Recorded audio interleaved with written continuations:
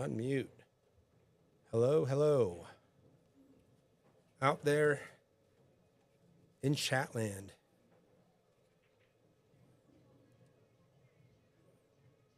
Got a couple of matches tonight starting at 6 p.m. Just waiting for the tables to just finish up their practice shots. And we'll get started. What's up, Maria? Don says, good luck, Sam and Charlie. Yeah, Maria, we've got some huge matchups. Dave Shelton. And I'll be introducing probably a few times tonight as more people join the chat. We have myself, Eugene. Tony's taking the 6 p.m. match off. He will be back for the 9 o'clock match. And our special guest commentator, Jeremiah Gage. Welcome, Jeremiah. Hey, thanks, Eugene. Glad to be here. Got some sweet matches. So our 6 o'clock matchups on table 1, we've got Justin Rekemeyer and Troy Michlitsch. God, sorry, both you guys, if I messed up the last names. Against Krishna, Kumar, and Holly Figueroa. And then on table 2, we got Sam Ferris, Charlie Williamson versus Lee Garcia, Brian Griego. We've got some folks that are, some teams that are vet teams. For instance, Charlie and Sam, have done Friday Fight Night before. We've seen Krishna. We've seen Holly in the Friday Fight Nights. And then we've got some newcomers as well. Lee Garcia's been in the Friday Fight Nights. But I believe Justin and Troy, this is their first Friday Fight Night. So this is going to be awesome. All right, we've got some handshakes going on. Looks like we're starting up. So, hey, Maria. Glad to have you watching. And Dave. All right.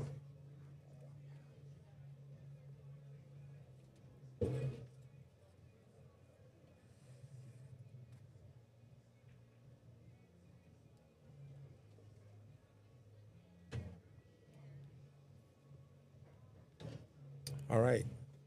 For me, it's going to be my first time watching Justin and Troy play as players. I don't know if you're familiar with them. Jeremiah, have you seen them play before? I am not familiar with Justin or Troy. No. Yeah. First look.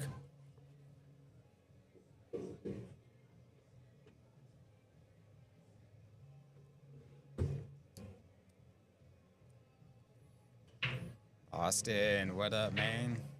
Oh, good splash. Finds the side pocket, the cue ball does.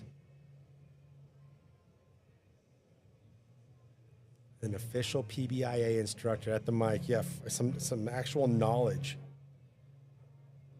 Yeah, you'll be getting some free instruction on the stream tonight.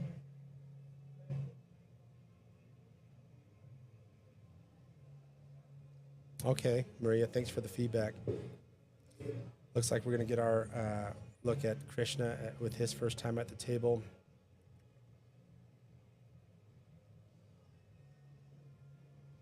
Meanwhile, on the top right, we've got table 2 showing.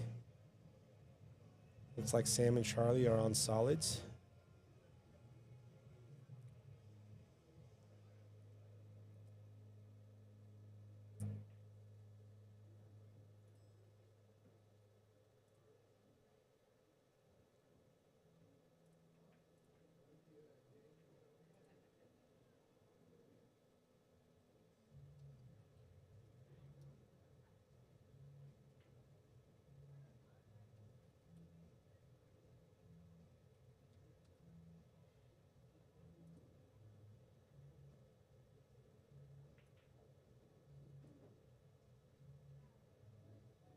Good shot by Holly to get down for some more stripes.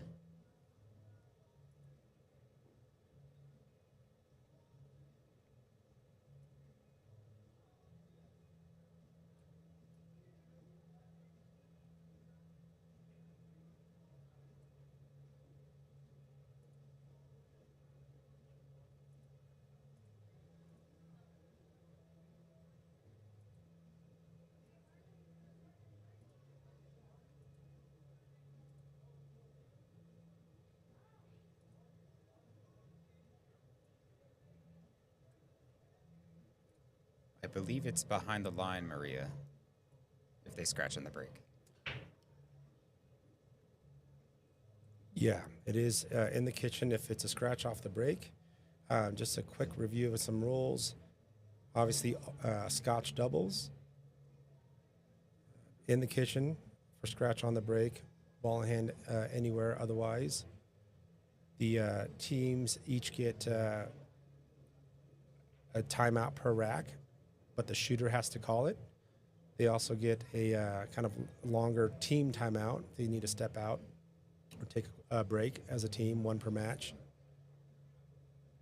And the Scotch rotation does reset every rack. So if you hit the 8-ball in, you could also be the person doing the next break. And it looks like Krishna and Holly here are taking advantage of that ball in hand with a table run here to take a 1-0 lead. Holly on the 8.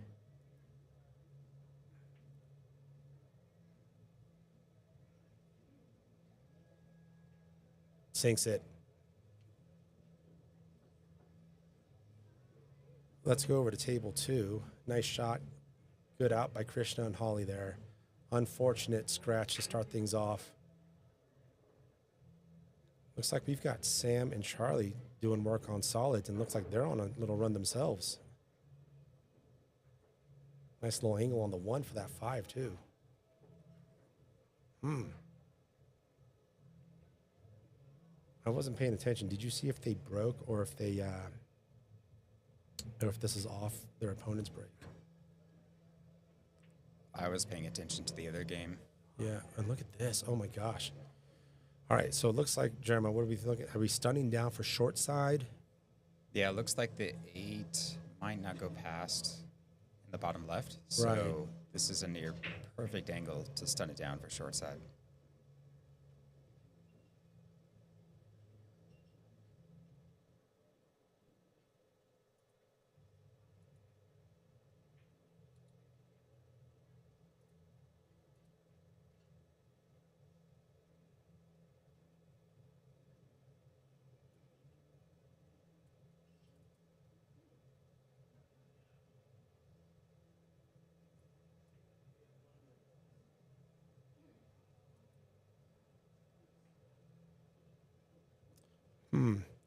Looks like that might have been the intention, but looks like Charlie's going to be left with a bank here.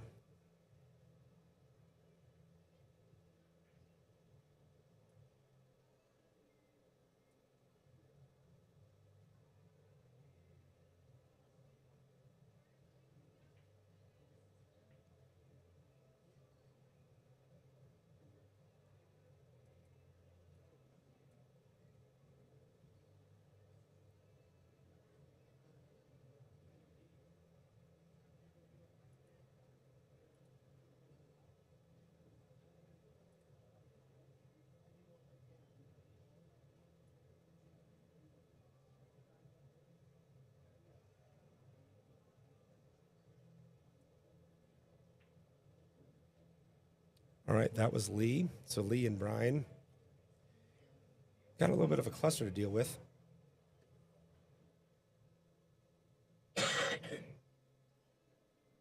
You see cluster, I see you just need tight positioning. Yeah, on a cluster. You need tight positioning on the cluster. Well, what do they say? It's not mutually exclusive.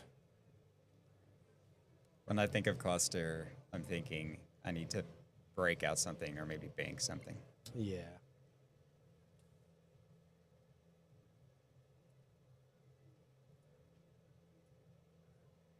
Bring Jeremiah in. He's going to catch me with technicalities over here.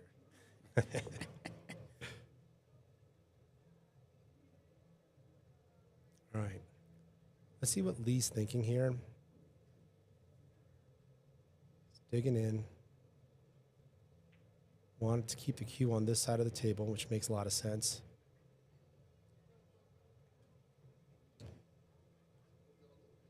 That 9-ball could do some disruption. Is that what you're looking at, Jeremiah, in terms of a breakout situation? Are you looking at that 9-ball cut to kind of disrupt that 10-12? Yeah, really, if you're comfortable making the 9, I think that's a good shot It will nudge the 10 a bit. But you got to be careful with your cue ball. I almost like playing safe from this position, actually. Yeah, there's a few safe positions too. That cluster, if you still want to use that terminology, it can also be a good wall. Exactly. And if you do play safe, you want to try to not leave a one-rail kick if possible. Yeah. While also not making things too much worse for your situation. And look at that. That's nicely done because the one-rail kick, although he can see it, that 8's now blocked by the blue stripe 10. Yeah, that turned out really well. Blocking the pocket, leaving the ball next to a pocket. I wonder if they can cross bank it, though, bottom left corner. Let me take a look here. No, that 9's in the way. All right, let's see if they start bringing out jump sticks and... Oh, wait, maybe the cross bank is there.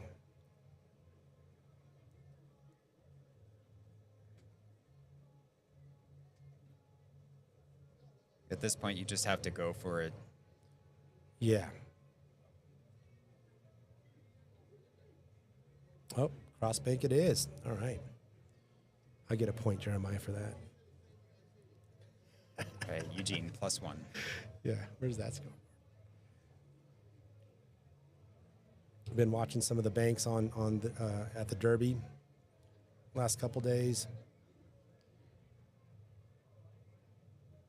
And it actually taught me a lot about how thick I've been hitting these shots. Yeah, banks are really tricky. You need a lot of feel for banks. Mm-hmm. The biggest key for banks is if the object ball is sliding, if it hits the rail or not. Mm-hmm.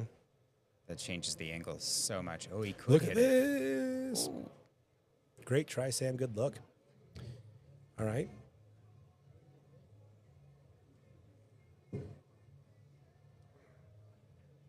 My favorite, I think Lee's going to be looking at that orange stripe 13. I don't see him playing defensively here, but let's see what he does. Yeah, it's pretty open. Should try to go for the out here. Yeah.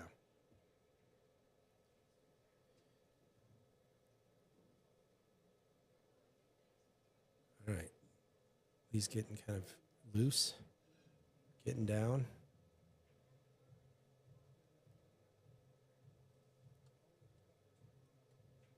Drills it. Uses a rail, good speed, good angle for that purple stripe 12 to get on the 9. That's what they choose.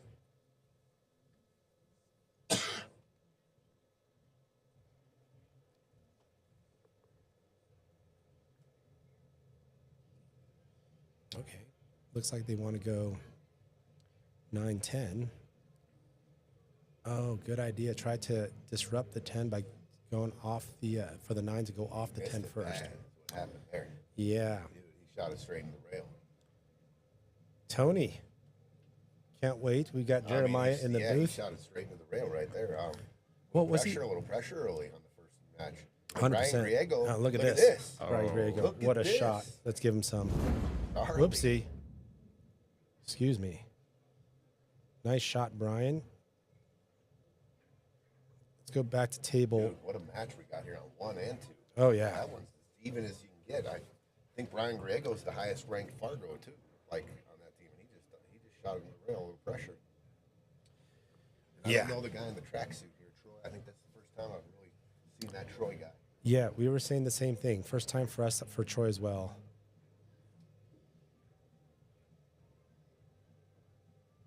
All right, I believe that was Justin with that shot. Justin plays good. You played him before? Justin Rekemeyer? No. Plays good. He's a money player, good player. We battled about a month ago. Played all night, broke even. And Troy, taking a look at how that 8 can go off the 1 into the side. Ooh, that's skinny. Or is he going? Or is he just going in clean? Oh, drips it in. What? Fire. Jeez Louise. We're seeing some pull. Ties it up 1-1. Oh my gosh. Some good quality pool. We had table runs, bank shots. Oh man. Charlie at the table on table 2, looking to get on the board and tie things up. What up, Buxton? Haven't seen Justin in a long time. Yeah, nice. Yeah, he's out. Ready to play. Charlie hits it just a smidge thick. I love the Charlie kit. Like, he's got the Oakley glasses. Doesn't matter what time. Doesn't matter what table, what game. It's part of the kit. It's like Tony with his hat. Yeah. Unless, as you were with Tony in Las Vegas, it is the APA Nationals Finals, and they make him take off the hat. Yeah, I think that's definitely why he lost. He didn't have his hat on. Wouldn't surprise me. It was a shark. Yeah, but if you all out there haven't seen it, we had a very strong team in Tony, Jeremiah, Austin Sutton, And Greg Romero. And it was a team that Austin had put together, and with Tony with a late add-on. And you guys made it to the finals. You guys were on TV or on YouTube. You had Ava Lawrence commentating for you. Yeah, we had a great run. We took out the team that had won that tournament 2 times in a row and got to the finals. It came down to the last match. I played the last match and should have warmed up a bit more. I was not very comfortable with that table. And there was a bit of pressure, too. A smidge. Maria, yeah, that's part of your kit. You got to see the Red Menace has always got the kicks on, the shoes. All right, Brian, starting off with the shot on the 6 there. Nice shot. Looks like that 4 ball, that purple 4's got the side and corner. Do we get there now, or do we try to use the 3 to get to the 1? What are you doing here, Jeremiah?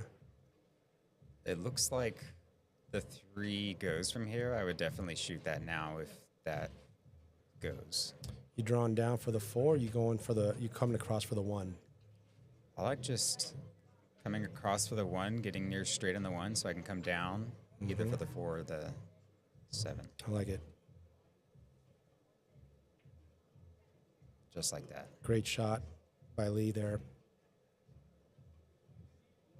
If y'all haven't already, let's go. Please share the stream. Get the word out. Oh, just a bit. That seemed a little rushed, I think. It was a little fast. I don't know I if agree. And maybe that's his pace, his kind of his routine. But he with just a smidge of overcut there. And yeah, even if they got on the board, I wouldn't be surprised if nerves are still kicking.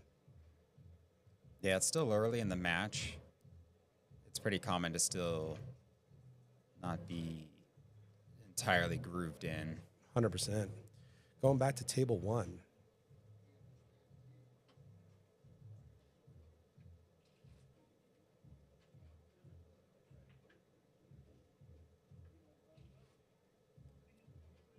Setting up for this combo. Yeah, trying to get straight in on the 7 for the 7-15-6. I like it. Yeah. I think it's still there. I mean, it's wired a little funny. Oh, or he can carry him off of that too, I guess.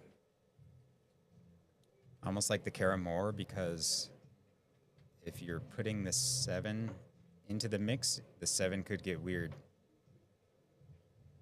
Oh, do I have the score wrong, guys? Hold on, let me check. Table 2. Oh, apologies.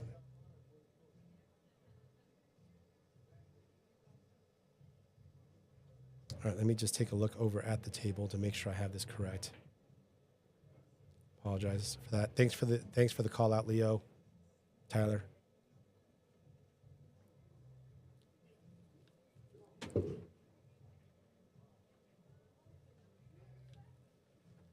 Good eye. Leo gets a point. Making up points here. The points matter. Points do matter.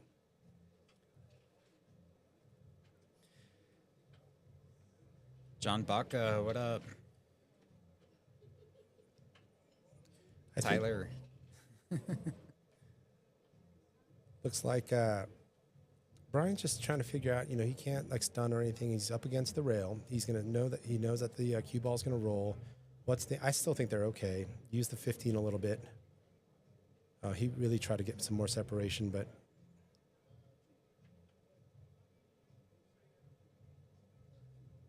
I think Lee can work with this. Yeah, there wasn't much that you could have done. Yeah. Great attempt from Brian to try to make something with what he was left.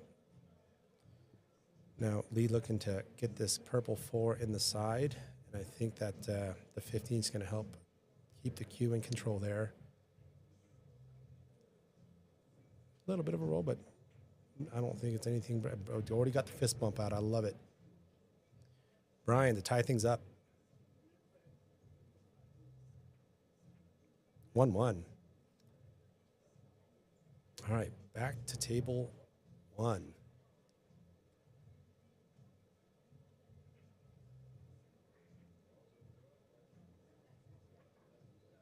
Looks like we've got Justin at the table.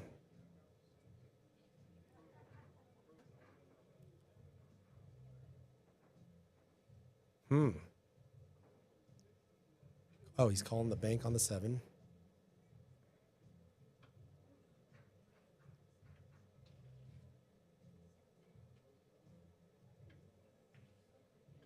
How about it?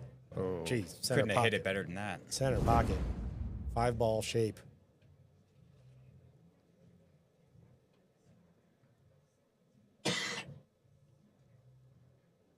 What a shot. Clean.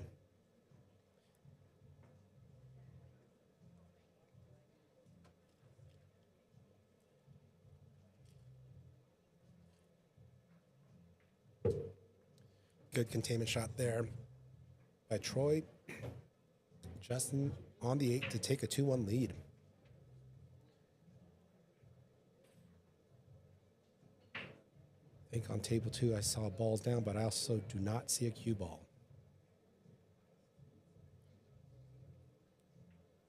All right, 2-1. Justin Troy. Good out.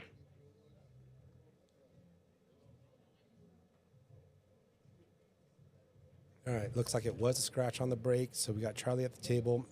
First shot is going to be in the kitchen. John Baca, love a good battle. Love it. All right, let's see if he's not going for that 9, right? I don't think that 9 clears the kitchen. Oh, he's going for the 4? 15.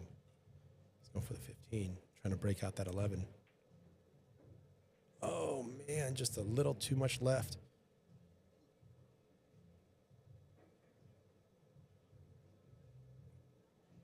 Good try, Charlie.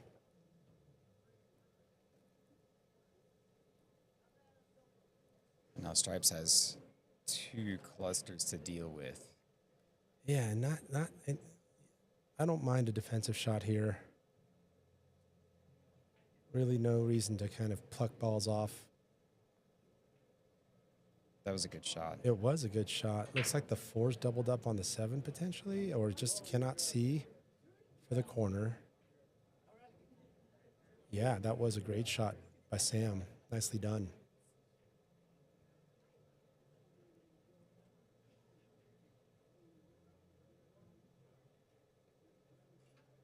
Yeah, it looks like he can only see the 4. I don't know if he's going for a pot or if he's playing a... A 4-7 combo, is that what he's shooting? Okay, okay. Like it. Ended up pretty good with the way that 7 rolled back. Looks like they're going to be doing a couple of safeties. Let's quickly go back to table 1. Looks like Krishna is down, looking at the 7 ball.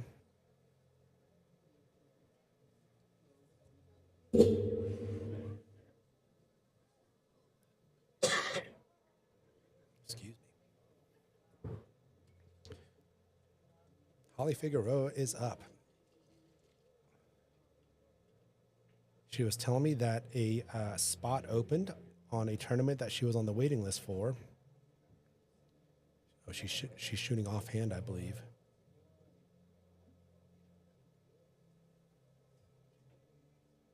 Tough shot. Switching hands. And a spot opened up, and the spot that opened up was Allison Fisher dropping out of the tournament, opening up a spot for a tournament in Alabama. So good luck, Holly, at that tourney.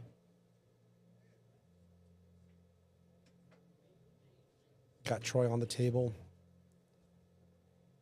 Kind of not too many options on the stripe side.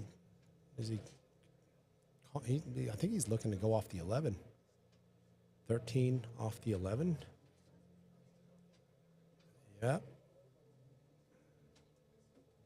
Calls the corner. Yeah, there aren't too many options from this position. Mm-hmm. So, just trying to make something happen. Mm-hmm. Might need a little speed. Is it going to get there? Oh, I think I saw a little. Oh, my gosh. I think there's a little roll there. A little bit of a roll, I believe. We blocked the pocket for solids. Right. And now that 9-12 cluster could be potentially utilized to get that 4-ball combo. Let's see how Krishna and Holly look at this 5-ball situation.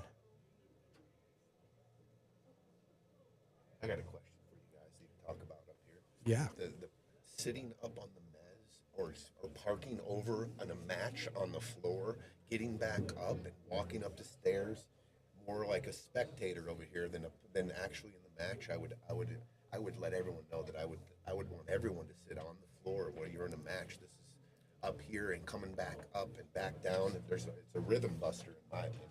That's a when good you're point. walking up, backing up and down the stairs. Yeah. Up the stairs. Now you're a shot. Walk down the stairs. Walk back up the Yeah. stairs. It's a damn rhythm. I get down in the field of play and get in. I just think it's a powerful thing. Yeah, no, that's a really good point. Yeah, it's interesting the antics of players mid-match, taking a stroll, kind of walking. Well, and Tony has a really good point. When you hit a good flow in pool, it's very rhythmic. 100%. And that would matter even more in Scotch doubles, being in sync with your partner. Great point. It's harder to find that rhythm with a partner. All right, Krishna looking to do something with that 5 now. Looks like Holly does have a bank opportunity with the 5. I don't see that 5 following that 13 in, that being too easy of a shot. Just right where that point is, I don't think makes it possible, or at least definitely makes things more difficult. Yeah, solids is a bit dug in here. You can't easily play a defensive shot. That's what happens in 8-ball. There's kind of this do or die moment where you just got to go for it, because if you don't, the other player can outplay you because they have more pawns on the table still. Mm-hmm.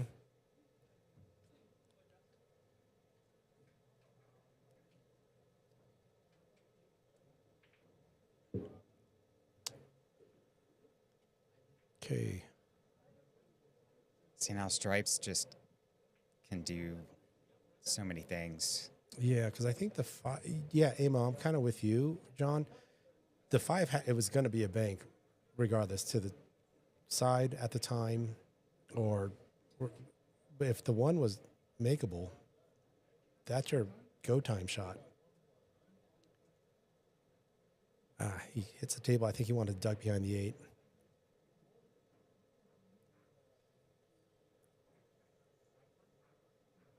But yeah, I think Krishna's got to go look at 5-ball crossbank if he can't see the 1. Just got to watch out. Oh, he is going to try to follow the ball in. Let's see if that point comes into play. He's got to hit this real clean.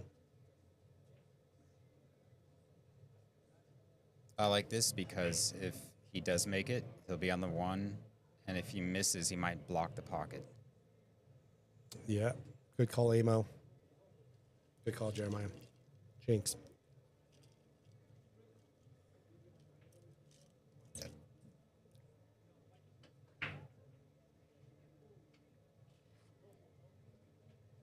I thought you were calling me Amo, but he's in the chat. Yeah. Yeah. He was calling the same thing. He was calling about. He said, "Take the pocket now. Take the pocket."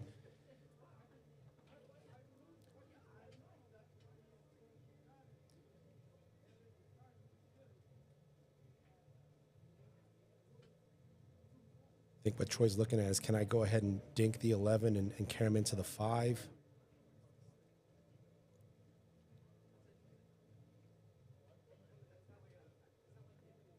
Might even be able to shoot the purple stripe 12 and draw into the 5, but there might be some scratch potential there.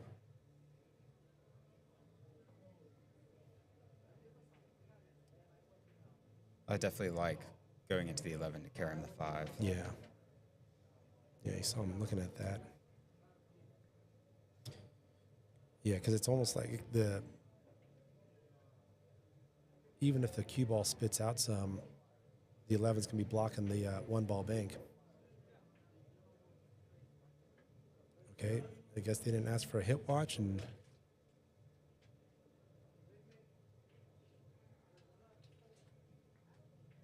yeah, it's interesting. We've got one team sitting there on the floor, and then the other team in Holly and Krishna, they're actually sitting up on the mezzanine, going up the stairs and going back down for their shot. I think it's a valid point by Tony here, but that 11 spit out, and this is a bankable shot.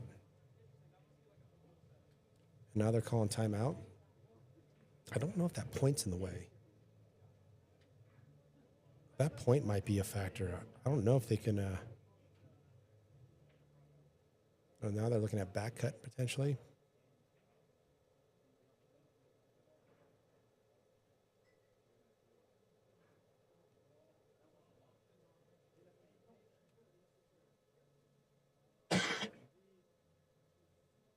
Excuse me, I have like a piece of food stuck in my throat, giving me the coughs.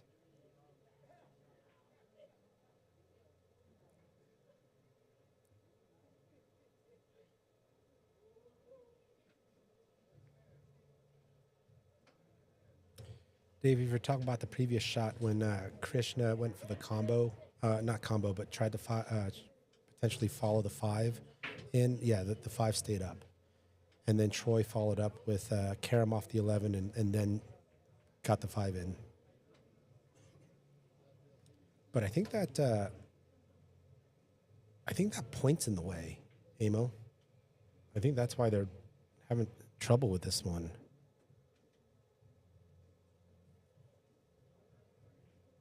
Yeah, I think it might be in the way there.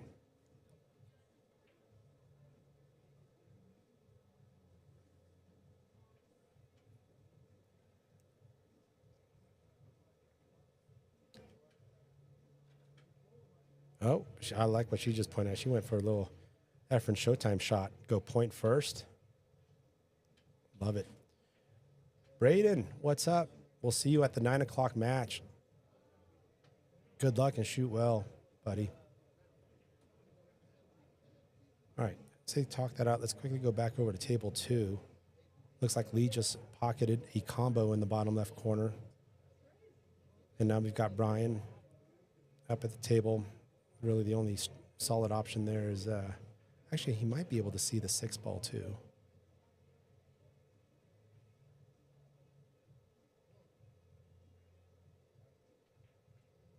Yep, he's calling the 6. Wonder if he's going to load up with that left English. Looks like he is. Wonder if he's going to try to do something with that 5 ball. Nope, just wanted to pocket it, I guess. Just rattles. That looked like potentially a good ball to break that 5 out. Yeah. So I don't know what the plan was for breaking that out. I guess you could off the 3 too. Mm-hmm.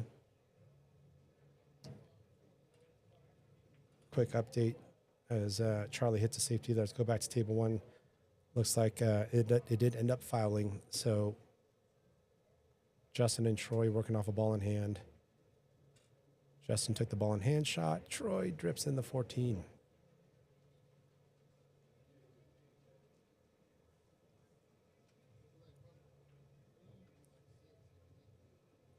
What are we doing here, Jeremiah? 9, 12, 15, 11? Yeah, 9, 12. Player's Like choice. kind of like 11, 15. It could go either way. Yeah, especially with the angle that was left here for Justin.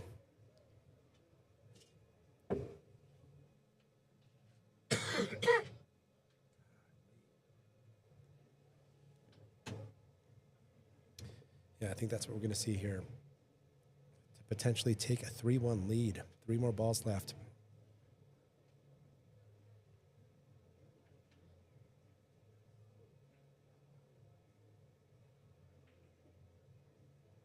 Good shot.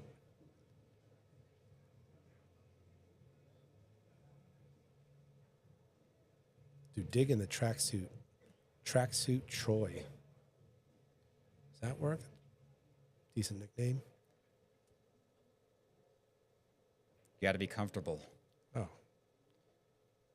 Absolutely agree. Goes back to our conversation last night. I don't know how they started playing back in the 80s and 90s in a friggin' vest and bow tie. All right, to take a 3-1 lead, Justin at the table on the 8.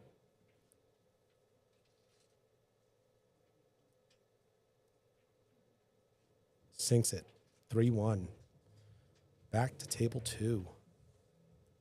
Speaking of attire, there's a rumor going around about a new pair of jeans. Whatever. These U jeans. Yeah. No, it's just a rumor. I will not be coming out with a line of pool pants. No, we'll leave that to Chisholm with Bear Down. Yeah. Bear down. Integrated chalk holder. Sam's kind of in jail here. Shooting on stripes. He's going to have to, if he does want to go wide for that 13, he's going to have to load up or even swerve or go maybe, gosh, that 3 ball's nicely in the way for a 2-railer too. My first instinct tells me to play some type of intentional foul, but now that I look at it, if you could spin the ball to get a good hit out the 13, you might leave it a bit weird, and you might. I mean, stripes is still not in a great position, but it could turn around. All right, he is going 2 rails. Let's see if that 3 ball becomes a factor. Oh, just misses. Oh, he goes 3 rails. Oh, good try, Sam. But we got ball in hand now for Brian. How are we dealing with that 5 ball, Jeremiah? 4 ball side? Going to the 11-5? Yeah, with ball in hand, off the 4, I think it's a good option. Yeah, looks like that's what Brian's lining up initially. You've got some insurance balls. You got a 6 hanging. That 1 could be there for the next shot potentially.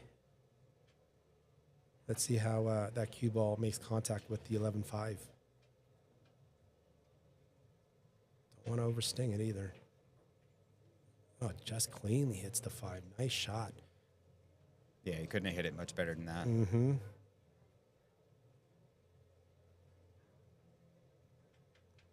One of the best shots in Scotch doubles is one where your partner has options.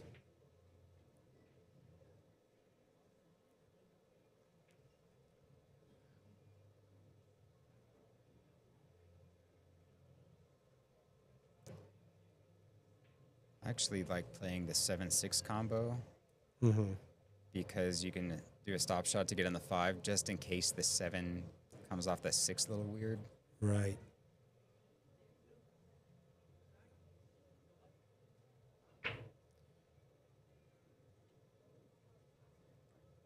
You know, the other thing too is maybe he didn't like the stretch potentially, and maybe there was, I can't remember what the cue ball was exactly. Maybe there was a funny bridge over the 11, but they're leaving the 7 for now.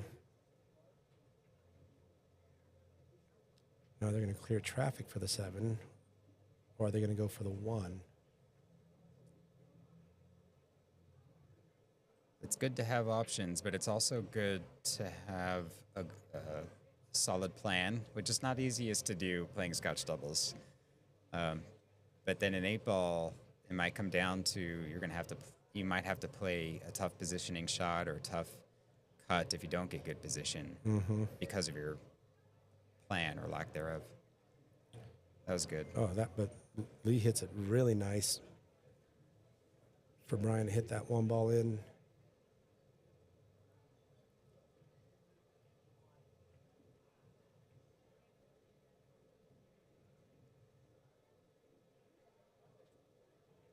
This might be a bit of a stretcher.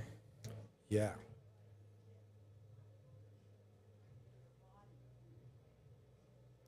Meanwhile, Krishna and Holly are up there on the small screen. And I believe Holly has a clear path for that 8-ball. Let's just go quickly for this 8-ball shot by Holly.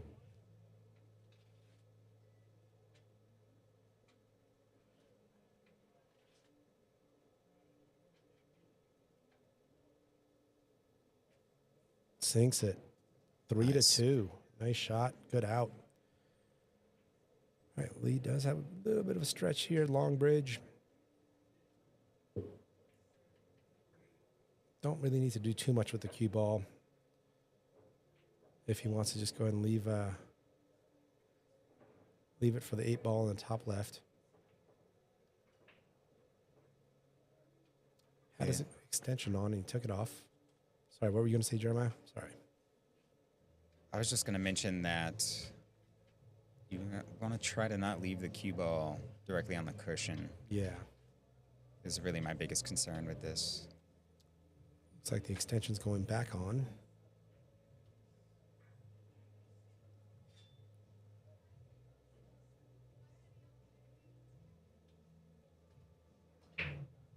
And if you can draw it out a bit, then the 8's much straighter. It'd be a lot easier. Yeah, I like that. Nicely done. Brian on the 8-ball to take 2-1 lead. Sinks it. Sinks it. 2-1. All right, let's go back to table 1. Tracksuit Troy at the table.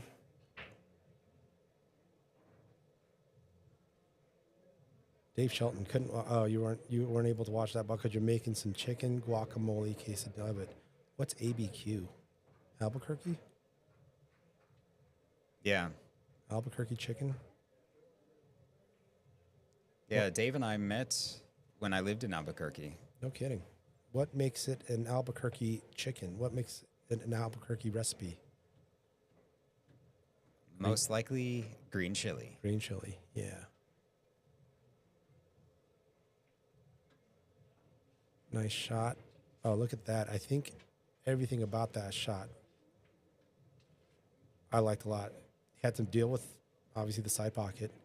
Just the right angle on the 6, if it does go, if that's what he's setting up, to disrupt that 3-14 situation. Use the 12 ball to stop the cue. This is a nice technical shot. Oh, looks like the 6 may not pass. Did he leave a back cut? I like the decision of playing a safety there because it opens up that cluster. Mm-hmm. And the 5, yeah, there's a few balls with solids that are a little bit tight. So I do like the decision. Looks like we might see it disrupt here. He decides to draw back and leave the 9-4 alone.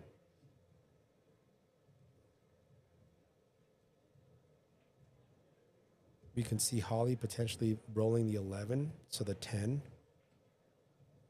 The shot on the 10 could get that 9 addressed. I don't see too much value right now to go for that purple stripe 12 near the side. I think if it was me, I would be hitting that 11 ball to give my partner a shot on the 10 to maybe disrupt the 9. But now you've got the 9 kind of going into a potential another situation with the 3 ball. But let's see what happens here.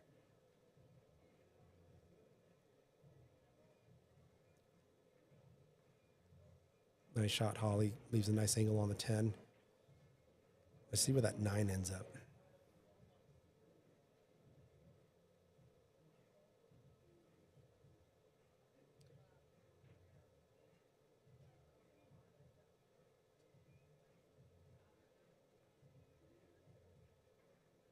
Okay, I like that.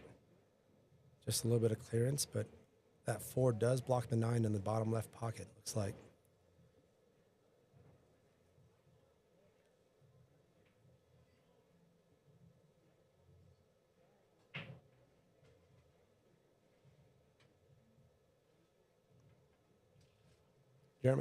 Jeremiah, if you're going, full run out mode, are we going 15 stop, 12 draw back for the 9? Is that an option?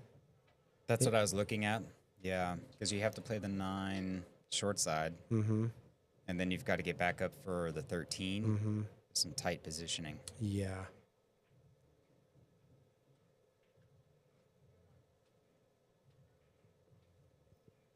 Looks like she's rolling this, so she might be lining up a cut of the 12 to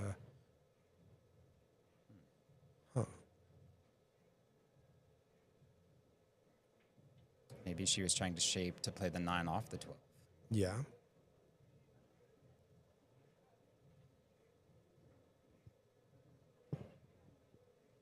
Back cut 9 is what Krishna calls top right corner.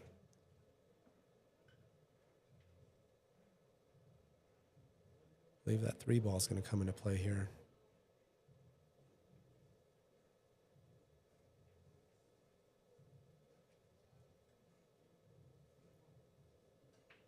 All right, good try by Krishna.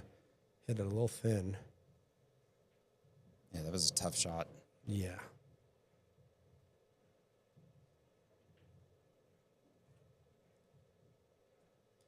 I think technically speaking, I think every solid does have pocket or pockets to go into.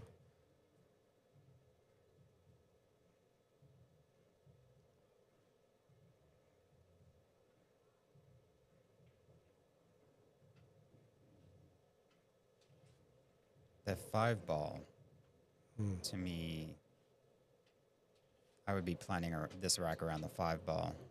Yeah, it looks like that orange stripe 13 is potentially in the way.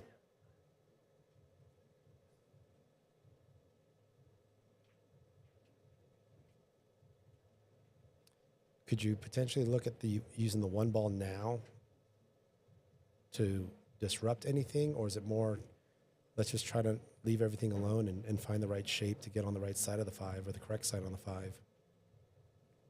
Generally, don't want to bump anything if you don't have to. Yeah. So I would try not to, but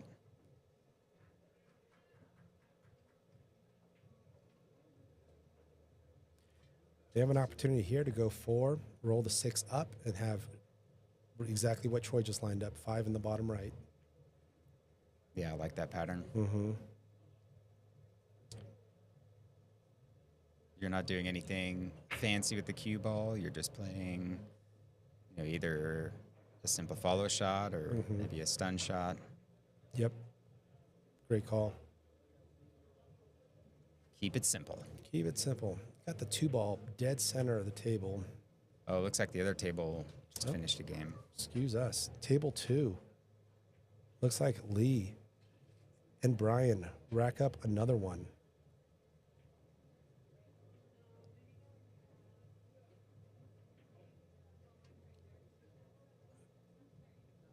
Just a little bit of draw, but I think Justin can still manage avoiding the side pocket if he does decide to follow this, use some top on the 6. Gosh, I can see why it's giving him some pause. Yeah, this is kind of a funny angle. It really is. You might have to see him draw back and then cut the 2 on the side for the cue ball to spit up for the 5 ball in the bottom left potentially. Yeah. Oh, is he going top or bottom there?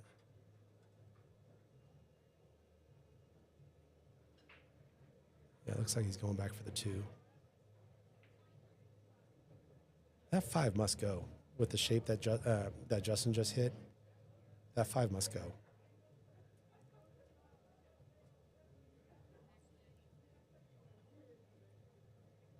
Well, they better hope it goes. I think it does. I just didn't like it because it looks tight from here. Yeah, we've got a potential to end up 50-50 on the 2 ball. Let's see what he does with this cue ball here.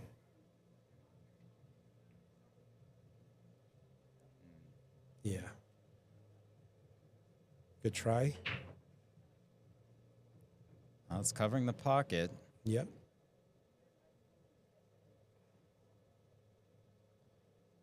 Are we drawing this 12?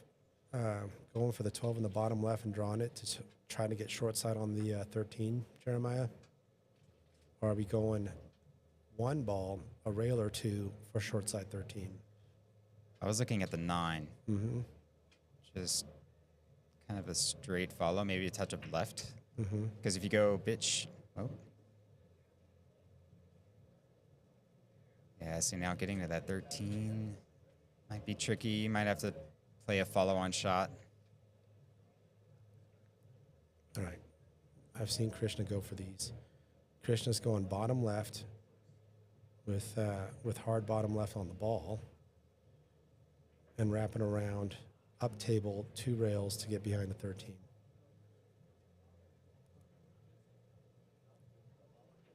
I wonder if he called safe. Looked like he called a safe. That's not bad. Yep. Rail shot, long. 8 balls blocked on the top left corner.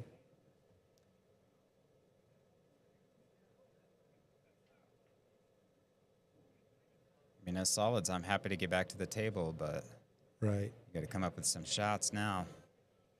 Oh, he's going back cut. He wants to go 3 rails, short side 8. I love this. He called back cut to the bottom right. Cue ball. Bing, bing, bing. Squat. Oh, we got some annotation up in here. Let's go. Lifestyle. What's up? Who's lifestyle? 1, 2, 3. Okay. Not the worst outcome.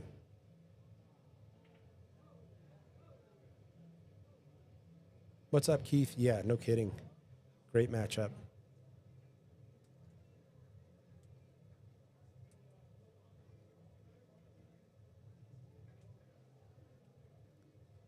And for this, I like just rolling this in. Yeah. If you do happen to miss, play the right speed where you're not leaving an easy shot on the 2. Great call. Leave a little bit of a medicine shot on the 8, but even on the 8 ball, if that happens to miss, you can almost have the cue ball end up in the same tough spot. Let's switch over to table 2 as Holly and Krishna talk about it.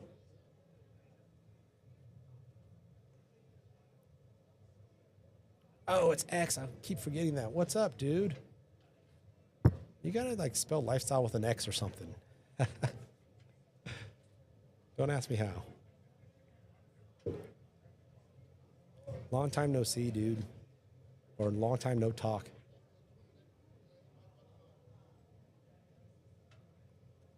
Looks like we've got a bank on the 12 being called.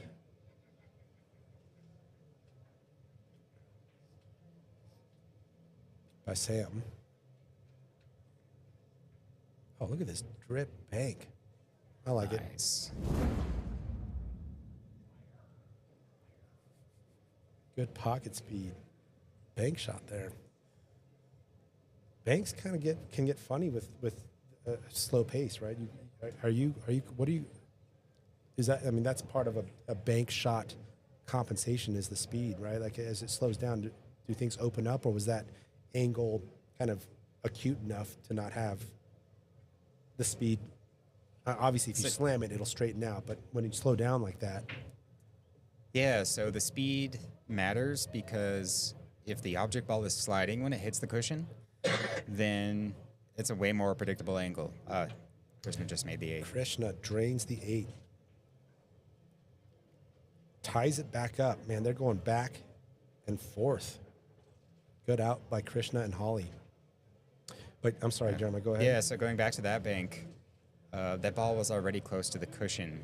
So even if you're hitting it at a slower pace, it'd be still sliding when it hits the cushion. So you still get that kind of more pure angle for the bank. Great Because point. if the ball is rolling, it's got that spin on it. And after it hits the rail, it still has a bit of spin. And it can completely change your angle on the bank shot. So you want that ball sliding for, generally, it's more consistent.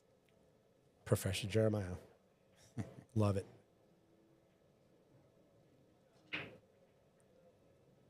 Sam's just looking at this. I don't think they have cut angle on that or clearance to cut it.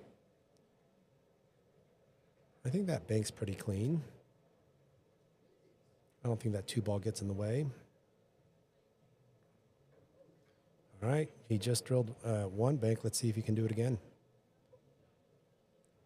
If it's close, I like spinning it in. I called the bank. And just and you're talking about just kind of throwing it with right English. Yeah, if it's close, but the problem is you'd be flirting with the 8, and you definitely don't want to foul. Yeah, Dave, that's exactly what Jeremiah was talking about too. Look at this. Look at that. 2 in a row. Sam leaves Charlie close on the 8, but straight in for the top left. Nice bank. 2 banks in a row for Sam. Didn't know the banks were open this late. Drills it. Nice. Brings it back to a 1-rack game. Going back to table 1. Holly at the table.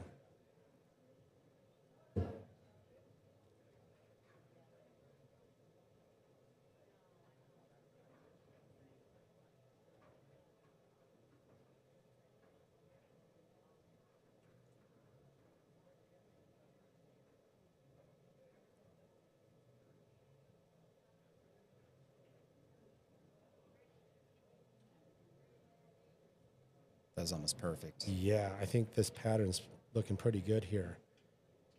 5-1-2-6. Yep.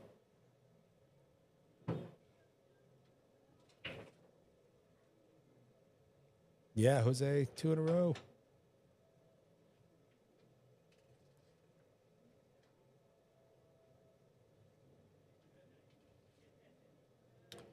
All right, when you're dealing with this kind of angle on the 1, Jeremiah, are you drawing? Are you using the long rail?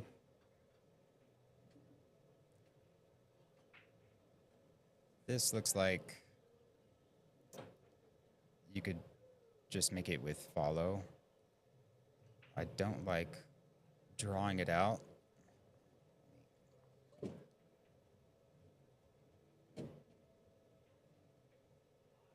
Because the tangent line is like this, right? So you might be running into stuff. Well, that's if it's like a stun, right? But you think you can put enough draw on that to kind of get it back and clear the 13? Or are you following and using the long rail going across the center of the table? There's too much angle, I think. Yeah. I like the follow. I believe it would hit about here. Mm-hmm. And then, hopefully you'll have a shot. Might need a little insight in this to avoid the 8. It goes under it. Okay. And I think the 2 goes in the top left.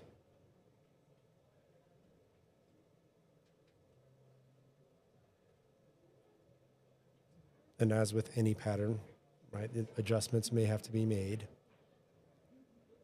Yeah, you just have to accept wherever the cue ball landed. Yep. Not worry about the past. Just deal with the problem in front of you. Yeah, it looks like nearly straight on shot on the 2. Yeah. Maybe use the rail and come back off. for the 6. Look at that. Oh, look at the draw he put on that, though. Oh, my. And some right, I believe. Okay. Holly left with a tough shot here.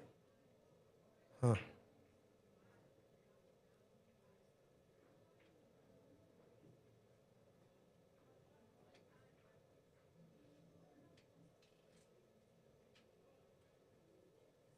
Meanwhile, on table 2, Lee and Brian down to their last 3 solids. And it just got a little funny for that 4-ball and 2-ball situation.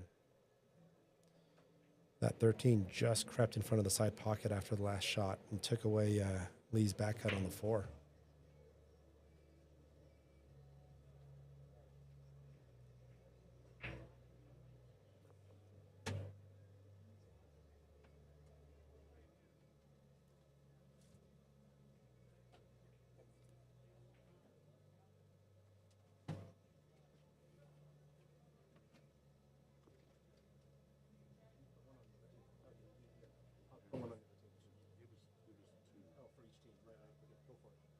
Thank you, brother.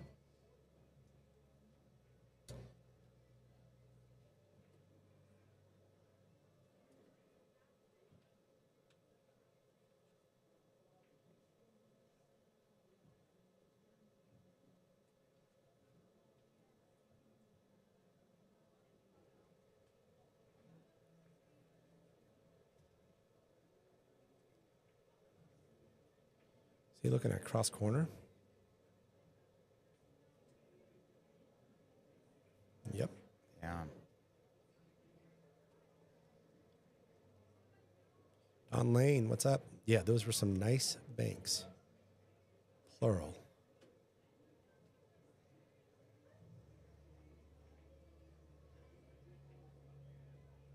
Look at this. Oh, what a try by Lee. And gets the 13 into the pocket. I think if they saw that too, that's a nice stun out or draw out to the 3. Oh, man. Just hangs the 4. Great try, Lee. Wow.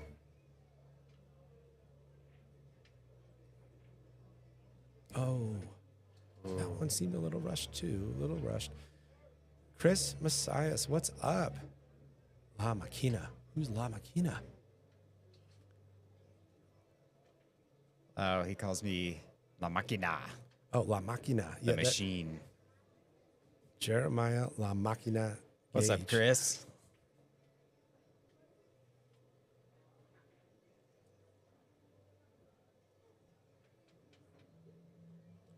All right, let's see how Brian and Lee.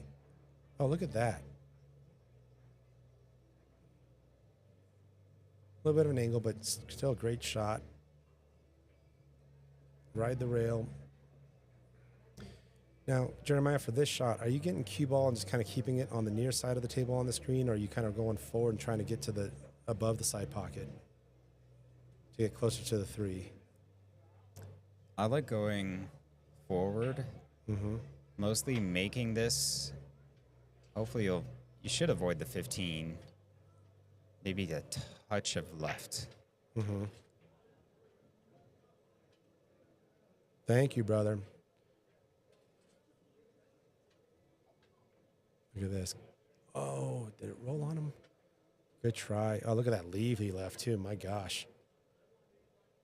2 really close shots by Lee there. That crossbank, I believe, would have been game over. But now we've got Sam at the table.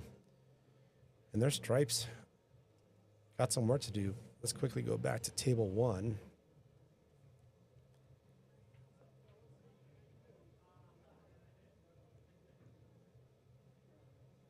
Looks like we've got Justin at the table.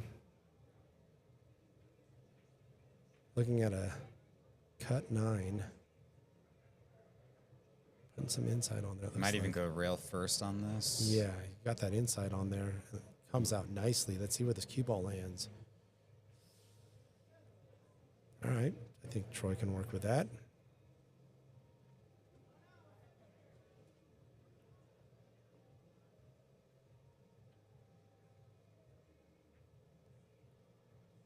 Eight ball goes into 5 pockets.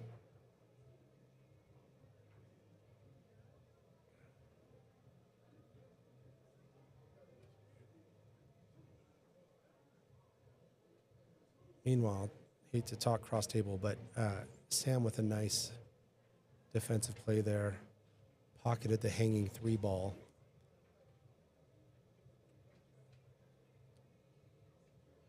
But I think the other team might be able to address that too. All right, Troy with a nice back cut. A little bit of an angle, a little bit of a rail, but I don't think Justin's complaining here. All right, let's go quickly to table 2. I think we got a jump shot coming up here for that 2 ball. Oh, look at that. Nice little about quarter ball jump. Had to get over just a small piece of that 10. Gosh, is he going to have to swerve this thing? Oh, man, this is tough. I think that, let's take a look.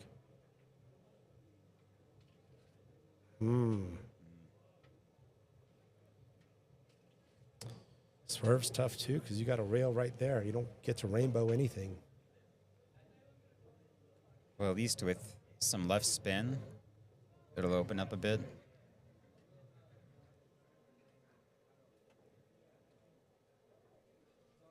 And, oh, he's jumping. Okay. To try to close it out with 2 jump shots in a row. First one made by Brian. And now we just started seeing Lee jacking up. Looks like table 1. That rack is over. We'll get right back there for the score in a sec here.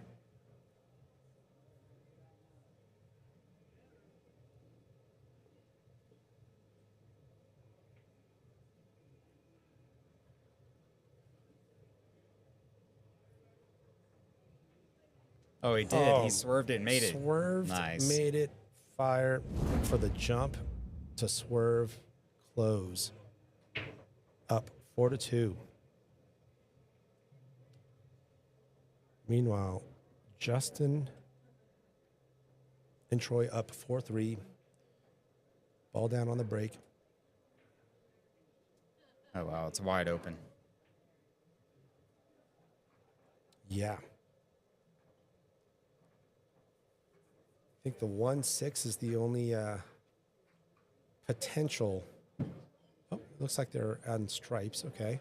Yeah, I like stripes. Yep, stripes.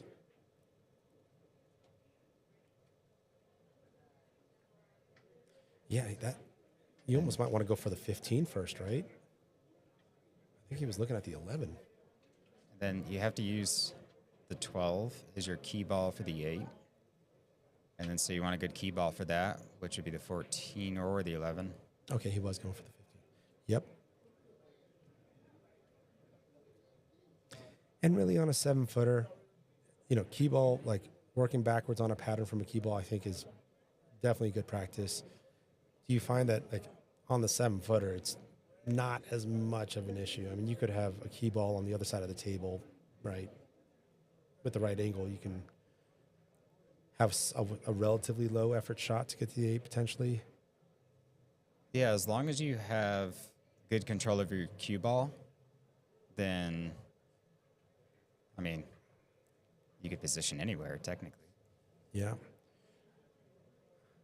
I don't think I would flirt with the 1-6 like field goal. I would like just draw back out using the 14. I'm sorry. Yeah, the 14 green stripe. Draw back out for the 12, and the 12 can then you can just pop back out.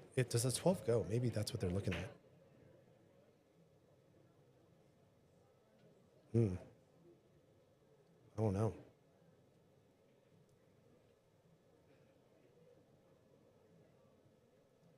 That was my initial reason I had assumed they were going to go solids was the 212.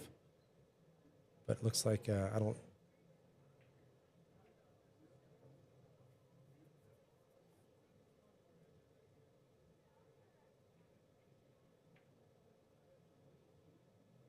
I think we'll be able to tell with this shot. I think Justin's going to just draw back here for the 12.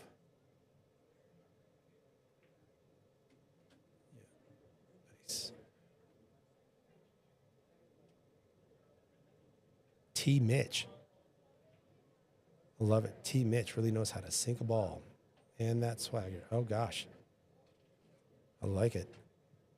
T. Mitch, I guess, is the appropriate nickname. I was going for tracksuit Troy. Maybe I should stop trying to sell that one.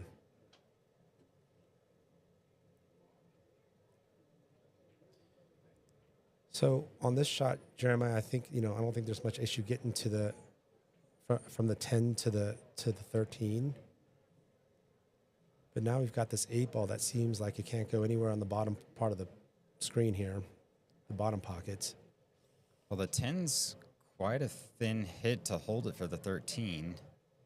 You can't. You're not going off the long rail, coming back around center table. Okay, I think it's too thin for that. Gotcha. Jacked up. He's going to try to bring this back for the 10. Yeah, had to go with speed. He got the draw, but just got off angle on that 13.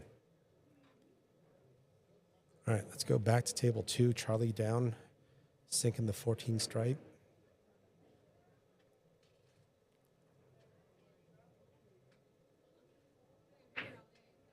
What's up, Danielle? Danny.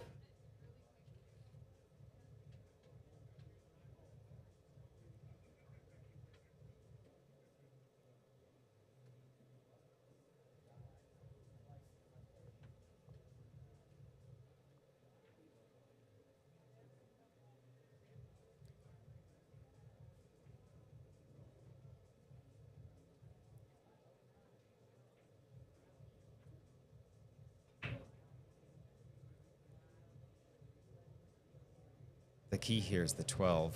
Yeah. You can get there now short side using the 11.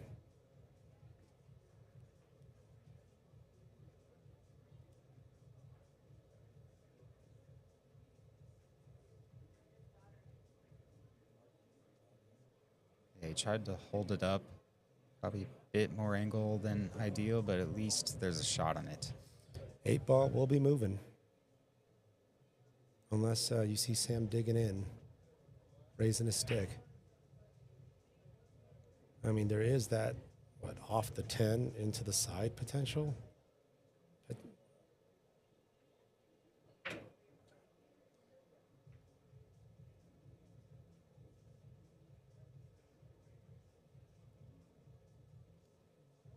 Yeah, it's not great to move the 8, but sometimes you don't want to risk missing, so. you could just go for the 10 and use the 13 to get short side 12.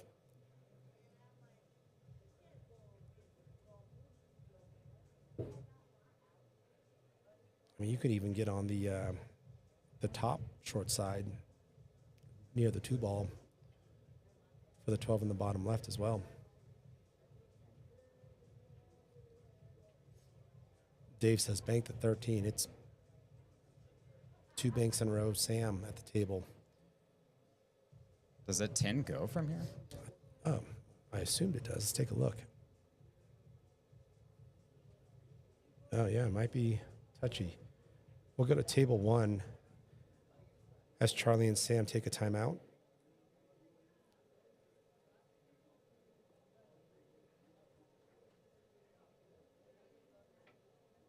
All right, looks like Krishna's going to go ahead and address the 7 ball.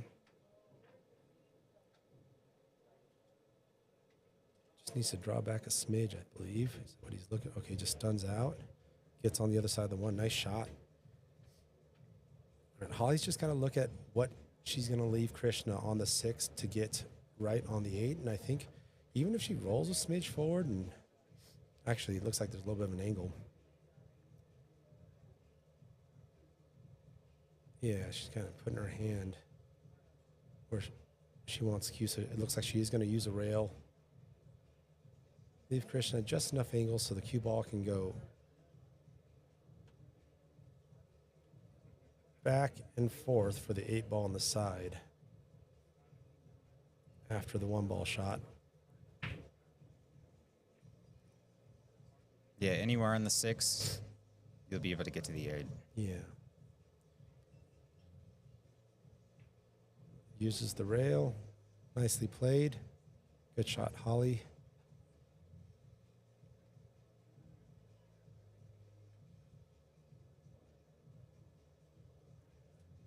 You've got a situation where he's looking at, do I get, you're going to have to hit inside if you want to get If you want cue ball here, you're going to have to hit inside. That's a consideration. If you want to try to get up here, it's a little tougher, I believe, if you can't jack up on the stick. Yeah, I don't like putting any spin on this. You think you can just go back and forth with just top? I like just keeping it simple. Just play the angle, play the speed. Looks like he's trying to go above the 8 here. That's what spin does, to your point, Jeremiah.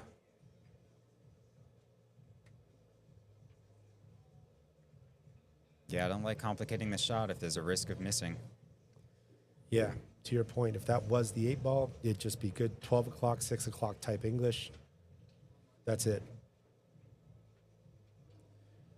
I think Troy's going to go 3 rails here. Nice natural 3 rails for the 10 in the top right. Nicely done. Got a slow. Oh, got short side. Nothing wrong with that either. That works.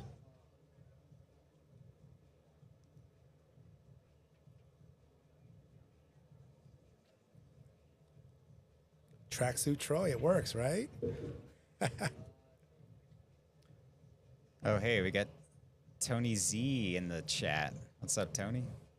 Tony Z. Oh, saw Mr. Depew earlier. Heck yeah. Got a bucket of buds, I believe. I'm assuming, Mr. Depew. Looks like he's going forward to go use to. Oh, and that. Just rattles. And that's kind of one of those things, right? One of the biggest mental aspects of Scotch is all of a sudden trying to have a leave that you normally wouldn't go for yourself. I'd be okay, let's say, with a little bit of a medicine shot, with more assurances of pocketing the ball. But as you see, nothing wrong with trying to go 2 rails and get closer to the work. But that the 10 did hang. Excuse me. Yeah, sometimes when our position or when our pocketing gets so good, we can start taking it for granted because we're focusing on positioning. Right. And that's the number 1 rule. You gotta make the ball. Andrea, I got you. Yeah, we're going to try to make sure that we're kind of balanced here. Oh, I think Brian's shot just went a little longer than he wanted.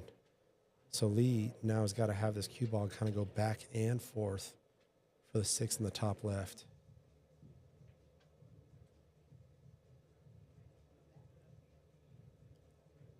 So Lee's got himself a bit of a cut and some cue ball travel. Oh, and meanwhile, back on table 1, looks like the 6 ball did not go down.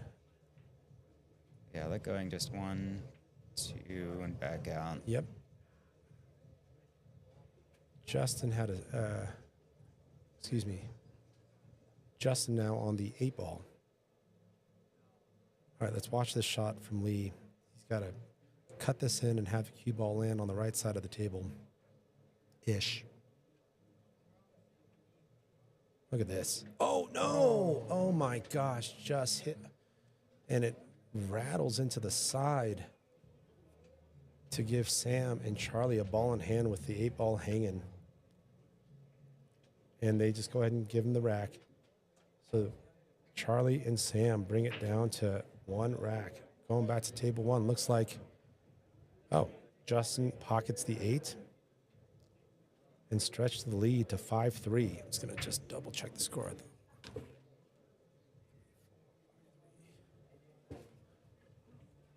Okay.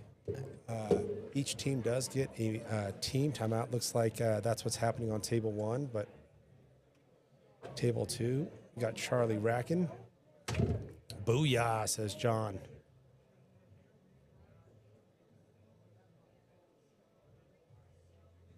I remember, Andrea, I remember you watching Uncle Lee's match. I forgot which Friday fight night it was. All right, Sam to break. Down 3-4. Looking to tie things up. Good break. 5-ball drops.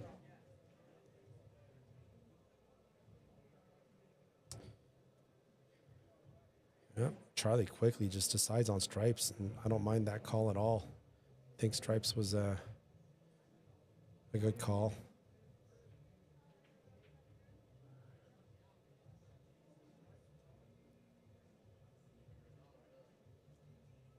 Probably see Sam just stun that 9-ball out, or hit that 9 and stun it out. Give Charlie a look at that 14.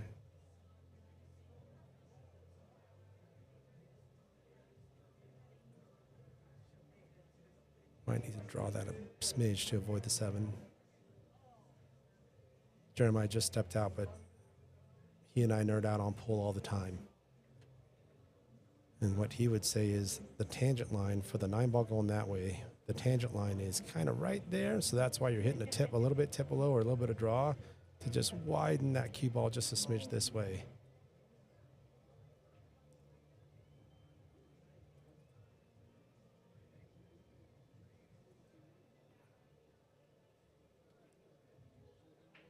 Oh, that was a little rushed. He took some good time scoping the shot, but then I think he kind of just got down and shot it a little quick there.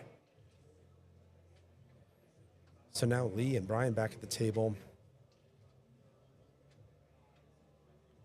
And I don't know if there's been a 2-rack lead on table 2.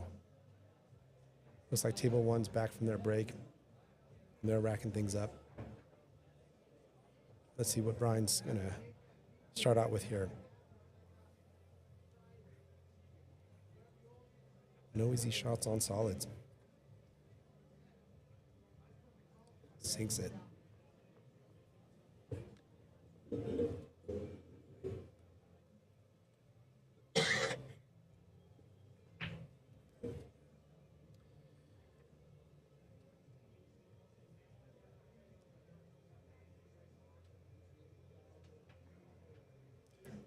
Looks like a clean shot on the 4 for Lee. But you might be faced with a 6-1 combo. Do you take the opportunity now to back cut the 2?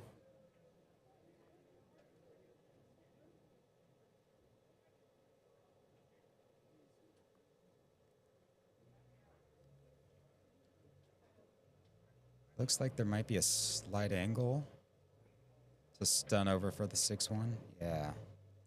Good eye. Good call. Good execution by Lee. That worked out nicely. Good shot, Lee.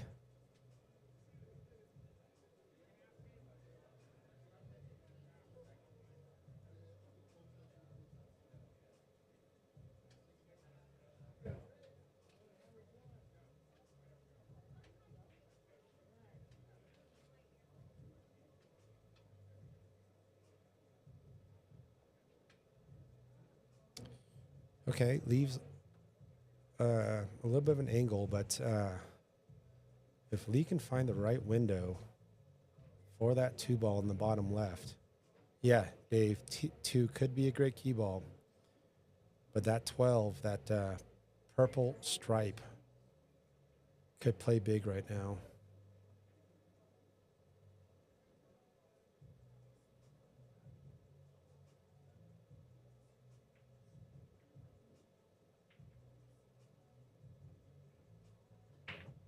Yeah, the shape zone for the 2 is not very big. No. And the path to get there has potentially got some obstacles.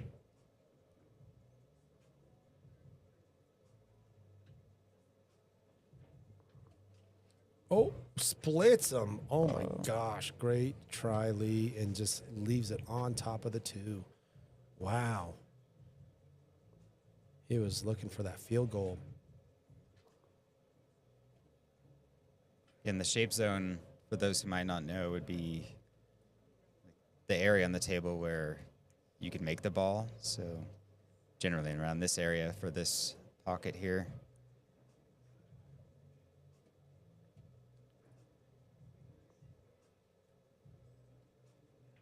Meanwhile, Brian with a tough situation.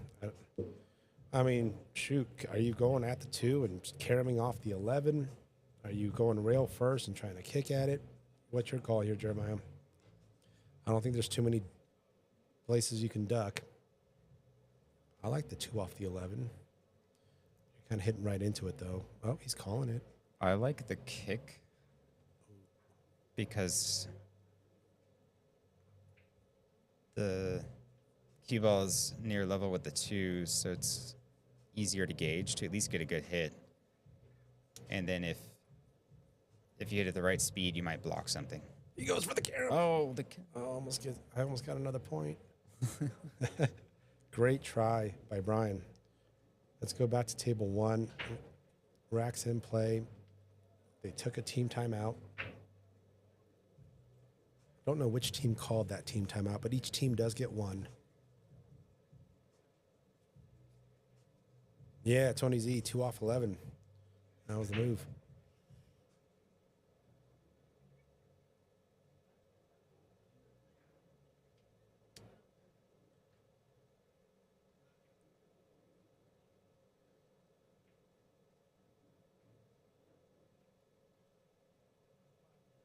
It looks like table 2 is going to be playing some defensive shots by Charlie.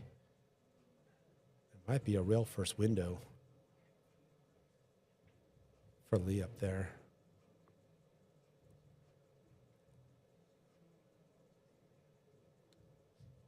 It's going to be interesting on table 1 to see how they address that 5-8. Let's quickly go back. I think Lee's seeing a real first shot for the blue 2 ball in the bottom left corner. it looks like that's available. Yeah. If he makes it, you should have the 8 in the side. Yeah, it's almost natural. It is natural. Just kind of, yeah, right. Kind of where the seems like where the diamond meets the bumper. The diamond line to the bumper, I think, is kind of the aim point that he was just pointing at. Don't need to pump it. Look at that shot. Just like that. Boom. Look at that shape. Boom. Good shot, Lee. Yeah, great safety attempt by Charlie, but left that real first shot that Lee just cleanly executes. I believe it's the first 2-rack lead. 5-3. Back to table 1. Got Justin at the table. Yeah, that 5-8 is not great because you can't even bank the 8. Right. You might have to draw into that off the 12, but then you got to get right, and who knows what that 8 does if you just tiki it. It looks like he's cutting at the 15. I think this is what he's trying to leave his partner is a draw into the 8. Yeah, Ricky, that was a sweet, real first shot by Lee. Andrea, yeah. Unk. All right, you're going to see Troy. Now, it might leave the 9 ball funny, though. Good attempt by Troy to disrupt that. I don't know if that 8's clean anymore. Still. Let's take a quick look. Yeah, I don't think that 8's in the clear. I think it might just pass, but it's really tight. It's better than it was. Right. What's up, Dustin? Nice 50 last night, my dude. Yeah, we got Cheyenne popping off.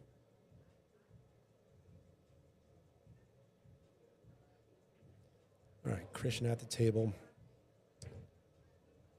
Trying to close this lead up by Justin and Troy. I mean, the out is on the table. I think we'll get a good indication of the pattern Holly's looking at by where she's leaving this key ball after this shot.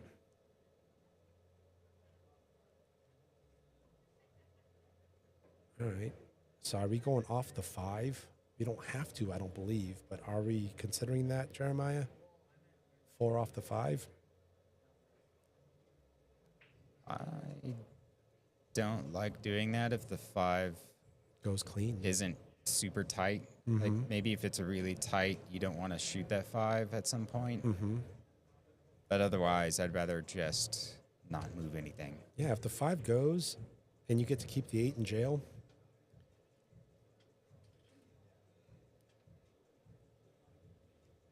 Because from the 4, it looks like you could drift down to the 7, the 3, or, well, you'd have some options at least. Yeah, you can go 4, 7, 5 ish, 3. That 3 is it is kind of funny here. Yeah, I don't like going from the 3 to the 5. But really, at this point, just make a plan and commit to it. Commit, but be open-minded to a plan B. A half a roll could change the pattern.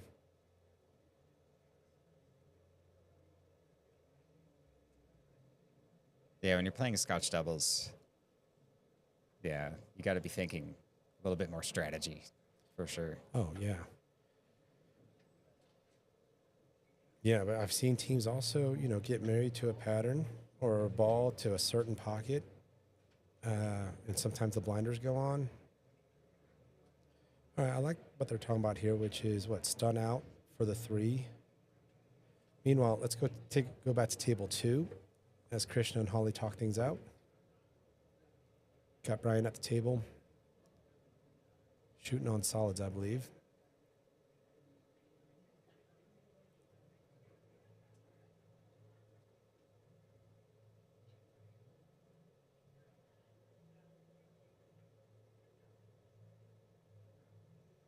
Nice shot. That was a good I think pocket. they're just on the wrong side of the 2 to come down for the 3 right now, though. So you might, that's a small window if Lee's looking for a baby draw to get a little bit better angle on the 2 to come down for the 3. You might have to just go and hit that 2 in now. Use the 1 to try to get, man, that's tough. Yeah, it looks really tight to try to play the 2 in the side and then get down to the 3. Yeah. I wonder if you could draw off the 1 a bit and play that. Ooh. Yeah, the baby draw, and then you've got that 15 just playing huge, maybe even the 8. And you find yourself overdrawing. So do you just go and draw back now for the 3? Well, the 2 is really tight.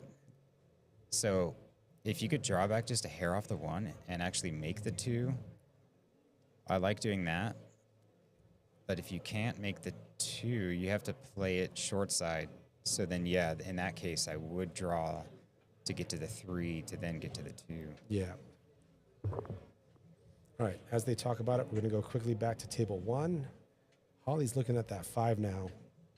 Let's see if moving the 8 ball is part of the plan or not. Well, the cue ball is going to be hitting the 8. Even if you bump the 8, ooh, didn't want to hit that hard. Can you see the 3?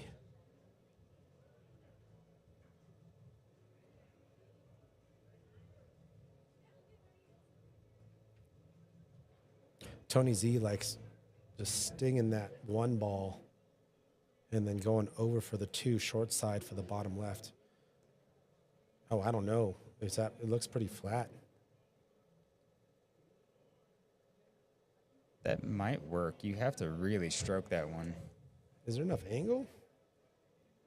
I don't think there's any angle on that. Yeah, you'd have to probably cheat the pocket a bit. Yeah, like break speed too. Break speed, cheat the pocket. For me, that's usually duck and cover.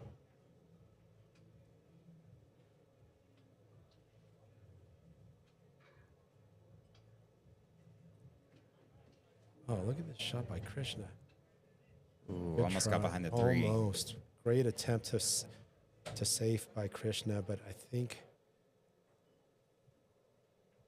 we've got an out here for Justin and Troy. Meanwhile, Lee's figuring out this solids situation. Let's see if he draws back for the 3 now, or Baby draws it back for the 2, and come down for the 3. It's such a tight window on that 2. Yeah, from this angle, Tony, it does look like you can stun out. But then I went overhead and it looked so flat. Okay. Live to fight another day type of thing. Let's go back to table 1. As Troy and Justin look to stretch the lead to 6-3.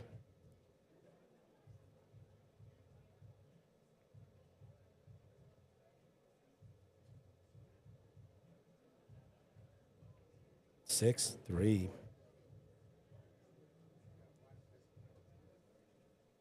All right. Sam at the table.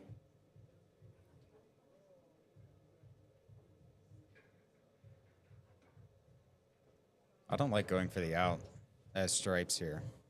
Yeah. Yeah, that 15's wonky. That 11 ball needs a very specific shape. You do have a good key ball to get to the 11, but the 15's real tight, and you don't have a good starting shot. And the 12 is nearly straight, but what do you got after that? Yeah, I think Sam needs to just kind of come off of this ball, and it's ideally, yeah, you're still giving up the 2, yeah, but at least it's not giving up the wide open 1. I like that because if they can only see the 2, they'll probably go for it, and it'll open up the 15. Mm-hmm.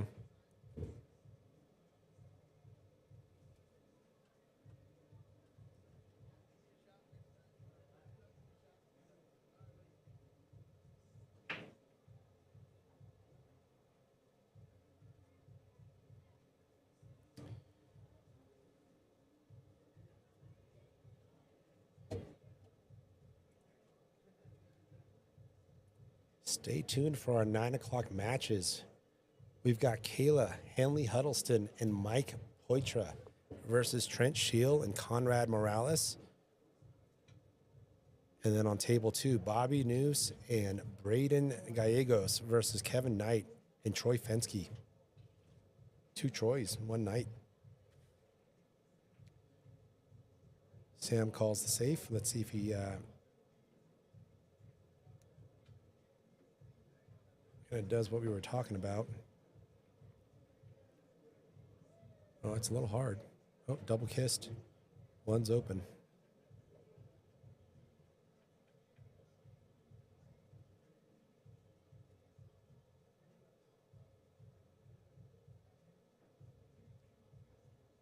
It's still really tough for solids. Yeah.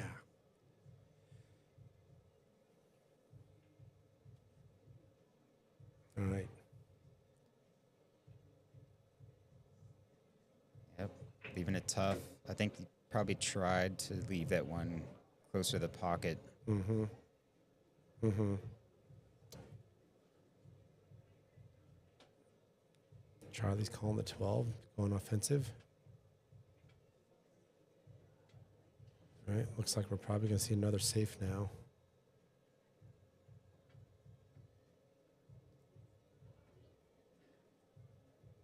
I don't see Sam needing to go aggressive and cutting that 10 and trying to break out the 15 or do anything like that.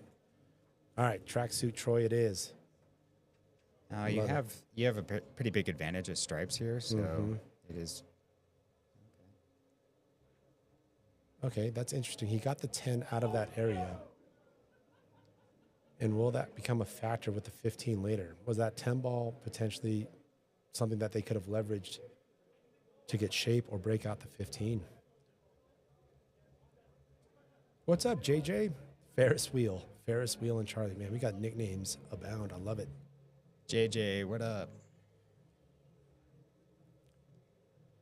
I actually liked the 10 ball at the top of the table. Right. Because the 15 looks like it goes in the bottom left. Yeah, and the 10 ball could have helped you get there. Yeah, or the left side.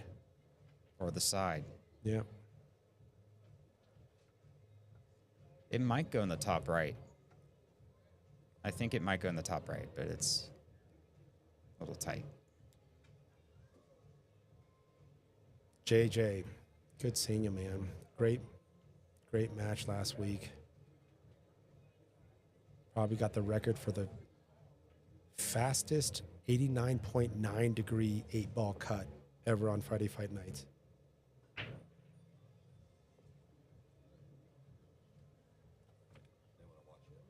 Oh, hit watch. Okay, we're going to hit watch. Give me 1 second. I'll be right back.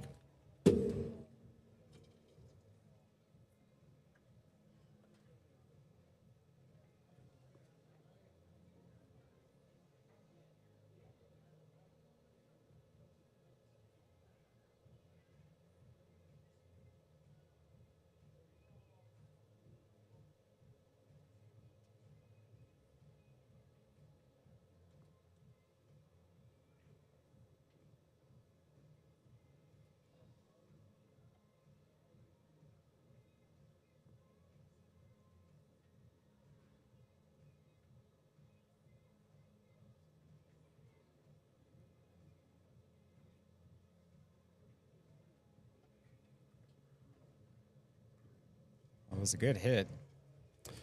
Good hit, yeah. No slow-mo needed on that one.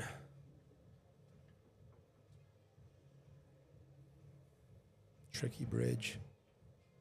Oh, good pocket. But it's on the rail. Can we still do something about that 11, Jeremiah? Excuse me. Yeah, playing the only shot here, the 10, and just playing the speed. The thing is, I think the cue ball might be coming off the end rail, and it might run into the 3. Yeah, with how close he is to the rail, and he's going to be just, I'd say, rolling it. I don't think he's going to get close to the. I think he might maybe nick the 11, top side of or the left side of the 11, maybe. The other option is just to kind of go center table-ish and then use the 14, cut the 14 in inside. Or, yeah, shoot. He could even get, where's our little mousey? But if he can get to the above the right side pocket and get straight in on the 14, that's a stop shot to the 11. Oh, you're saying he could avoid the 11? Yeah. And just go right above the right side pocket.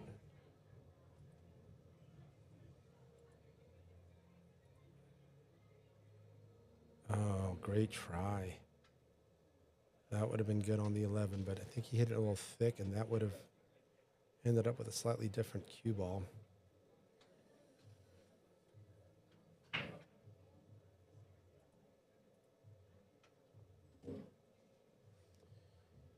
All right, let's quickly go back to table 1. Holly and Krishna with an opportunity to stop the Justin and Troy train. All right, looks like we've got just a little draw stun, but just draw it out smidge. Uses the rail, nothing wrong with that shot. Probably see Holly doing the same thing. Use the rail and pop out for the 8. And this is where you just don't want to underhit it. You'd rather have a little bit of cue ball over travel than the alternative here. Or is she going around the 8? Yep, good shot, Holly. Good shot, straight in 8 ball for Krishna. Left by Holly there.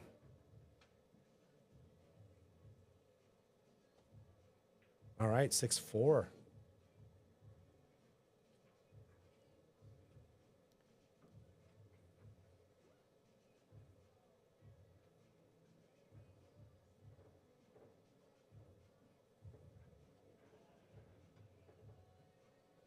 And Lee just taking a look at that 3 ball. Tough position to be in. Got a tricky bridge if you're going for the 1. Cue ball going in all sorts of wrong directions if you want that 3.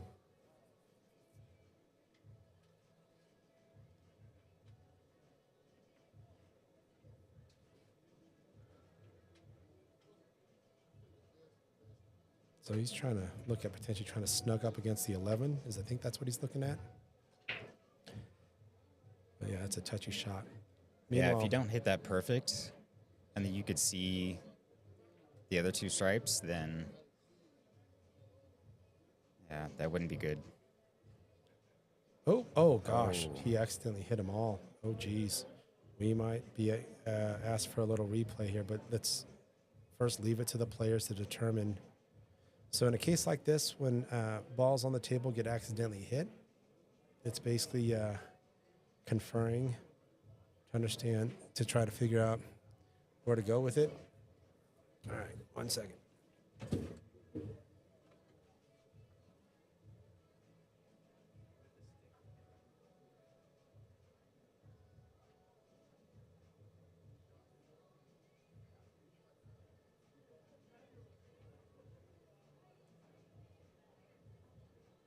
Yeah, I believe BCA rules allows you to accidentally move one ball, but if you move two, I think that might be a foul.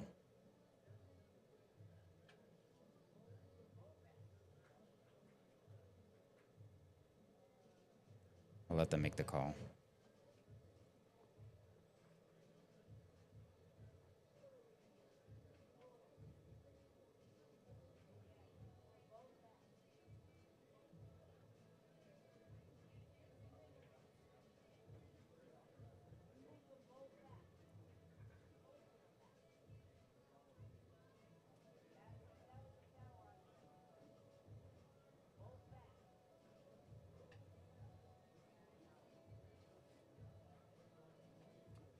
Go to the other table. So something interesting just came up, and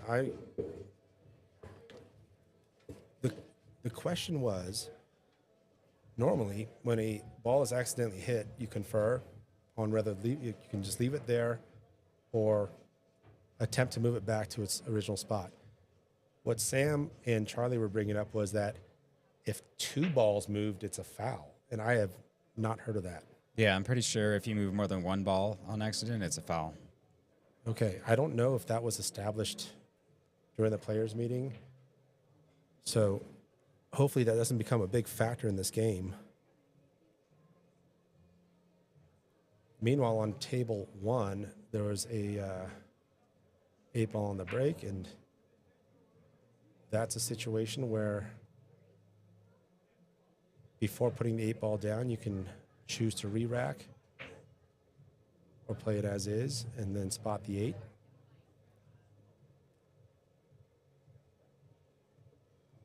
And I'll make sure that we get some clarification on that rule.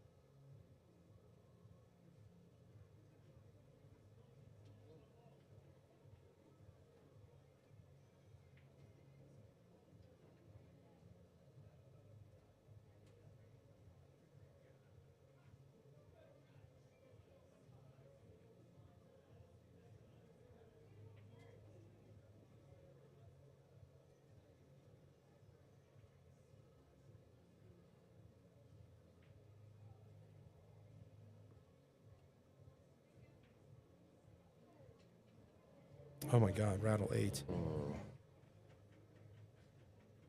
So I am still going to get clarification on the rule. This could be potentially some just full karma equalization. Not that Lee and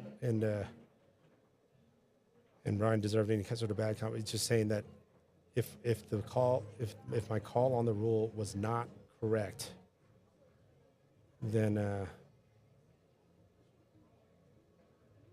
kind of worked out. Sorry, where were we at? Table 2. The score is now 4-5.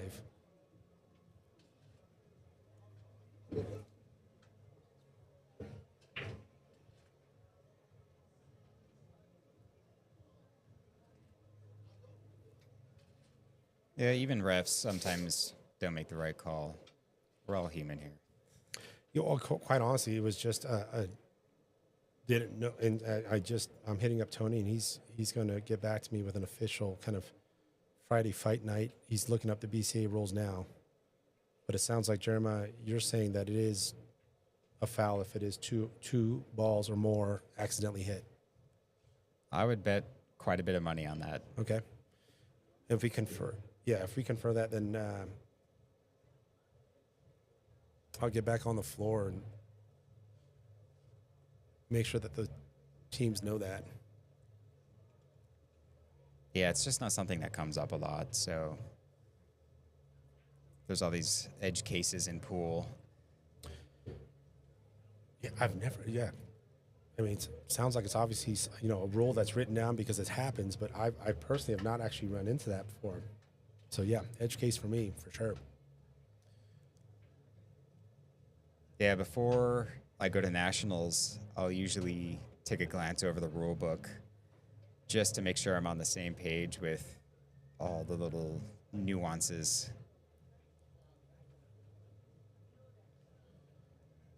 Yeah, I was talking to Caela a few weeks ago because the question came up around, from an opening shot perspective on an open table after the break, can you hit the 8-ball first to combo a ball in? In VNA, you can. In BCA, you can't. I believe that was exactly her answer. So for a dual sanction league, It's up to... All right, Professor Jeremiah, what say you now? We play VNA rules. Is that what we do? That's what we have been doing. All right. So you can hit the 8-ball. You can hit the 8 in our league, yes. Mm-hmm.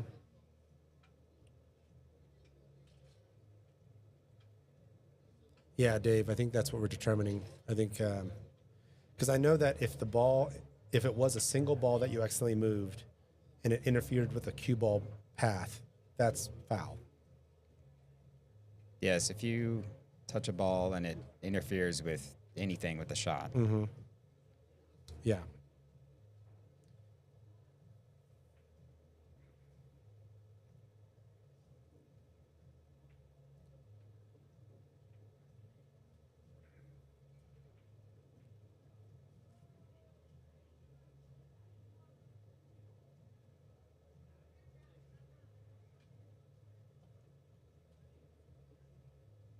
I need someone to look up the rules and give me like the section number.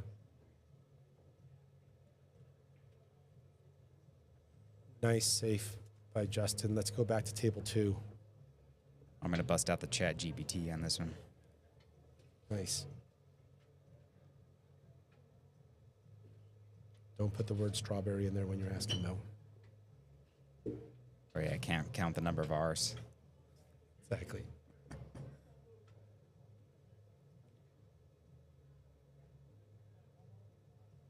Dave, I think go ahead. Oh, sorry. Dave, I think we'll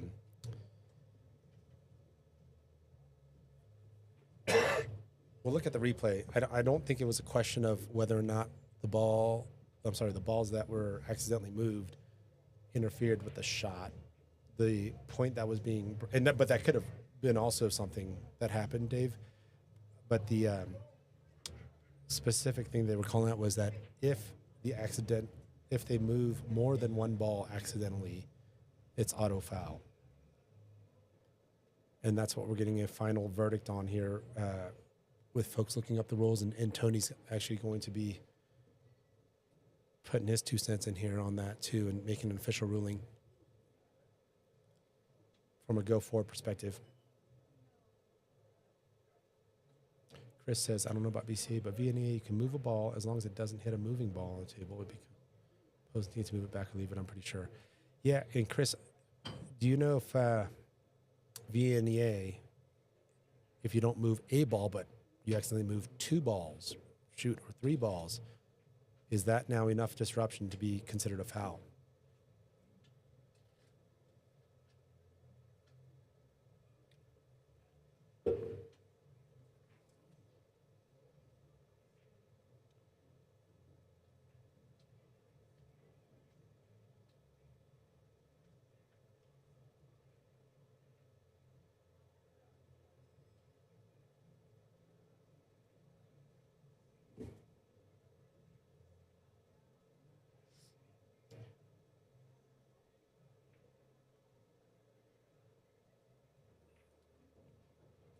All right, Brian, getting over for the 12 nicely. A little bit of a back cut there for Lee. See if he draws out or uses the 7 even. I don't know. It looks a little thin to stop for short side 10. Any findings on your end, Jeremiah, with your research? Yeah, I'm reading the rule right now, but it's a bit involved. I was going to make a summary, but yeah, it says it's not a foul if you accidentally touch or move a single stationary object ball unless it has an effect on the outcome of the shot. Then they go into like what's an effect of the outcome of the shot. But it is specifically only a single ball. If you move more than one ball, it's a foul. It does say if you move more than one ball, it's a foul. Hold on, I'm trying to find exactly where it says that. All right, looks like Lee is going to try to draw these things out and avoid the 7. See if he can draw it enough to avoid the 4, which he does. Needs a bounce. Oh, he used a little body English for that bounce to happen. Okay, Tony just confirmed it is a foul. So that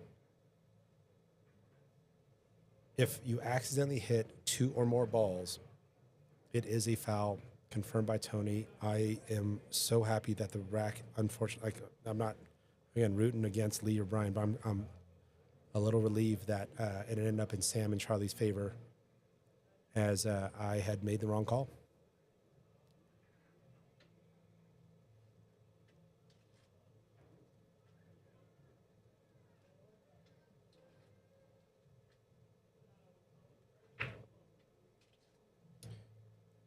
Oh, Brian hangs the 10.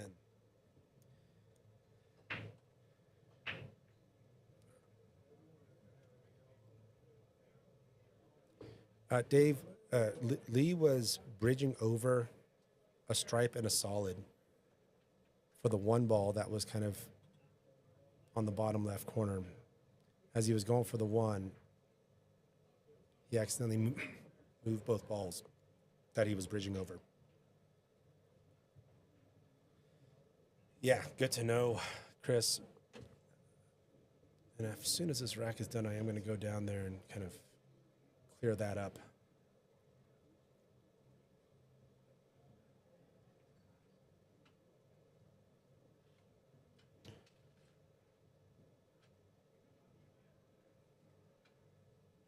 It's kind of nerve-wracking. I hate to be a factor when 2 teams who are paying good money to be in a tournament of this caliber are fighting out on the table. So again, just hopefully they can move on from that, but I do want to make sure that I go out there and get that all settled up there.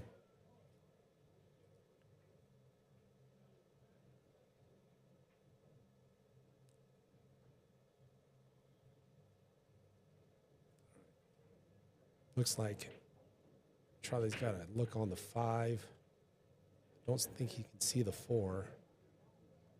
Let's quickly go to, actually, let's watch Charlie's shot here, but Holly and Krishna on table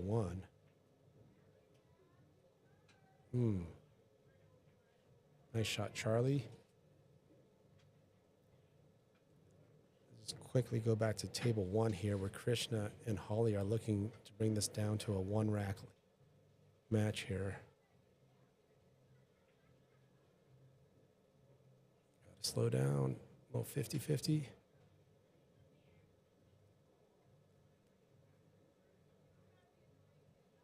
Hey, a shot at the 8's a shot at the 8. A shot at the 8's a shot at the 8. Absolutely agree.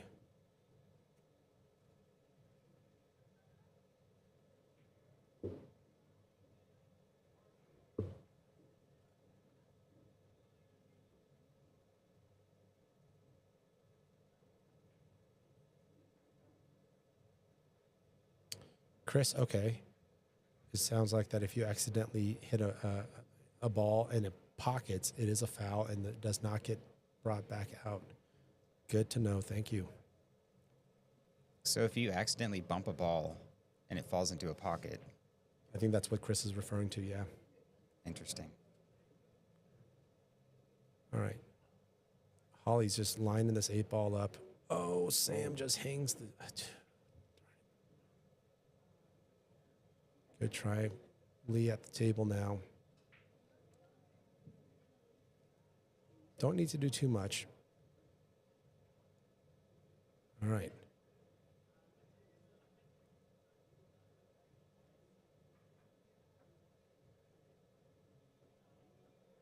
Overcuts it.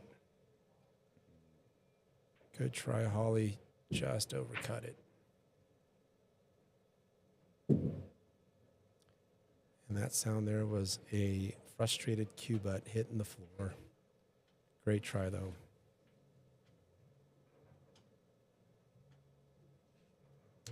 Speaking of 50-50 8 balls.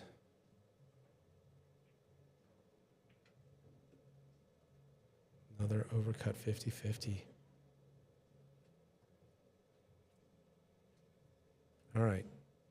Hanging 8-ball for Justin to get on the hill.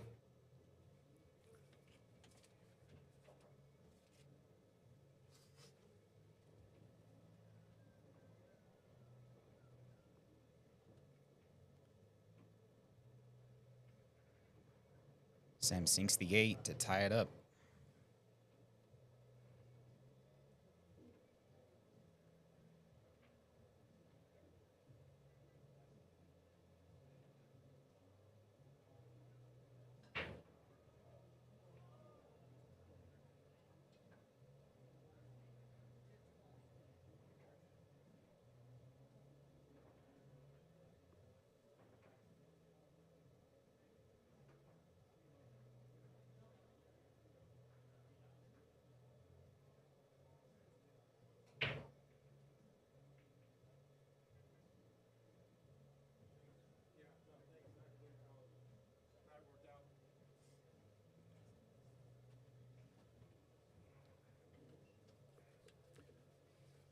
All right.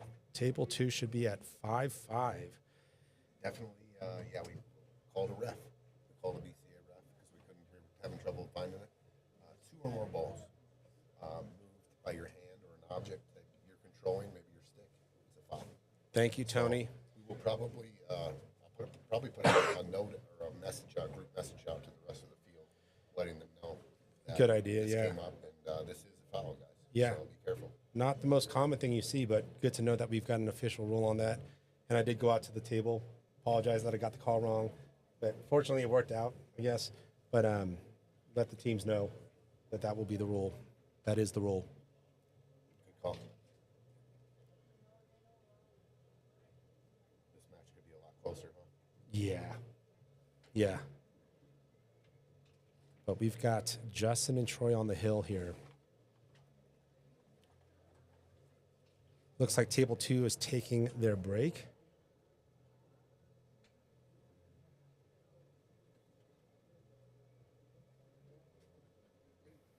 We'll focus on table 1 here. Troy at the table.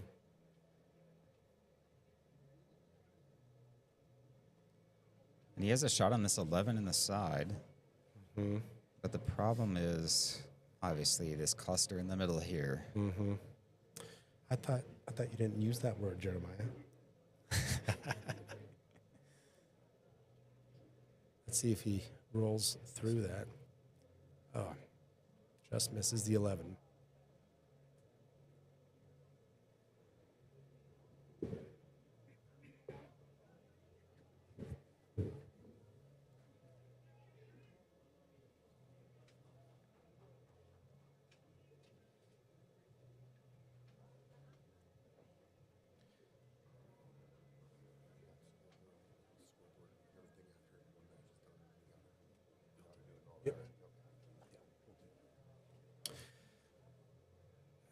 Now guess what song stuck in my head?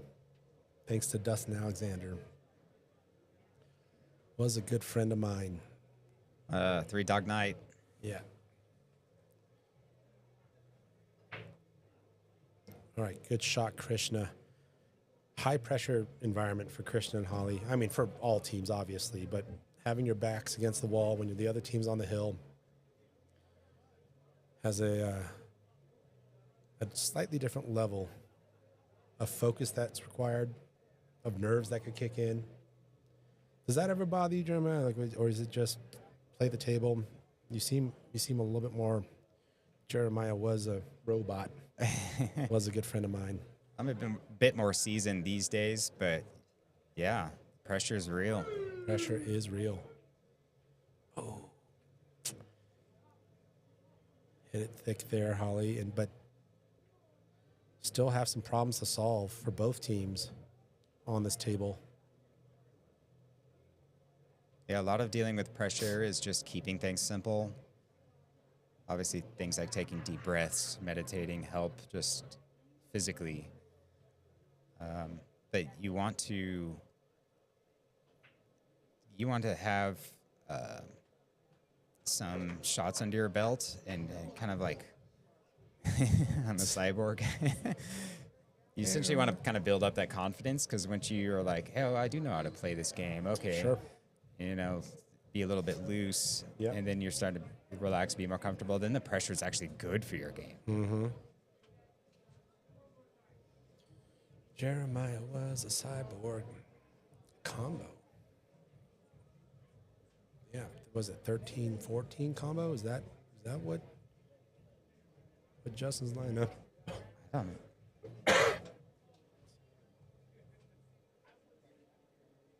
I think that's what the idea was. I think Krishna and Holly are going to be happy to be at the table.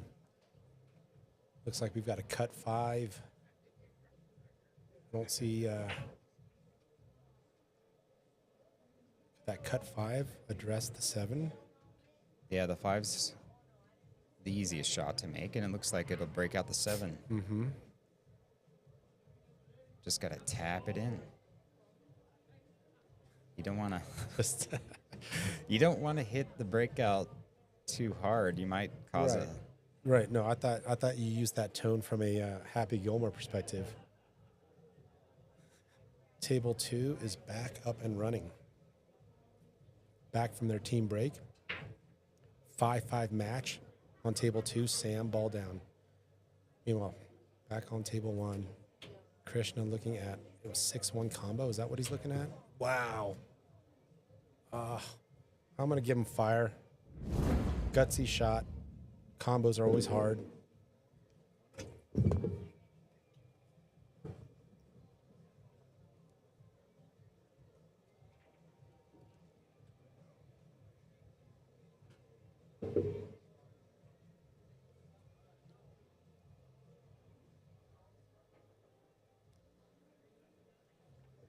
And here is solids. Unless you have a good chance of running out, you really don't want to be sacrificing your pawns. Yeah, because it's one thing to just have the 7-10 problem because you've got an opportunity to use the 5, but that 6-8 is still a thing. Oh, God. Okay. Cue ball stays up. The 6-8 is still a thing, but if you make the right contact with the 7, it's wired against the 10 to almost go at the 6. Yeah, if you hit it just right, you could break them both out. Yeah, Right. exactly. And it's almost the only choice Krishna has here. You might see some pace on this shot here. Okay. Oh, does that 7 go top left? All right. Just going to take a look over at table 2. Charlie at the table while Holly considers the shot.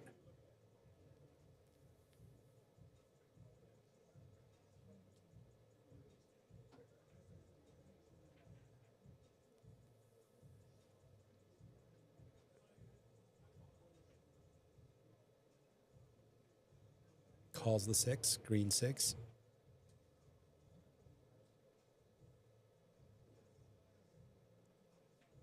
Drills it.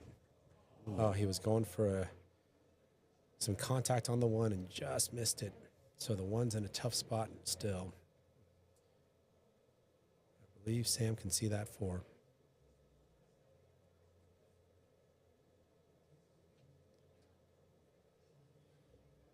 Ferris Bueller. Good time, Charlie. Gosh, the nicknames keep coming. I think JJ was Ferris Wheel.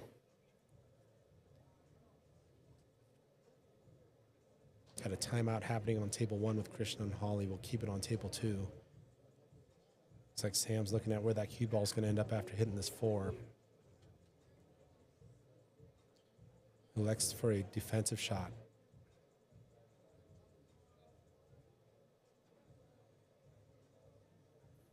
I mean, nothing wrong with that. And, you know, are you kind of like baiting, you know, your opponent to start pocketing balls type of thing?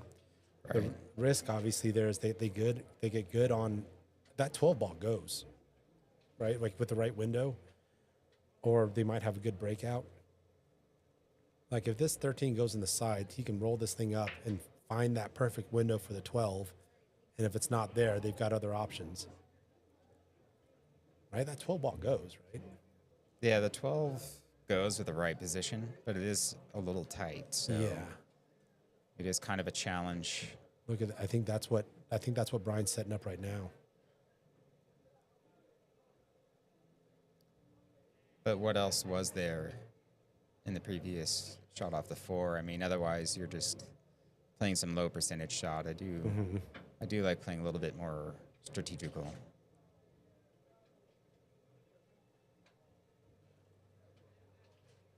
All right, let's quickly go back to table 1 as Holly goes for the 2. I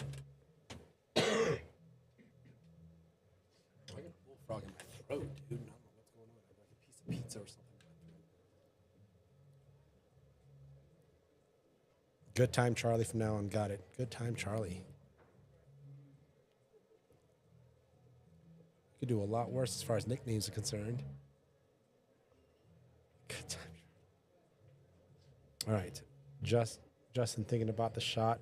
Let's take a look at Lee on table 2 in a tied 5-5 game. Keep in mind, table 1, we will be going back to that. Justin and Troy are on the hill and are at the table. And we've got a timeout on table 2. So let's take a look to see if they're going to close it out here.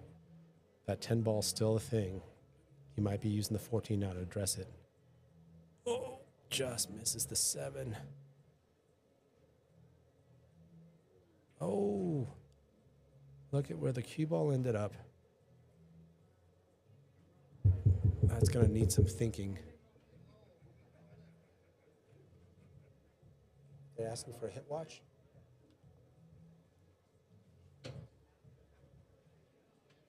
Asking for a hit watch or no? Asking for a hit watch?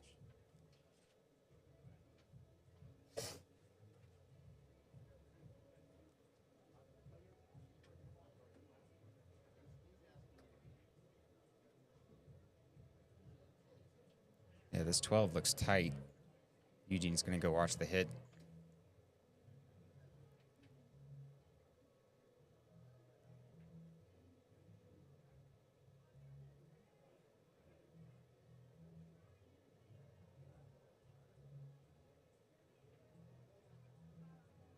Watch it about 8 ball. Ooh.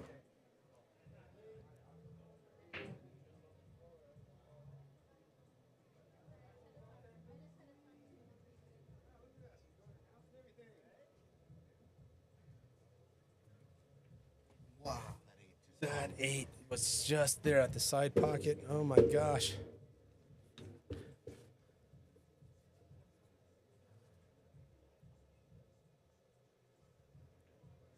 All right, it looks like table 1's still on their timeout. Justin and Troy on the hill, but we've got Lee at the table.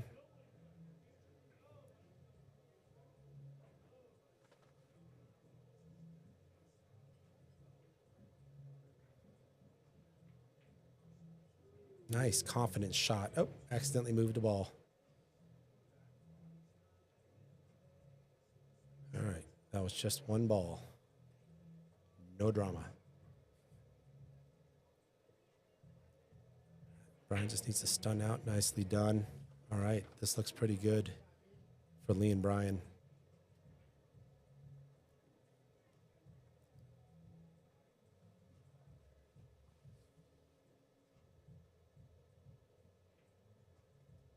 All right. Brian on the 8. That almost fell in off of Lee's shot. And now they are up 6-5.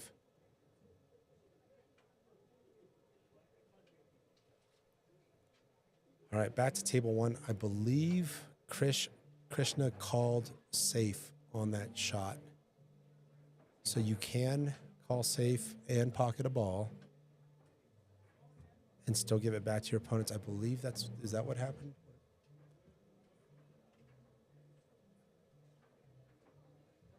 Okay, looks like there's just a quick bathroom break.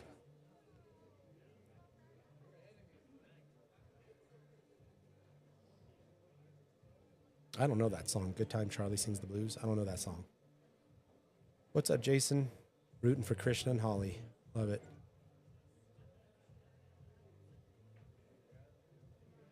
Hello, Mars. Mars knows the song.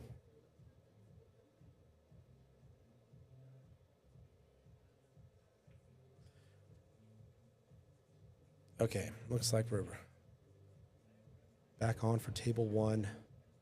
Justin and Troy on the hill.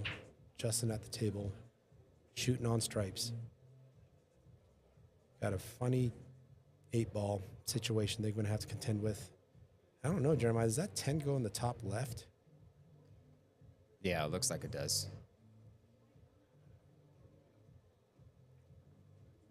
But with the 8 tied up, I'm not sure I'd be being aggressive as stripes. Yeah, I mean, you're on the rail too, so your chance of breaking out that 8 right now, not good. But you do have potential if the 10 doesn't go in the top left to break that out. But you also have a high potential of not being left much of a shot where that 15 is, and if that 10 ends up funny. All right, looks like we're gonna do another defensive shot here. Or is he banking this thing? Interesting.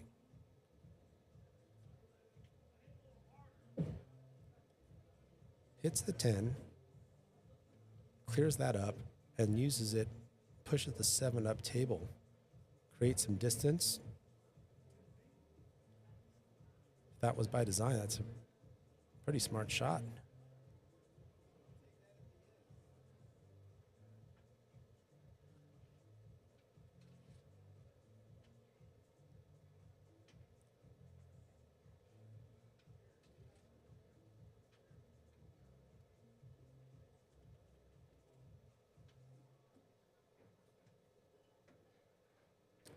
Go to table 2 while Holly thinks about things.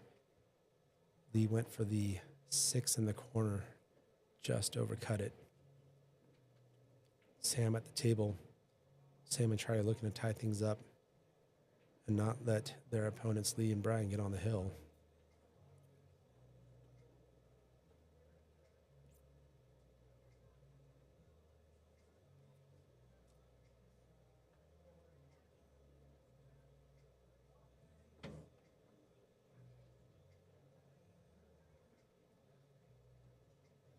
Yeah, Holly's in a tough spot here. In that there's a lot of ways that Justin and Troy can break out that 8-ball.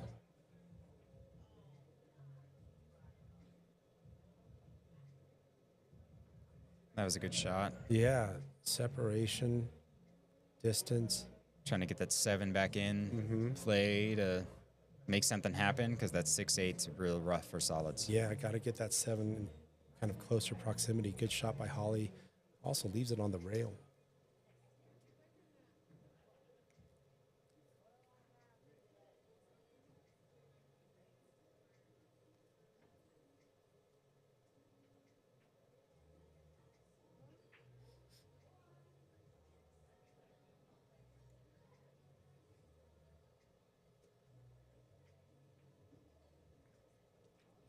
Right, Justin. You're talking about Justin's last, yeah. Get that separation. Yeah, that 13's probably going to be the thing that breaks out the 8.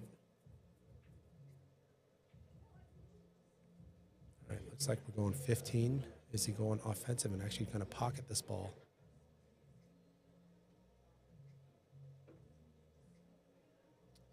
Nicely done. Look at this angle he left on the 13. I see Oh, excuse me. That was Troy. I see Justin addressing this 8-ball now.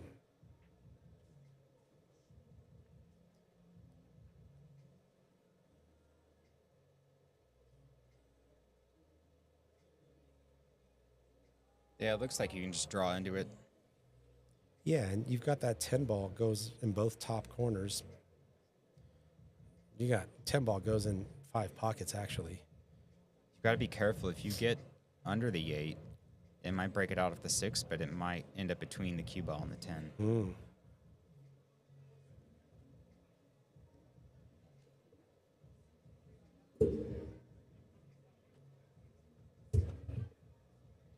Oh.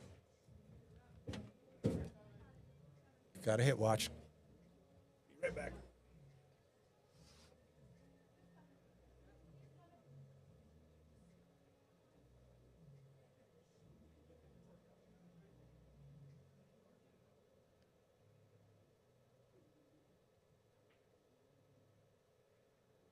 It's like he's playing defense.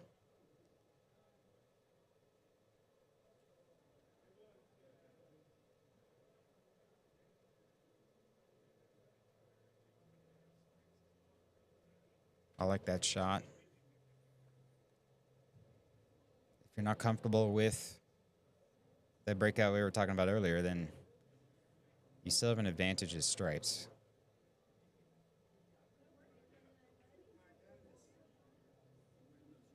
This guy. All right, that was a good hit on the 3. Slow motion confirmed it as well. And that last shot, Saul is just trying to turn this around here. Oh, look at this. What am I coming back to? Look at this.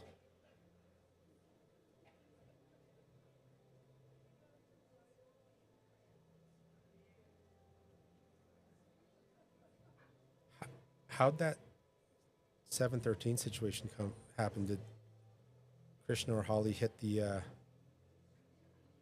Yeah, they knocked the 7 into the 13 to try to make it.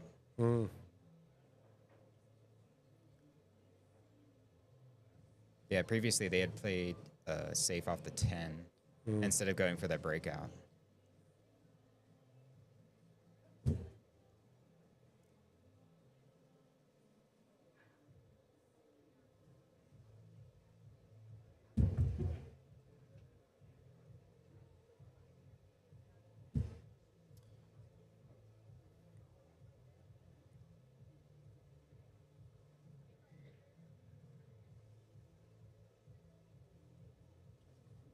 Charlie hits that just thick and actually ends up pocketing a stripe.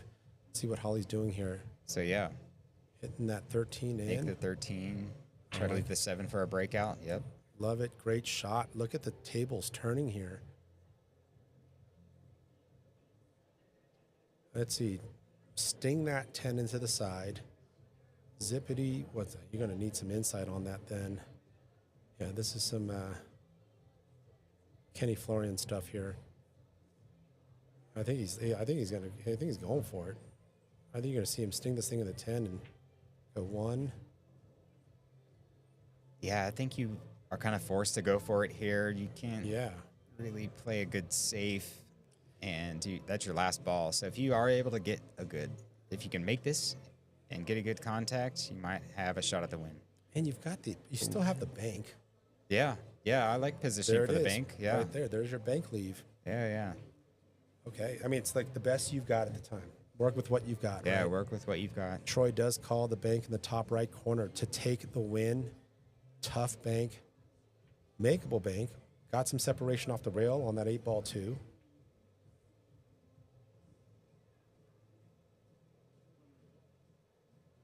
Yeah, sometimes with the ball next to the ball you're trying to banking, blocks the cue ball from getting out of the way. It looks like it's not going to come into play for this bank, but that's something to watch out for. It did. Ooh. Double kiss. It did. Yeah. And look at this. Krishna and Holly with an opportunity here with 2 balls hanging.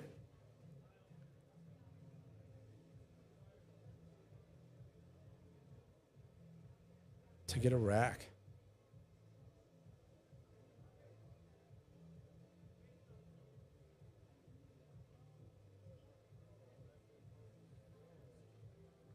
They need this rack.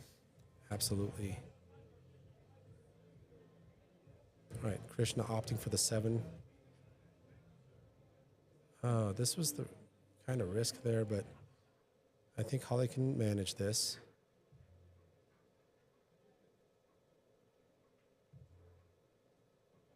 Surprised he didn't go for the 6 first, but this cut, it's all speed now. We're going dink for the top corners. Are we going a little harder for the side, or are we going all the way around? Playing with inside coming like that. Yeah. Look at that.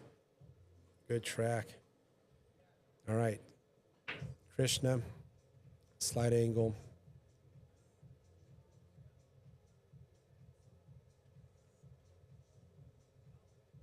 Stay alive. Sinks it. And they're still in. Still in. Table 2. Lee at the table. After Brian just made a pocket, I believe, in the top right. That 13 ball. 13-7.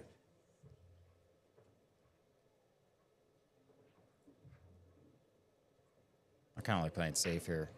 Yeah. I mean, there's that 12 is so flat, but if you can get out for that 15 to wrap around into the 13-7, if you can draw this 12 back, get the cue ball to here-ish. Now you've got this, the cue ball going this way, and whatever happens there, if you get that cue ball to kind of stay in this area, that 14's there for you. But it looks like he's actually looking to position the 15. See, I was thinking of doing that, but calling safe. Yeah, yeah. And I think that's what they might end up doing right now, too, which is just calling like a stop shot, like just leaving it there. I'm like, I wouldn't pocket this 15. That 15 is great for a breakout. Yeah, you could even bump the 14 here to play pretty easy safe. Yeah. Yeah, this is... And you might not get ball in hand, but Sure. they will probably break the 13 out. Yep, yeah. Okay, while they talk about it, let's go back. Troy at the table, on their way back to the table. I'm not sure if that was a dry break or 1, 2, 3, 4, 5, 6. But they're back at the table and on the hill. And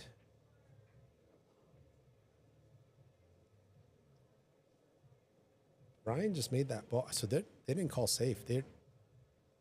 Yeah, I can't agree with that. Yeah. Like, the safe was pretty easy, and I don't... Yeah, interesting you, call. You're just sacrificing pawns at that point. Mm-hmm. And now you've... I have to forgive my chess references because No, I played a lot of chess in high school. I get it. Chess is a very good analogy to this game. And really, the 15, in my opinion, was like a rook or a knight because it had breakout potential, right? Like if we let's go extra on this chess analogy, but in all seriousness, it had a lot of value beyond a ball being down. It was your opportunity to use it as a breakout for the 13, in my opinion. Yeah, that's a good point. At some time, that's not just pawns you're sacrificing. Right, right. Okay. Now they pump the brakes. Not a bad shot. See, now they have an opportunity to play an intentional foul and bump the 8 and make it weird. Yeah, or I would just maybe pocket the 14. That too? Yeah, I don't know if they could make the 13 with ball in hand, but yeah. Great call. That he went for your first option, which was a great idea. Good vision by you, and also Sam to be on the floor and see that. But they can gosh. make it then. Can they see it? Well, they're probably gonna see a hit watch coming up here. ERB. I think you can, especially if you're shooting into the rail a bit because it'll compress the rail just enough.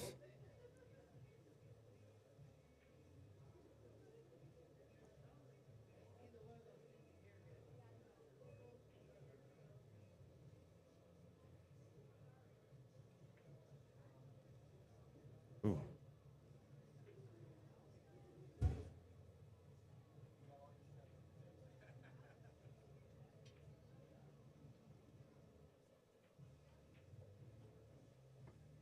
That was about as clean as it gets.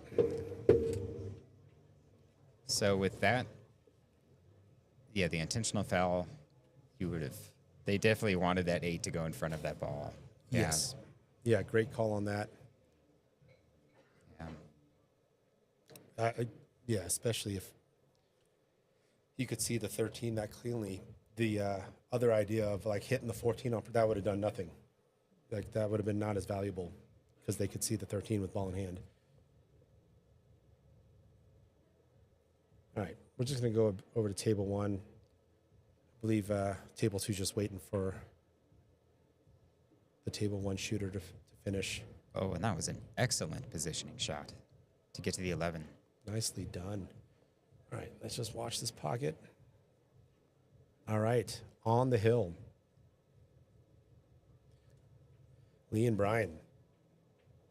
Both matches. 7-5, both On the matches. Oh, my goodness. Oh, but it looks like Troy's looking at the 14. That was the risk. Yep. That 6 ball gets big. Yeah, that 11 ball was hard to get on, and That's if you what- have a shot on it, 100%. I mean, might as well take it. You got a shot on it. You're already, why give that up? Why give that position up? What's up, Bierman? Yeah. Okay, are we swerving here? Or, I mean, he called it pretty quick. He was pretty confident. He must be able to. Yeah, he's swerving. Oh, he's going. Around the 6. Around the 6. Rail first. Whoa. Great try by Justin. But, it's kind of unfortunate Justin put the work in to get that good look on that 11 ball. And then ended up having to look at it from a tough shot perspective.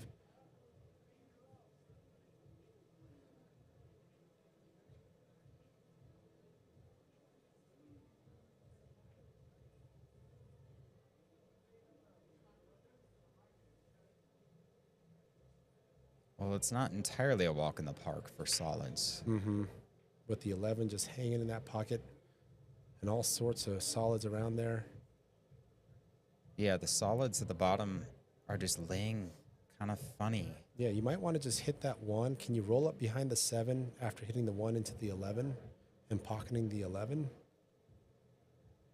That angle almost looks like it'll hit the 7 square and give them an open look at the 7 at the 8. Yeah, I'm not a huge fan of that because if you don't absolutely hook them on the 8, You're then sold out. you sell out. Yeah. Yeah. He is calling 1 in the corner, I think is what he called. No, 7 in the corner. Oh, wow. Okay. That's good vision by Krishna. Knowing that the 6 was in the way of the 8. Good shot by Krishna and still addresses that stripe in the pocket. Cross bank. Exactly where Troy's standing right now is where he's going to call the 8.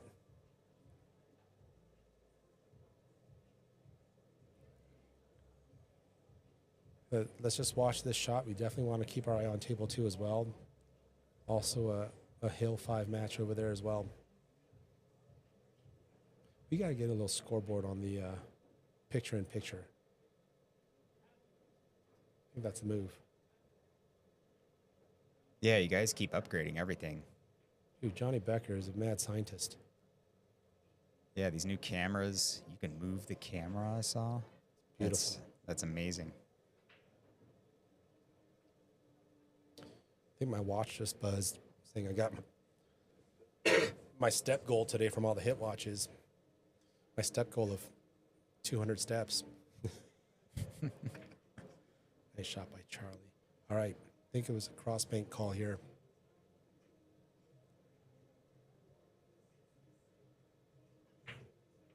Oh, miscue. Miscue. Ball in hand for Holly and Krishna. Let's go back to table 2. Sam looking at that blue 2 ball. Break out the 4. Look at that shot by Sam. Nicely executed by Sam there.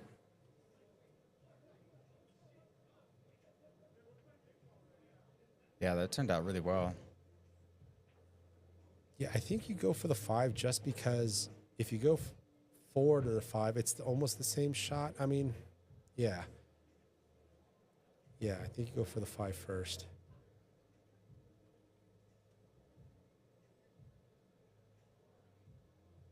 Gets it in. Nice shot by Charlie. And now I like going for that 4 and 3 situation before going for the 1. Now you've got the 8 ball in the bottom left. Not having to worry about drawing back too much. Yeah, and you want to make sure you come up for the 3. You don't want to be below it down there. Mm-hmm. Gotta go. This might just have to be a draw shot.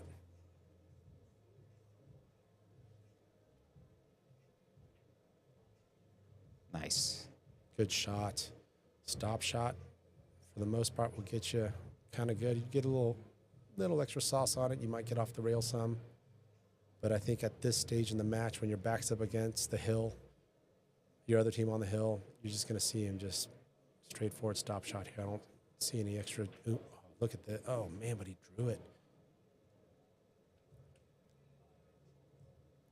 Watch out. Cue ball on the side. If not, off the 10. Yeah, it looks like it's running into the 10. Yeah. Oh, Okay. just missed the Look 10. at that. Nice. 6-7. Wow, we got. Oh, man, what a match. All right, back to table 1. It looks like we've got a cue ball missing from the table, so someone's got ball in hand. Oh, wait, no, I think it was handshakes. Oh, gosh, we must have missed it. I think we're done. I think they scratched while running out solids, giving Justin and Troy ball in hand on the 8. Looks like it's a concession. Congratulations to Justin and Troy. Moving on to second round. Hats off to Krishna and Holly. Great fight, great match. Yeah, that was a good match. Great match. But ultimately, Justin and Troy, congratulations. Moving on to the second round.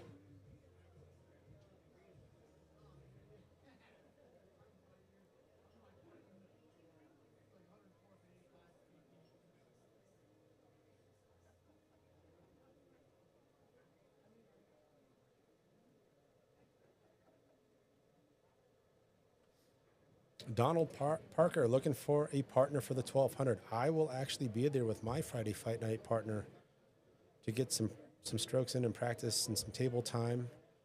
Looking to punch up in a 1200 tournament.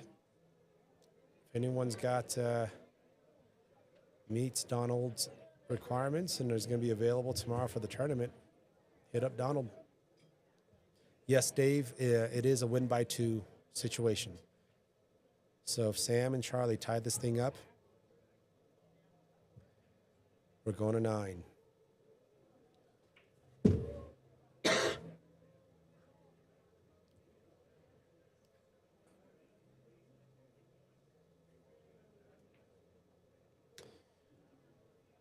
All right, we had a stray pull ball coming across from league. We get that ball back.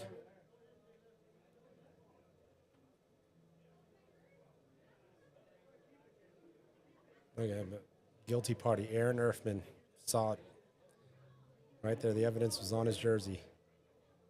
All right, Sam to break. Good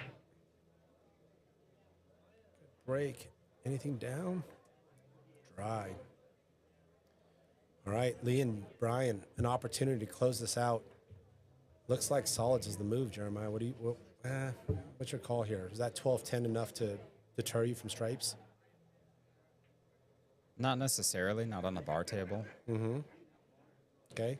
But I feel like solids is a touch easier. The 7 is kind of tight though. Yeah, 7's got. But you got the 3, 5, 7 is a good pattern.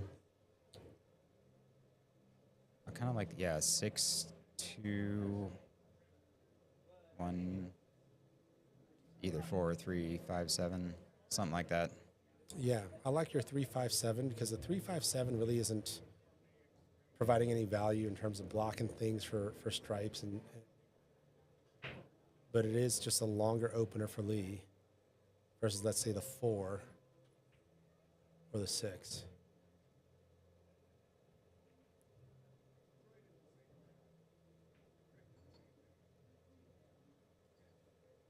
I don't like opening with the 3.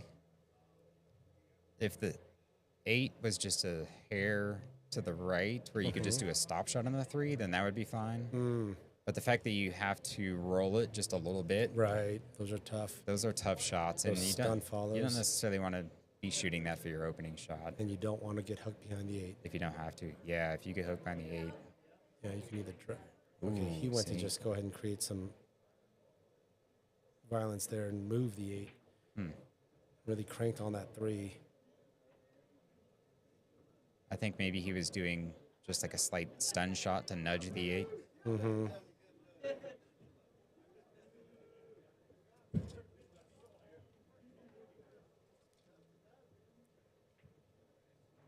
All right, Charlie. Taking solids. Good confident stroke. Can Sam see the 5?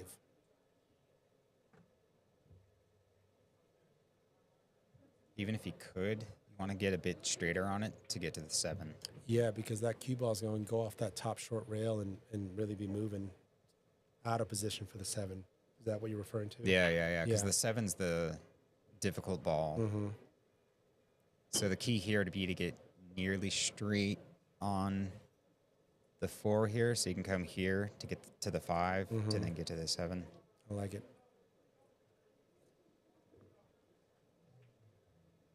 Oh, Sam hit that real thick. You know, what's interesting, I was going to mention this earlier. There was a point where I thought maybe Charlie wasn't letting his stroke out, whereas Sam was kind of feeling comfortable, and I think we've got a little bit of the inverse now. Charlie's coming up and really stroking the ball, and then we just saw Sam there, maybe this little nerves or something happening.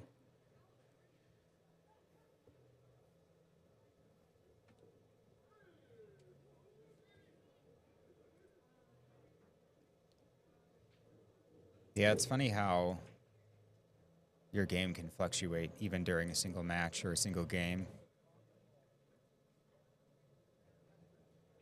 Absolutely. All right, looks like Brian's setting up Lee for the 12-10 combo here.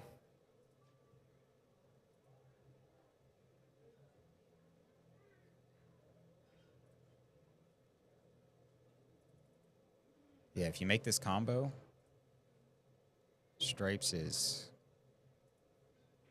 quite open. I don't think the 14 goes past the 15, but it goes on the side. You can make the 15 from some areas.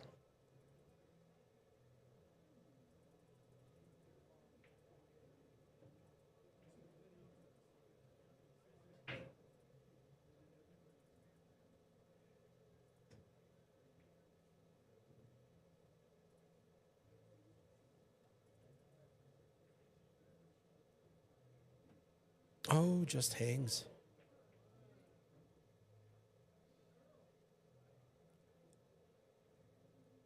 And that's the beauty of playing the right speed, because now that pocket is blocked for the 3, making it just a hair tougher for solids.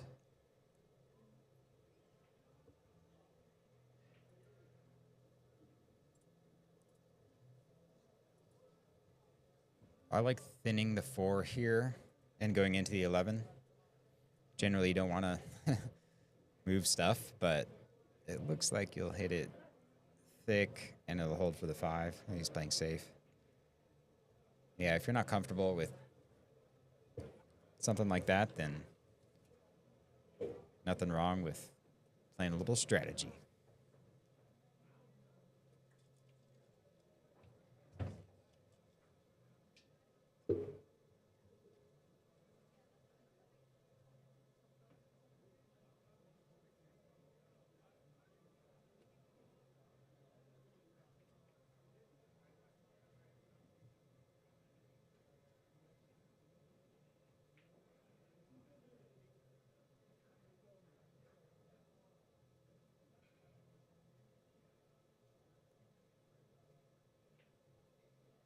I kind of like caroming off the 12 to make the 10.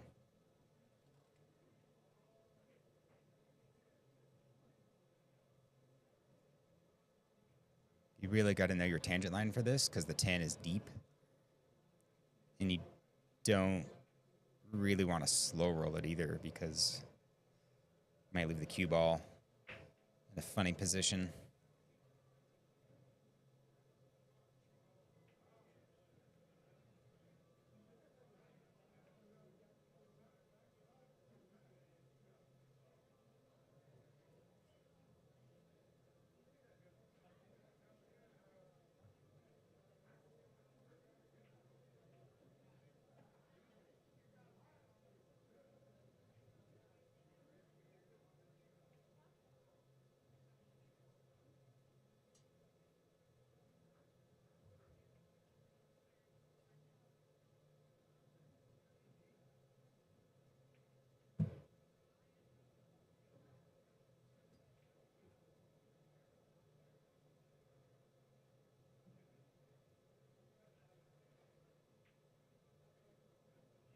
Dave, yeah, I think it's just straight bottom. The right and left spin really only would affect the cue ball off of a rail. Yeah, nice shot.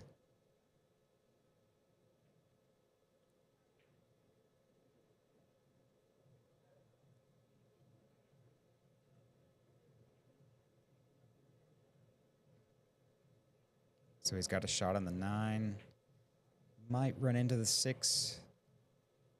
He should get a shot after that.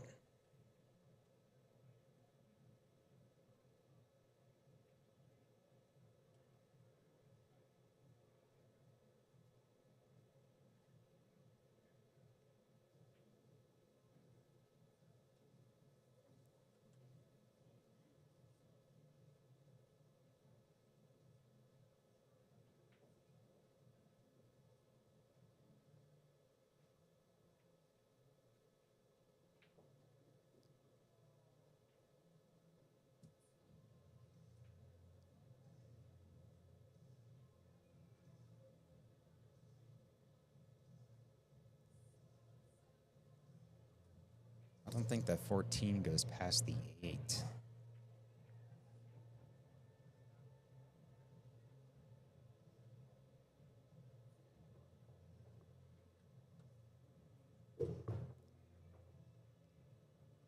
Yeah, I think if it did, they'd be shooting that. Oh, good shot. Oh, no. Scratch off the 2.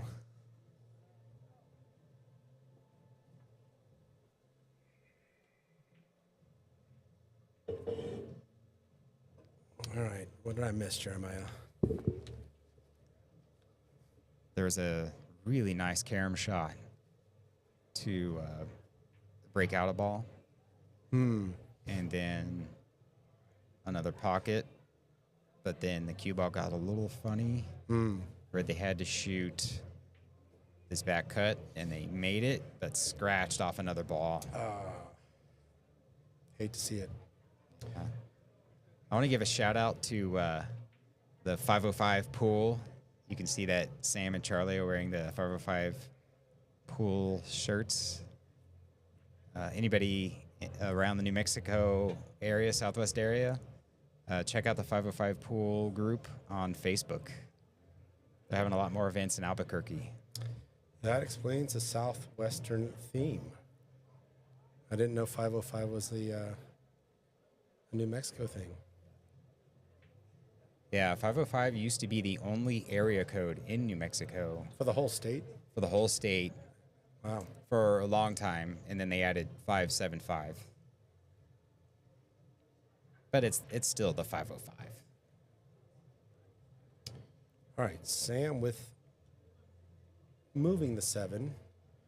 I'm not sure if it drastically improved, but let's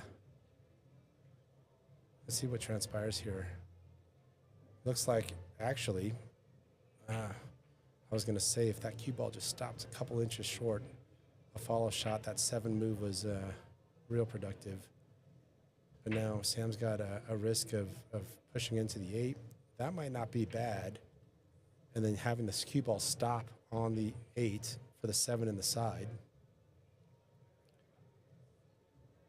Yeah, that's a really touchy shot. Oh, for sure. You can get hooked easily. That 14, skim off the 8 type of thing. Yeah, lots of funny things can happen bumping a ball like that. Mm-hmm.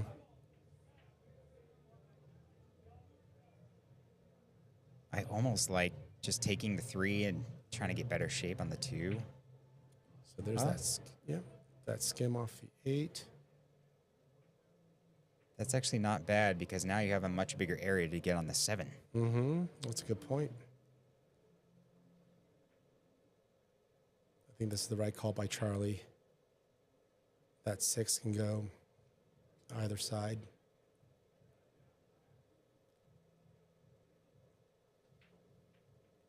Ooh, Nice. nice shot. Is there enough of an angle on that 6, though?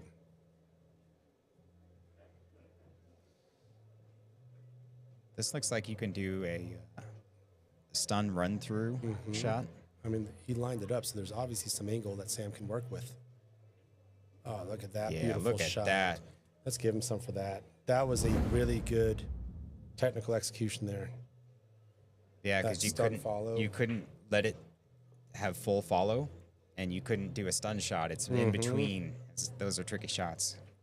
To make it hill and go to OT. Sam on the 8.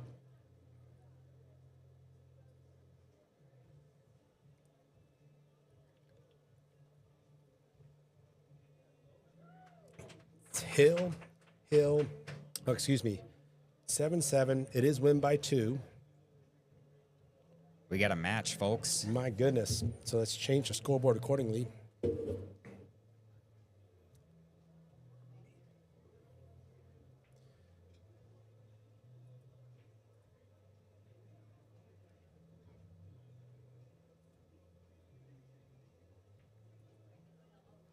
It is now a race to 9 unless we have another tie at 8.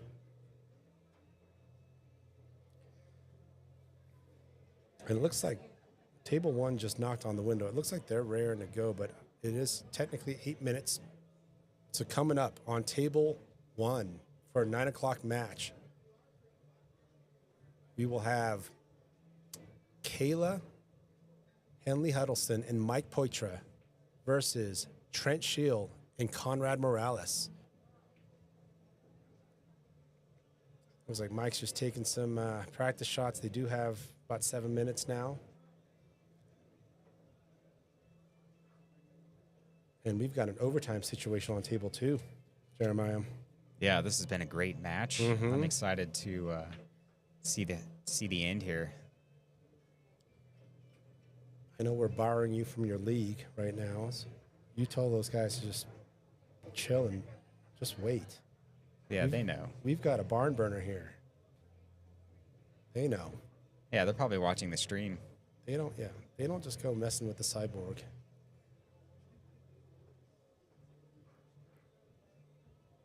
All right. Back to the action on table 2. We'll get table 1, 9 o'clock match started here in about 5 minutes. John Baca, Justin, and Troy beat Krishna and Holly to move on to the second round. Thanks, Dave. Oh, informative? No, that's not me. That's all Jeremiah then. All right, Chris is rooting for Conrad and Trent. Glad you're getting something out of it, Dave. I see no cue ball. Yeah, he scratched in the corner.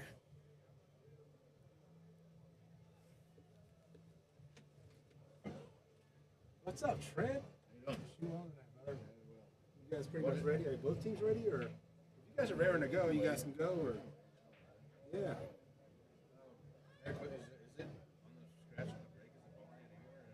Kitchen. I do actually have a rule I need to tell both of you guys.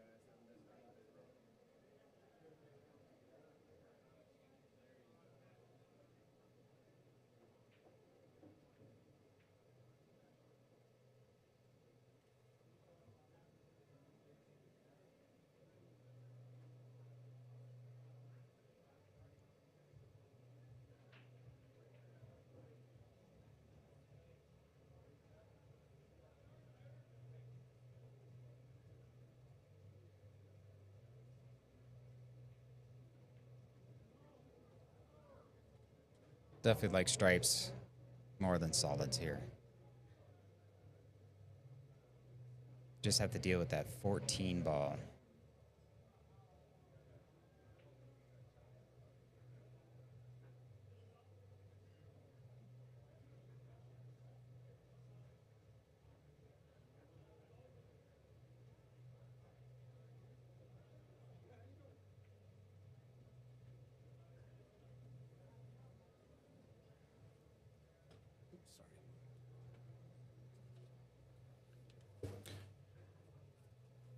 All right. All right, dude. Chat's getting pumped up. We got an OT match. Come on, Sam, says Greg. Oh, let's go, JJ.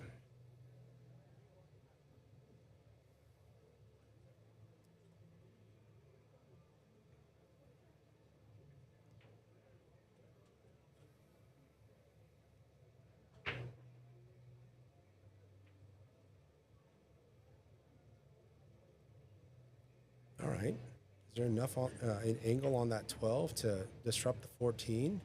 Still have shape on the 11? Either that or you could play the 9. It's natural. Mm-hmm. To hit the 2? To just come into the 2, and then you should have options as long as you hit it with enough pace, and that 14 will be wide open. Yeah.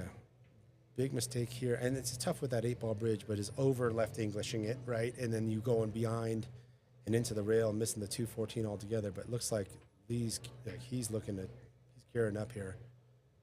Yeah, this can work. Okay. No, he did it nice and smooth. Good shot by Lee to cause that separation. I think that 9 ball is plenty visible if they keep it relatively flat. Yeah, the 2 almost tied up at the 9, and you can't come off the 9 as you normally would now, but it still goes. Yeah, the 2-9 is more a problem for the 2 than it is the 9. But to your point, the 2 could be a factor. Oh, wait, he can see it now. Go. There you go. Like that. All right, looks like Lee's got the 11 next.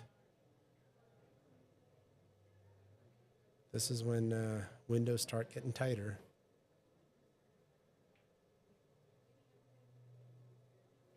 I don't see Lee drawn back for the 14. Yeah, I like just rolling this in and then playing the 15, 14, 13. So tough to tell with Lee's like pre-shot routine. Sometimes it looks like he's going break speed. Then he ends up with like a nice little touch shot. But Brian actually can see the 14, I think, here, if he'd like to choose that instead of the back cut 15. He's obviously got the 13 sitting in the corner as well. Yeah, the 15's too thin. Oh, look at that. Wow. Fires it in. I'm going to give him, that was power and accuracy and center ball shape for my partner have some choices. Good gracious. Cleared the 7-6. Wow. Yeah. That was a good money shot by Brian there. Yeah, that was a really good shot. Clean. All right. I'm going to go ahead and see if table 1's ready to go. They're flipping. Hugs and handshakes. Good friends all around. Who doesn't know and love Caela?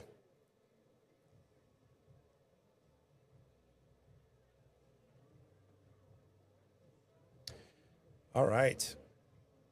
We're going to see table 1 get started. Conrad Morales, Trent Scheele, both are no strangers to Friday Fight Night. Mike Poitra and Caela Henley-Huddleston. That one drew back a little, probably more than he wanted, and now Lee's got a funky 8-ball going on here.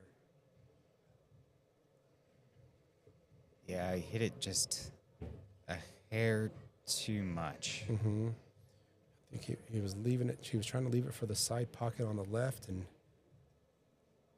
put a little extra sauce on it.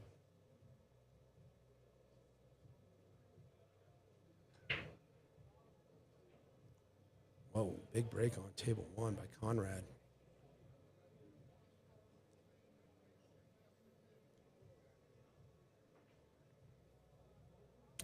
All right, cross bank called by Lee, top right corner. Only thing really he's got to watch out for, aside from just obviously the accuracy of the bank, is that cue ball coming back and into the 8-ball path.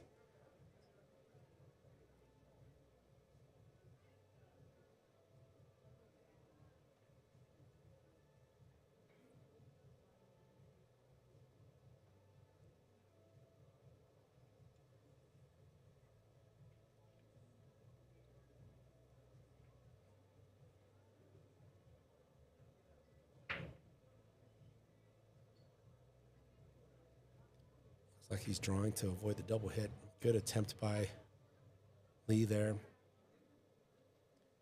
All right, Sam and Charlie with an opportunity to get on the hill. We are in a win by 2 situation.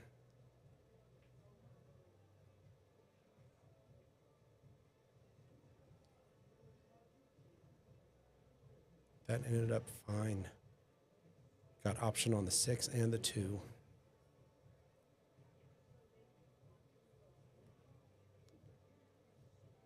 For me, it's the 6 that I would go for first. Those balls in the middle can be deceivingly easy, look easy, and non-problematic, but they can end up being a problem down the road.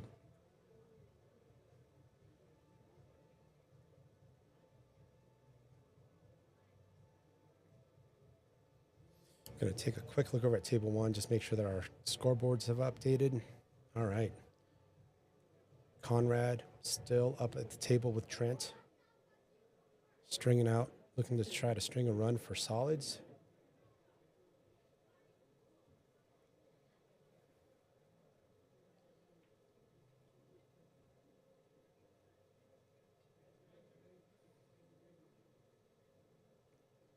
Trent looking to back up this 2 and leave it for that 7 there. All right, let's go back to table 2. See if Charlie and Sam can string together a run out here.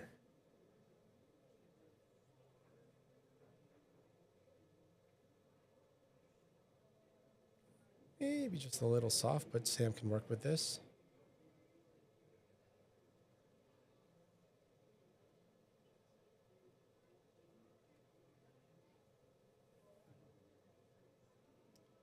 Table 1 looks like Solid's got into a little bit of trouble, and that 8 ball is going to be playing big.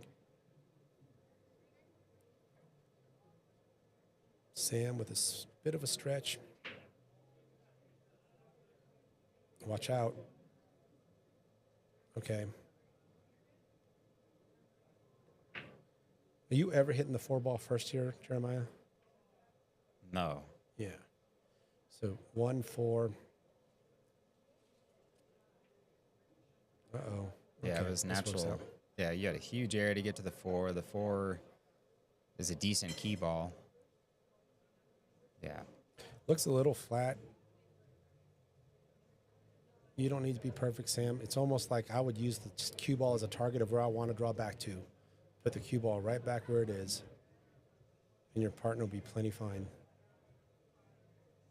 A little overdraw is not too bad.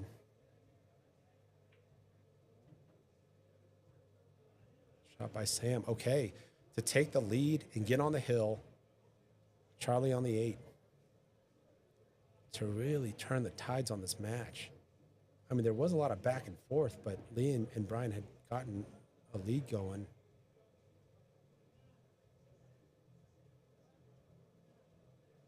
Meanwhile, Caela with a nice defensive shot. Nice finish by Charlie. 8-7 on the hill and breaking. Let's go to table 1. Caela with a defensive shot. Nicely executed.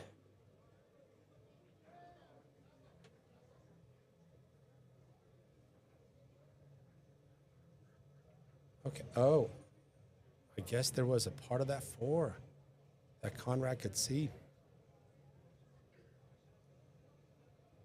Trent, Scheele at the table. Faced with a tough situation here. What are you looking at, Jeremiah? What are you doing here? If you're on the 5 or 1. I'm looking at cutting the 5 in and coming off the 11. And by coming off, are you trying to like use the 11 to kind of hit the brakes on the cue? Exactly, yeah. Like it looks like you might hit rail first and then come off the 11. So yeah, you'd have to hit a lot thinner. Yeah. It was a real thin cut. Looks like Sam just broke, but it was dry with Brian at the table. Meanwhile, table 1 in the top right corner, we got our first look at Mike Poitra at the table. Played against him, strong shot.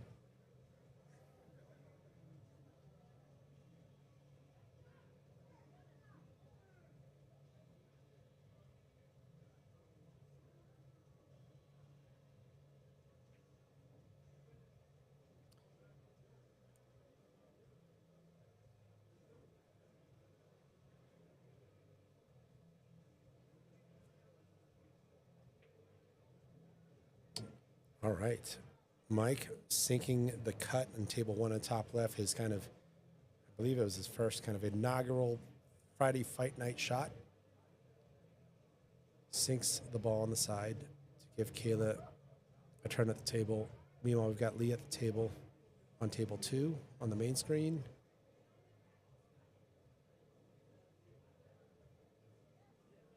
Yeah, Mark's rooting for Charlie and Sam. John, yeah, Sam and Charlie are hitting a groove. Definitely seeing a momentum shift. Lee with a nice defensive shot there. No gimmies. No ducks. Got some clusters to deal with. JJ's just got to get the disclaimer out. Love you, Trent. Well, let's go, Caela. That was an interesting shot. It was like a defensive shot while pocketing your opponent's ball. Is that what I just saw? Yeah. Nicely done there. Lock up safety. All right, let's go back to table 1 here. Mike and Caela still at the table.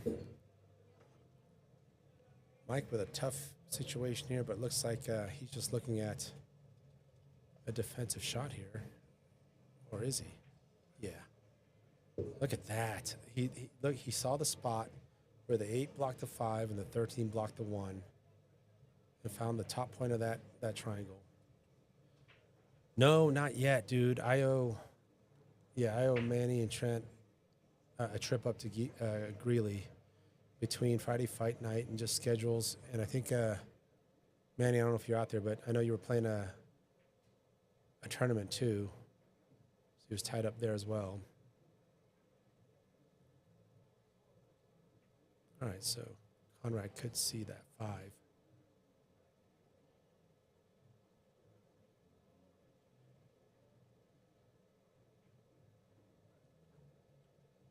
Now that 5 is just hanging out the pocket, so Caela, I feel, doesn't have too many defensive options here. I mean, what are you doing here? Are you going offensive on 10, Jeremiah? Probably, yeah. I don't see anything defensive besides possibly trying to play off the 13 to get behind the 8.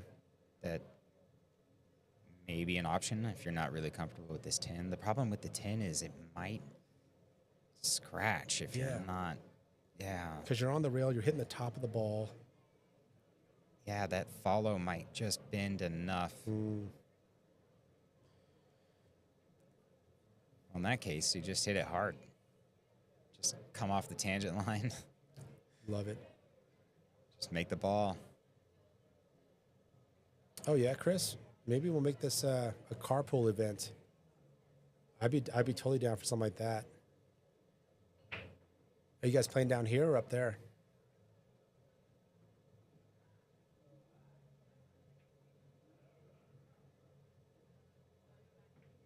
Caela. Good shot. Yeah. Oh, watch Oh, out. too much. Oh, man, went the other way into the pocket. What? A great attempt by Caela. Cue ball finds its way into the pocket.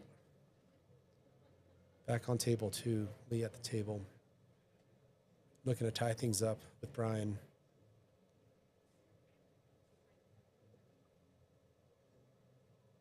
So that 2 is actually maybe not as bad as it looks against that 15.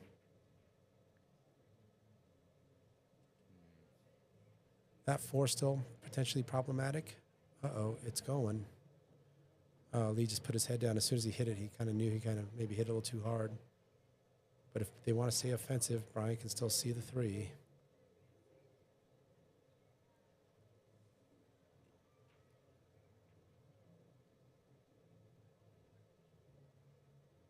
And looks like on the top right screen, Trent and Conrad are just buttoning up this rack here. Yeah, it looks like the 4 goes. Mm-hmm. I'm not sure about the 2. Felt like the 2 looked clean. Now that you say that, I'm kind of doubting it. Looks like, yeah, it's almost like a clean hit would miss on into the short rail. All right, Chris. We should get like a group thread going. I'll be down. All right. Brian did go for that 3 to stop it. But now we've got Sam and Charlie back at the table looking to close this matchup on stripes, but definitely have a few problems to solve.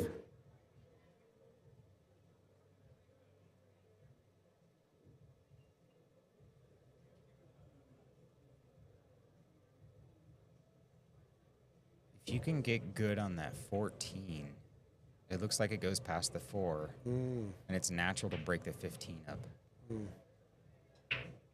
At some point. I do actually like playing the safe here a lot. Yeah, and it was well executed by Charlie, but I think we have a little sliver of a window on that 3, which is a great bait because you're kind of like, hey, you break it up for us. Exactly. If you can bait your opponent to breaking something up, Yeah. It's great.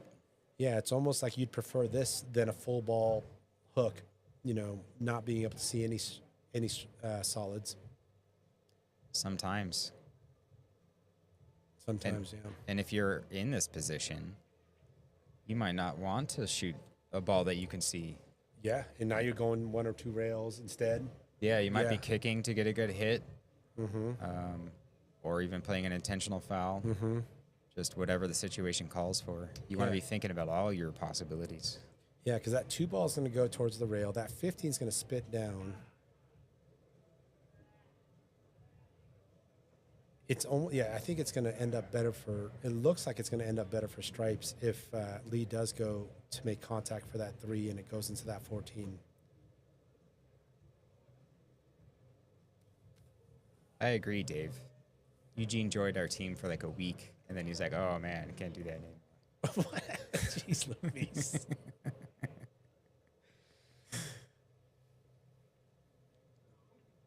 Yep. Okay. Oh, he might have lined up the combo. 15-14 looks wired.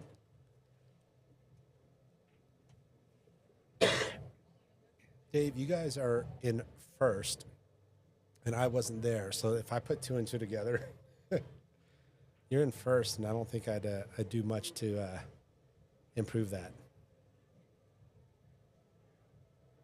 Napa is a fun format, though. Oh, Napa's a great league. Love Napa, yeah. Yeah, Lager's Choice, 8 ball, 9 ball, 10 ball. And I just got into a 9-foot Napa team, and I'm loving that.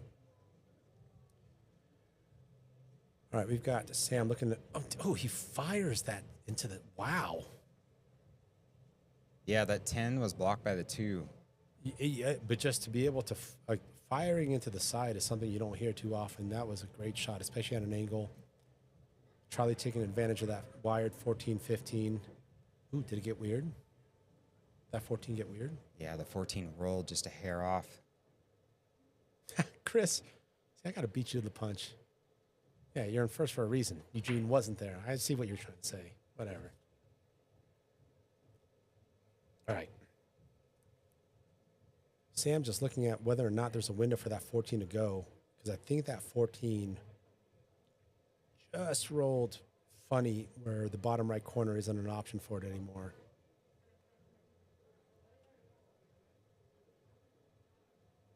I mean, if he goes for it, I think I'm going to be, I think there's going to be a hit watch here. Yeah, I mean, you might be able to spin it in, and if you kind of kill the cue ball, then you'll have the 10 in the side. Mm-hmm. And that's one of the best shots for the 10. So, yeah, if you can spin that in, that's for sure the shot. You know, I'm going to go table one because I think Conrad and Trent are working on a break and run here. Nicely controlled shot by Conrad. Look at this. Trent's got enough angle to use the top short rail and come down for the 8.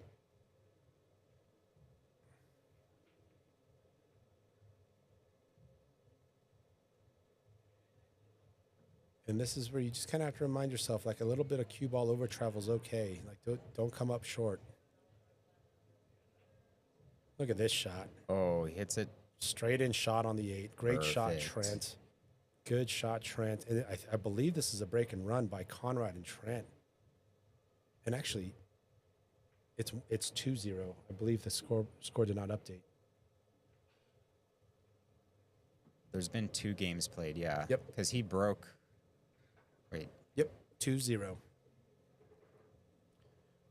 Wow, a break and run to follow up, winning the first rack.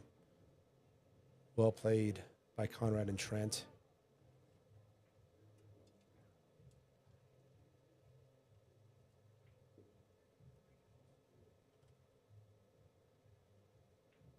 Yeah, we're going to have some chess here. I don't know. Lee might see this 9 ball and say there's enough of an angle to try to manufacture something here. And if you can't run out, I know how it's tempting to just start pocketing balls, right? But you don't want to start sacrificing your pieces unless you're going for the checkmate. Mm-hmm.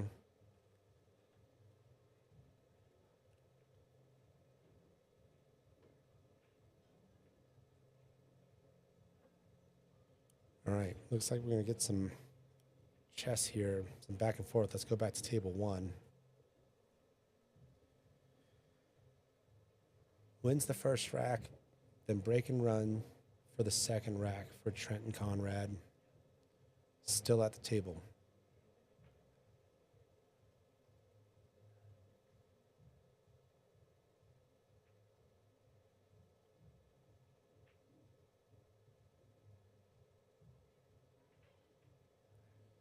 Hits it a bit thick.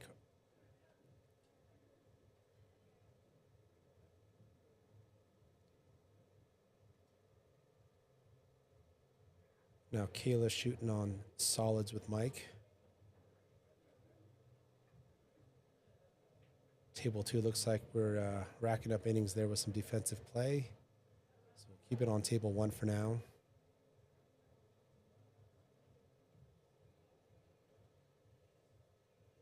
This is a tough out. It is.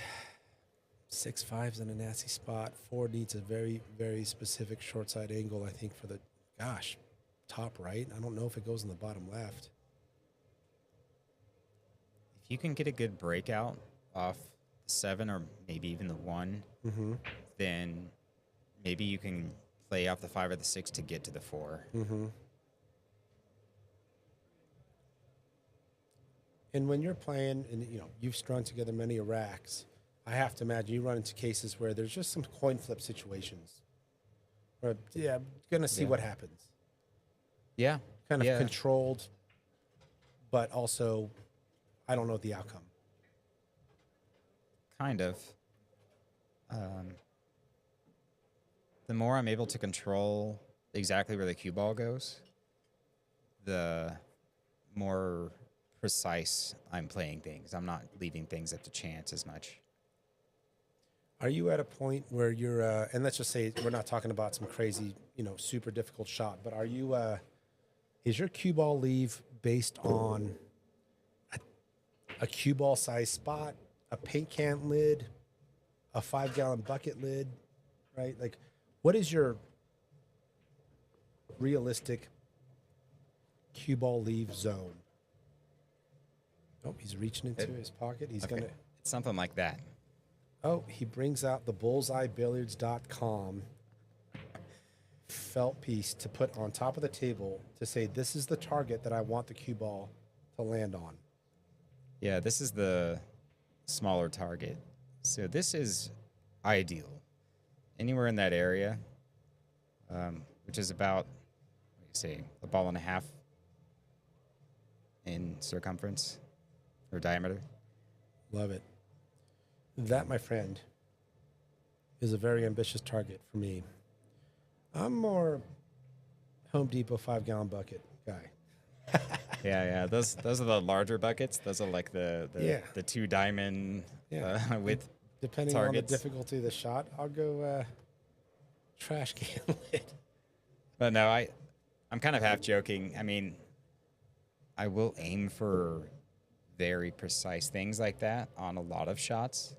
But then there's plenty of shots where it's more of a zone. Sure. I just don't want to be short or But I long. like the concept of a bullseye. There's zones to a bullseye. There's dead center, nailed it. But then there's rings of acceptable outcomes Yeah. as it grows bigger. Yeah. It's a good visualization. Exactly, Chris. Yeah. I mean, it depends on the shot, right? If this is like a tough cut, cue ball's traveling, that's one thing. If it's hey, I can stun it over, and I should be able to stun it over X amount, that's when you're being more precise with that leave. All right, back at the action. Looks like I'm going to go back to table 2 because table 1 has become the chess match, and now we've got run-out potential here for stripes to take the match. All right, looks like Charlie was leaving. It looks like we got options on the purple stripe 12 or the green stripe 14 for Sam.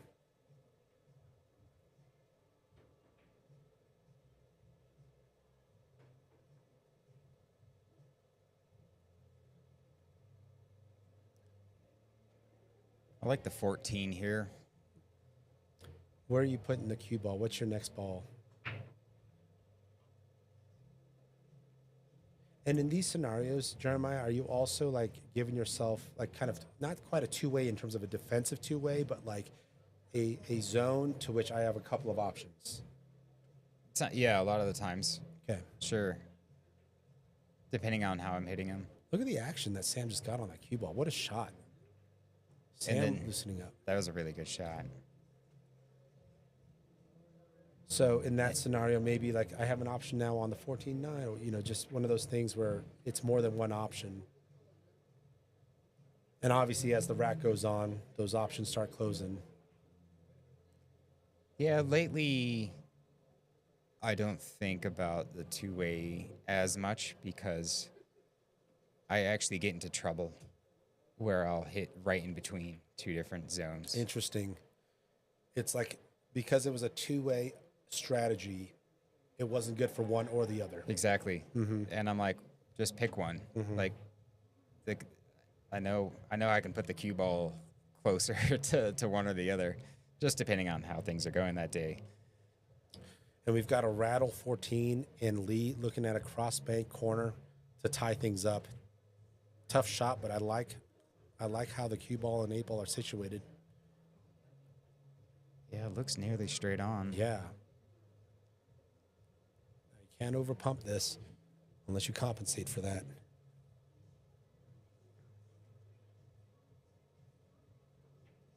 Yeah, that's what happens when you pump it. That angle shortens up. All right. So we got this scenario that comes up a lot, right? Which is, do I kind of just do the roll thing, a little bit of a meta shot? Nothing wrong with that. Yeah, I Or like do just rolling this in. Yeah. For sure. At that angle. Even if it was a little bit more angled, I'm leaving the cue ball up there. I'd rather just roll it in and take the longer shot than trying to get cute with position. Like it. Don't move the cue ball more than you need to. And for the win, congratulations, Sam Ferris, Charlie Williamson, moving on to the second round. What a fight. Hats off to Lee Garcia and Brian Griego. That was quite the match. Multiple lead changes. Yeah, what a match. Huge Yeah, it went match. back and forth. You could see some flow changes during the match. It was something. And I know you have a league team that's awaiting you. So definitely appreciate your presence in the booth and your insights, Jeremiah. Yeah, thanks for having me, Eugene. Hope you had yeah. some fun. Yeah, this has been great. Let's do it again. Yeah, let's do it. My man. Appreciate you, brother. Thank you so much. All right. Hats off to Jeremiah Gage. Have a good night, y'all.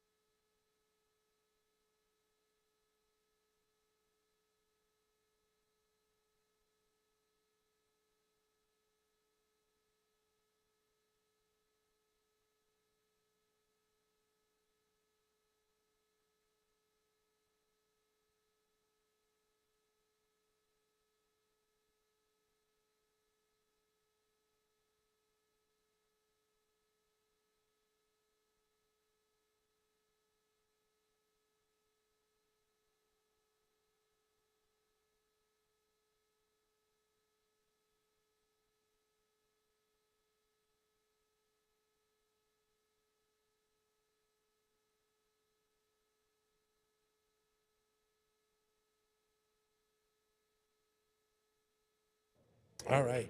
Back. Congratulations again to Charlie and Sam. New Mexico pool players chiming in. Thanks for watching. 505 pool jersey. Gotta love it. All right. So now, table 2 should be ready to go. Looks like players are on site and just getting a couple more warm-up shots in. So we'll be bringing you table 2 here in a second, but let's go to table 1.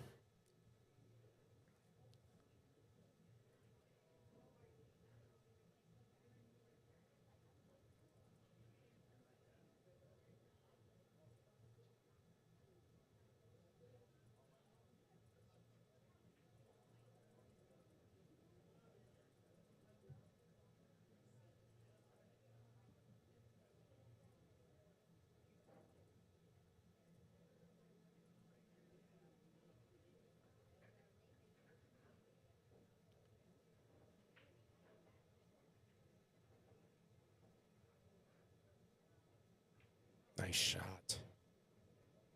Yeah, Marcella, and they won. And they grinded. Actually, both teams grind. I mean, it was back and forth. At most, we saw a 2-rack lead, I believe. Then it went overtime. Charlie and Sam taking it home. And again, hats off to Lee and Brian. Well-fought match.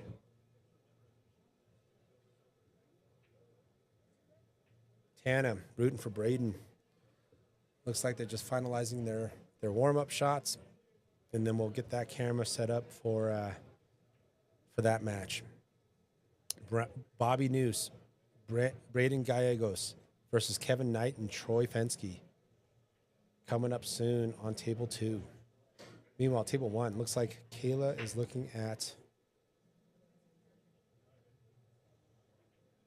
that. She's just taking a hard look at that 7. The 1's a tough spot.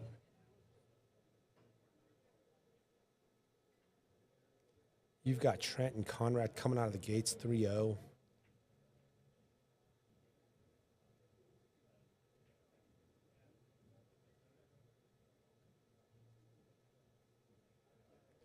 think she's just looking for a good safety position, but if you're thinking if you're Stripes, if you're Trent and Conrad, you've got options.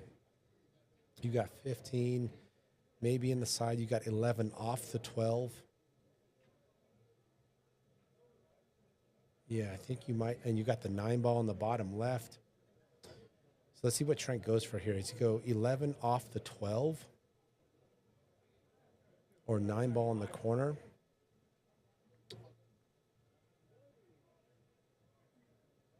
I think the second he walked up, I think he's been eyeballing that 9, but let's see what he does here.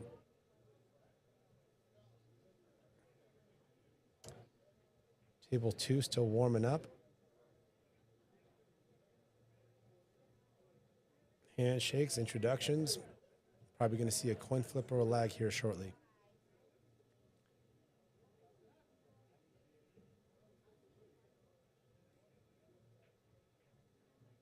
Trent, good attempt. Also trying to get that 14 and 13 broken out. Misses the 9, but leaves solids in a new problem with that 6 ball down there on the bottom right there. All right, looks like we're kicking off on table 2. They're going to be lagging for the break. Bobby and Brayden versus Kevin and Troy.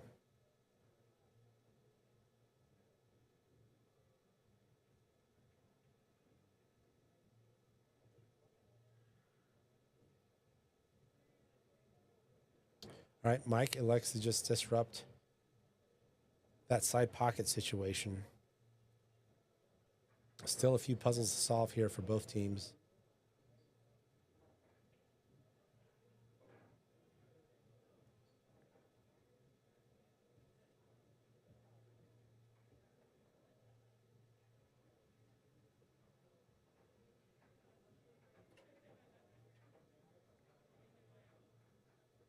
All right, chat. We've got a bunch of chat viewers. Who y'all rooting for? Who's turning? Who's tuned in? Who's here for the Bobby Brayden camp? Who's here for the Kevin and Troy camp?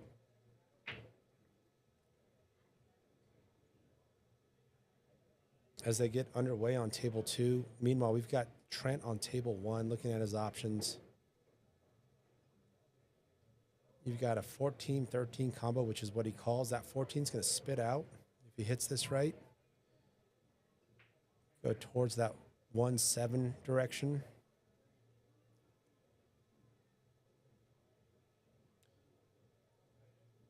Oh, good touch by Trent.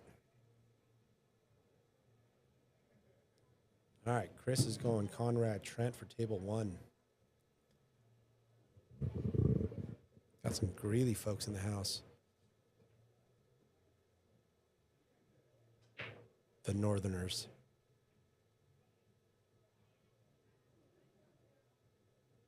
All right, big break by Brayden on table 2. Looks like it was dry, though.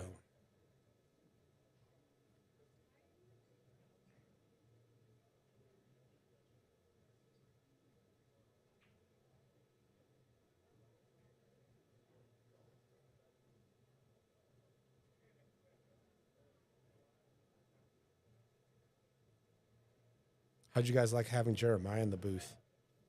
Guy's such a brain for pool, man. The guy's such a machine at the table, too.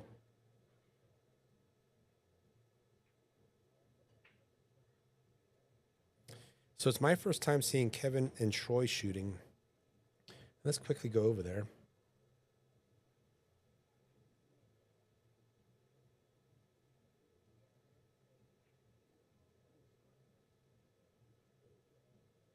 I believe this is Troy at the table. Looking at this 14 ball.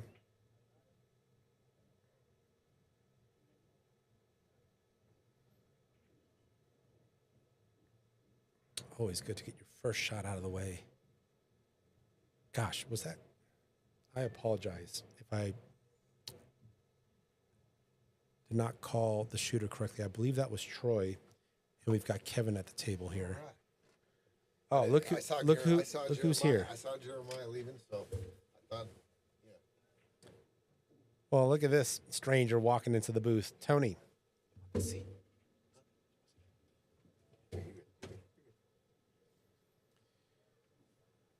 Live? Are we live? Good to go, Tone. Oh, hold on. Okay, give it a shot. Mic check. There he is. What's up, everyone? Wow. Tony Pretty good. P. I was kind of sweating it on the live stream on the YouTube, and I saw the comeback. Amazing. Overtime. Where's my overtime bet? I forgot my overtime bet with the crowd. Last week I lose 40. I still owe Anthony Z. I'm sorry I didn't get that double or nothing, and I could have got even.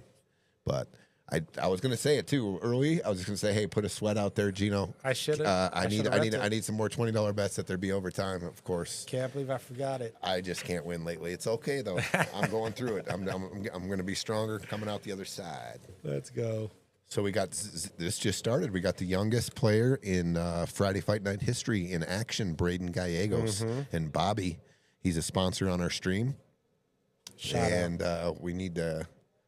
Oops. Sorry for the. Let's go to the other table. Oh, there it is. Oh, there it is. There it is. Kevin Knight, Troy Fenske. They were just in the back hitting balls on the big table. They were watching the match as they were hitting balls, as knowing they're going to be up next. So Love it. that was interesting. Bierman says he's still ready for it. If you want to get that bet going. Oh, thanks a lot, Bierman. Now I'm getting way less odds. You lay some odds, dude. I mean, there's only 2 matches left here, dude. Right? Or is this? No, that's fair. Who did we have in the other match? Justin and Troy took down Krishna and Holly. That was a good match. That was a good match. I thought it was a lot closer than the score was. Great point. I thought Krishna and Holly had a lot of good opportunities. Great point. To make that game or even have a lead in that match. So once again, we always talk about it, Gino. Just innings and breaking runs are few in this format, and it's just you got to show up and you got to play both players, and you got a chance to win. That's right. You can win the whole thing if both of you show up night of and play good together. Yes, I don't care if you're playing. I just don't. If you're playing and you're getting innings at the table and you use, you use your strategies and you use your safeties and you play well together, you got a shot to win it all. Yes, sir. Every week. There's just no doubt in my mind that I think this is the most competitive and the most parity I've ever seen in the tournament, and it just keeps proving itself each time. I know we beat it in a little bit of a. Into oblivion a little bit because we're always talking about it. But I just watching these match after match, and I just opportunities missed and chances to win, and that's what we love, right? I agree. I think it comes up a lot because we see examples of it a lot, just like you said. 1100's this perfect cap where we're not talking about, the folks that are making a living out of this game, but we're also talking about a couple players that know more than the average bear. But they're not perfect, right? And Scotch in itself is tough. The dynamic is tough. Absolutely.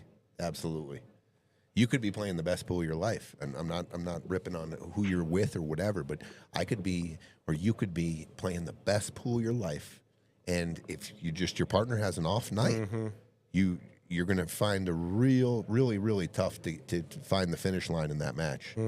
It's just that what you talk about, that dynamic of Scotch doubles. That's right. And it's just that element is just makes it. I think it makes it exciting. I think it makes it. It just evens up a lot of things. Yeah, great equalizer. Now all of a sudden, even the stronger shooter is shooting shots maybe they normally wouldn't do to try to do. Normally they'd give themselves this X shape, whatever shape, but because it's Scotch, because it's their partner, now all of a sudden they're doing something that's a little different than their normal game. Agree. And we're looking at a match here as Caela and Mike take a timeout. Let's go to the other table. Bob, DP needs a 563. I'll tell you what, if you're a 563 or lower out there and you're looking for a partner, you got a good partner right there. And Donald Parker, dude, you got a champ. And let him break the whole tournament. You come in and shoot the second shot because the guy's got maybe the best break in 3 or 4 state area here. Donald Parker's got a beautiful, big, gnarly break, dude. love it. Best amateur tourney around. Agreed, Miriam. And not to mention piles of. I mean, actually, regardless of, amateur 1100, whatever cap, just the cash amount stands out in the state of Colorado, and I would even say, nationwide. How often do you have a consistent $30,000 plus tournament happening? For this many teams. It's pretty awesome. It's amazing. And yeah, Chris, chemistry can beat skill. We've seen it. I want to give a big shout out to Scott Jones for All right. Okay, got you. Trent Scheele just came in the booth. Big shout out to Scott Jones. We're shouting out to Scott Jones as well here in the booth. Me and Gino, shout out What up, to Scott? Mr. Scott Jones. Yes, sir. All right. We've got a little bit, maybe we've got some nerves. Got a rattle 3. Looked like a shot that they could make any other day of the week. And we've got a bank call here. First rack here. I just kind of looked at the scoreboard. This just got kicked underway. We just and started. we've got a 3-0 match on table 1. Yeah, we had with Caela and Mike trailing 3-0. Little bit of a surprise to me that it's they're not on the board yet. But Trent and as far as Trent and Conrad have been in this, and they've went through the system. I'll call it a few Friday night fights now, and some action, I believe, too, on the stream. So they're one of the veteran teams, I could say, Absolutely. as far as how many matches they played on the stream and in this tournament. But they're also looking to advance. absolutely. They're also looking for, get on a little bit of a roll. They've had a little kind of a hard luck in this tournament so far. They want to kind of get some more success there. They started out with a multi-inning rack.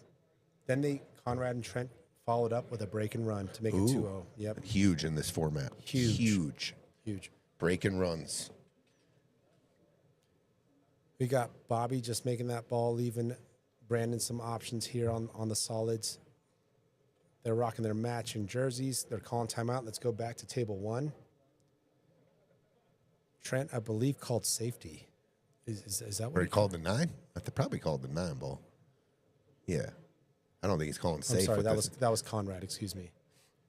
Yeah, no, I don't. Yeah, I thought I saw the wave across the neck, but I must have seen that wrong.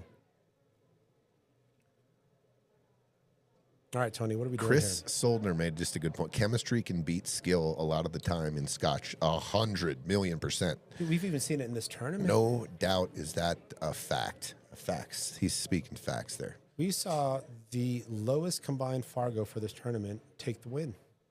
Yes, we did. And Tim and Roland.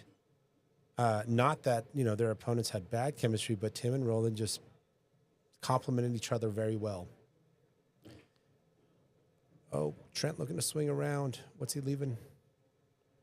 He might have left him a bank combo, or if he can see enough of the 15, I don't know if he can cut it in, but he can skinny it off the 12. It's a real tough shot, and you got to hit it easy. I think Conrad did call top right, so either he can see the 15 all good, or to your point, 15 off the 12.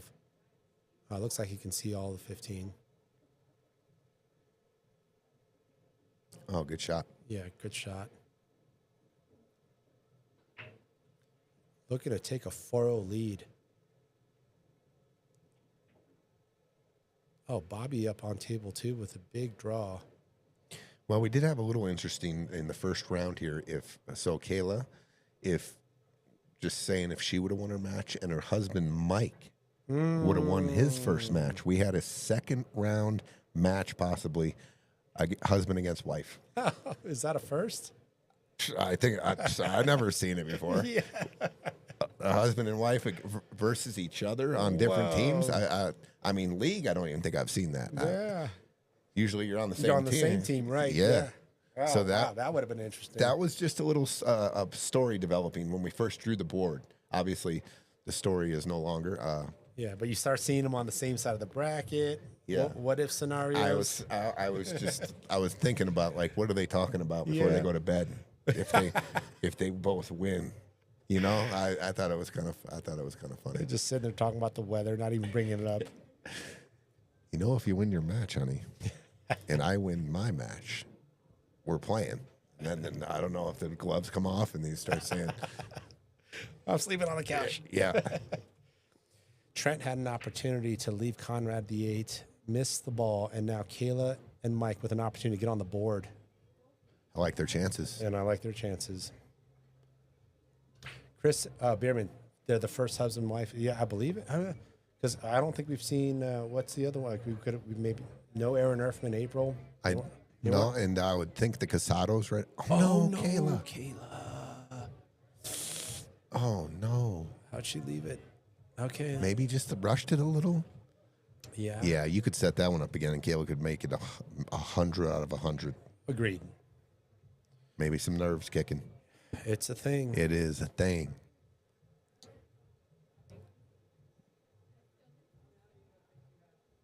Meanwhile, table 2, Bobby's got to come with it. I'm not going to switch because he's mid-stroke, but he's got to come with it here. Oh My God, what a shot. He's on the 8. Yeah, What a shot. I knew he was playing the carom, but look at this. Okay. Look at that deal.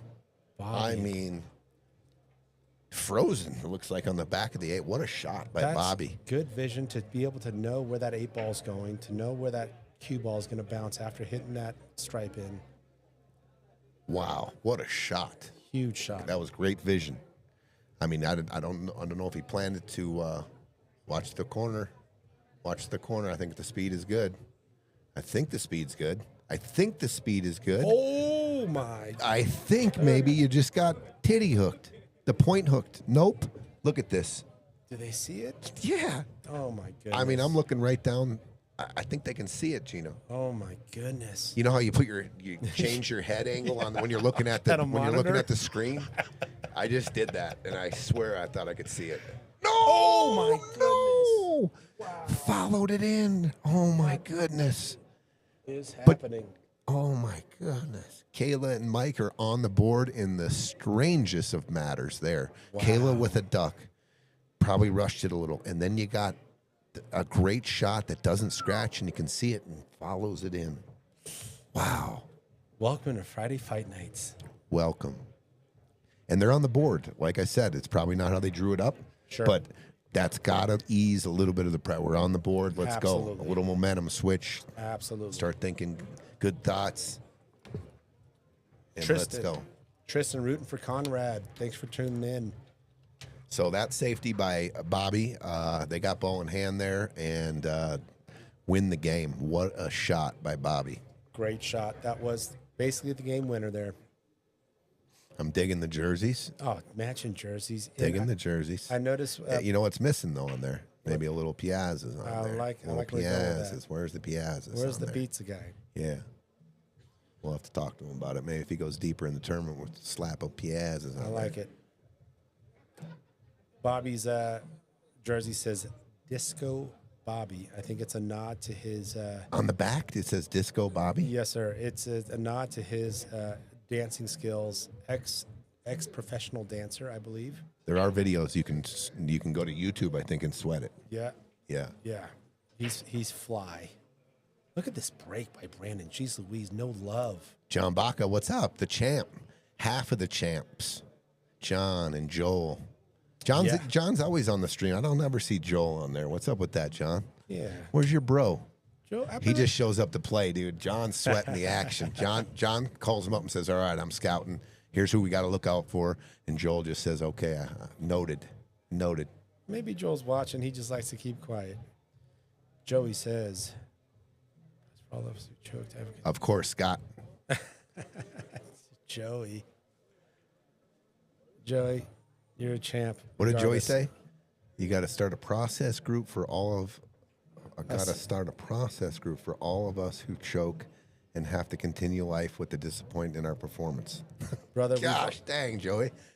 I can start a 1-800 and throw my number in there or something, and you can text, and I'll try to shoot out some real positive life texts. do you mind if I'm going to share a story? So Austin and I were playing, I think our first Friday fight night, I believe it was Friday fight night 3. We got kicked out first round. I was in the dumps. I wanted to give up the sticks, et cetera, et cetera. And without dragging the story long, after a couple weeks, I'm still not even looking at the replays, nothing. By the way, Austin, on the way home, watched it 12 times. Learning, right? Understanding what happened. And I'm just avoiding everything. And finally, after a couple weeks, I said, this is not healthy. I got to not just get back into pool, but I got to get back into the event that I was a part of. And that's when I hit you up and I said, hey, Tony, if you're cool with it, would you mind if I joined you in the booth? And that's how it all started. Wow. Yeah, I knew you joined me in the booth, but I didn't know the little backstory from that. It was therapy. Well, I benefited hugely from that as well. I mean, I enjoy this Friday night. I enjoy commentating with you, and I appreciate that. And if you look what happened, you came back and Yes, sir. strong, and you got to the finish. You won it. Yeah. You came back after the story you just told me, Yeah. and you guys won Friday Fight Night Series 5, Yeah. and that was awesome. Yeah. Series 4, I believe, but it Series was the 4, one right okay. after. Yeah. That's right. Little therapy, a little like, you know what? Let me listen to what Tony has to say about my horrendous shooting. And it's like, Oh oh, God. that. Well, But Joey, dude, we've all been there, brother. And dude, you're still a champ. So can't take that away. I've been there. Oh yeah. We've all been there. You're a pool player. If you're a pool player, we've all been there. 100%.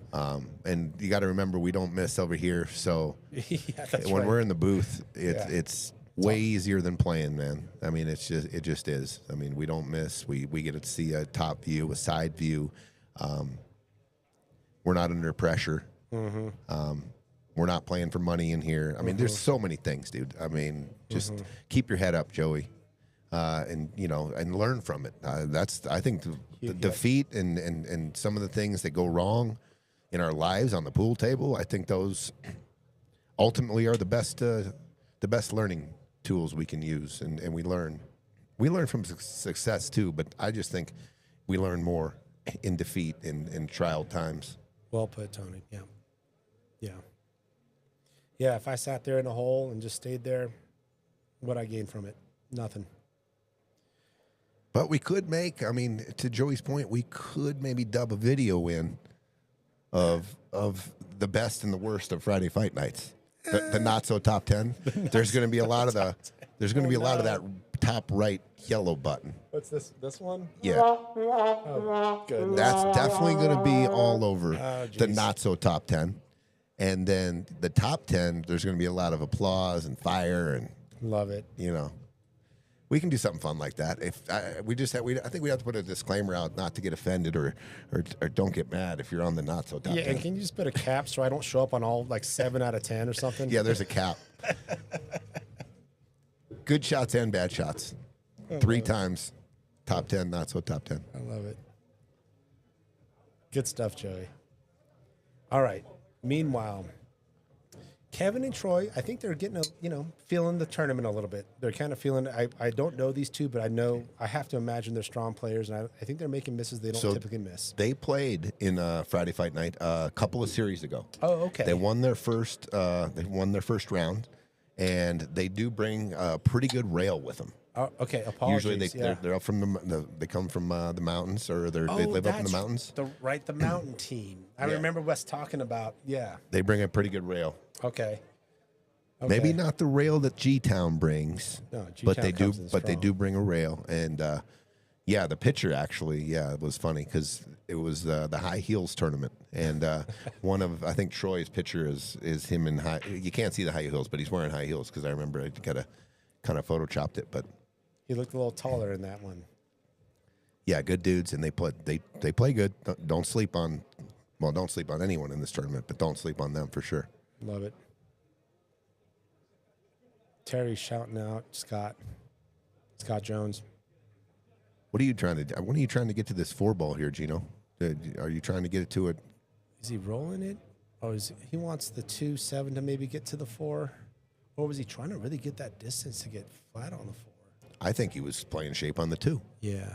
and open the pocket for the 7. Mm-hmm. So what is it here? Are you trying to just come out 2 rails for the 7, or are you going to try to get straight in on this 4-ball? What's your plan here? I like the straight in on the 4 just because it's off the rail enough where that side pocket doesn't become too much of an issue. He's looking at the 3-ball right now. I think he's looking at the 4 now. Is that what? Oh my goodness! I think I'm going to try to get better position on the 4 because I want to make the 2. Gutsy shot. I think I would have shot the 2 there, clear the pocket for the 7, and then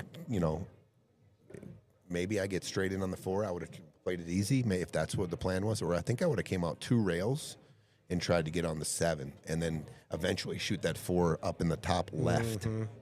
Maybe come off right. 7 down to the 3, and Yeah. it just. The 4 is a little I'm always closer. trying to shoot the balls close to the rail on the side, in the corner, on the side of the, on the underside of the side pocket. I'm never trying to go cross the side pocket when it's super close to the rail. With the If I side have pocket, to, of course, in 8-ball, sometimes we just have to.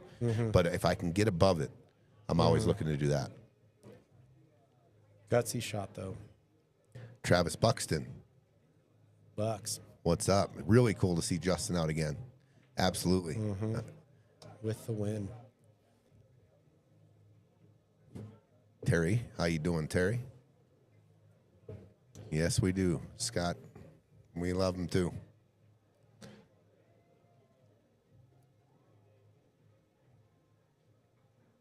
Uh-oh. Oh, he cleared the pocket. He was trying to take the pocket with the Yeah, 11, yeah. and the cue ball came down and cleared the pocket. Good look though. Good try. It was a good try. There's Bobby Disco himself. I think he can just play a nice draw shot all the way back underneath his left arm there.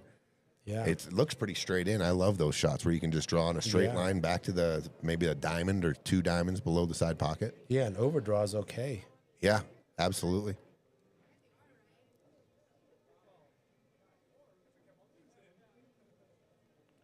Mike and Caela working on an out here. Yeah, keeping an eye on the top right corner as well. 2 solids and the 8-ball to make it a 3-2. It could have been 4-0.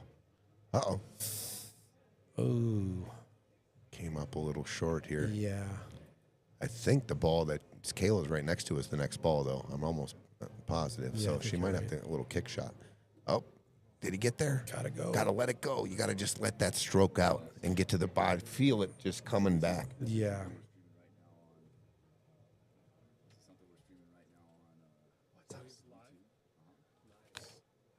That's our new dude right there, Welcome. Gino. Yeah, welcome. That's our new dude, Marlon. Marlon Eugene, nice to meet you. I think this guy's happy. Scoot. Yeah. And Scooter, of course. The legend. Our Scooter man. the legend.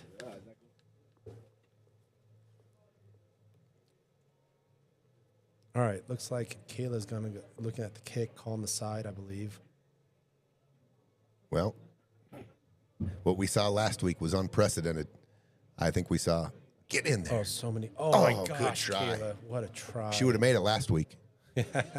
Last week was a official Kick, holiday. Yeah.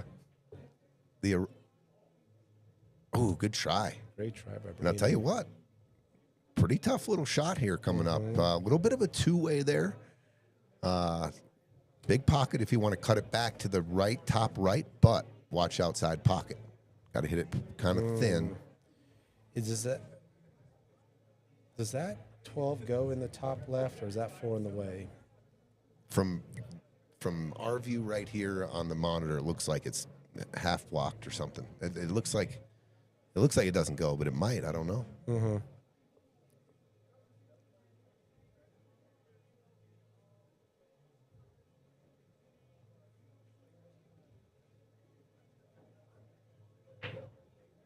All right, let's just take a quick look over at table 1. Conrad here looks like the only kind of clean shot he's got is with that 15. Yeah, he's got to be careful if you're trying to play safe. If I'm going to play safe off this 11-14, I'm going to thin the 11, take the cue ball down to the end rail. I'm not going to go full into this. I'm not going to go full. I'm going to just thin it. Oh, he got a double kiss. Little fortunate. Yeah. Little fortunate that 14 came back and held it. Mm-hmm. He might be able to see it. Maybe. He can definitely jump from that angle. Yeah, just a little quarter ball jump there. Okay, so Bobby and Brayden, a little bit of the spot here, but Bobby, I think has a shot on the 3 ball here. Yeah. All right. Mike is calling a cut on the blue 2 ball in the side. He must be able to see enough of it because he's swerving, I think. Or is he just baby jumping this thing? He fouled. All right, ball in hand for Trent. Okay, and Conrad. I like Bobby's decision. He played all safe there. I mean, left him in a little bit of a tough spot. They do have a shot, but instead of going all out there, he rolled down and got a good hit and left him tough here. This is not an easy side pocket shot. Cue ball on the rail. Yep, and put the 3 right in front of the pocket. JB.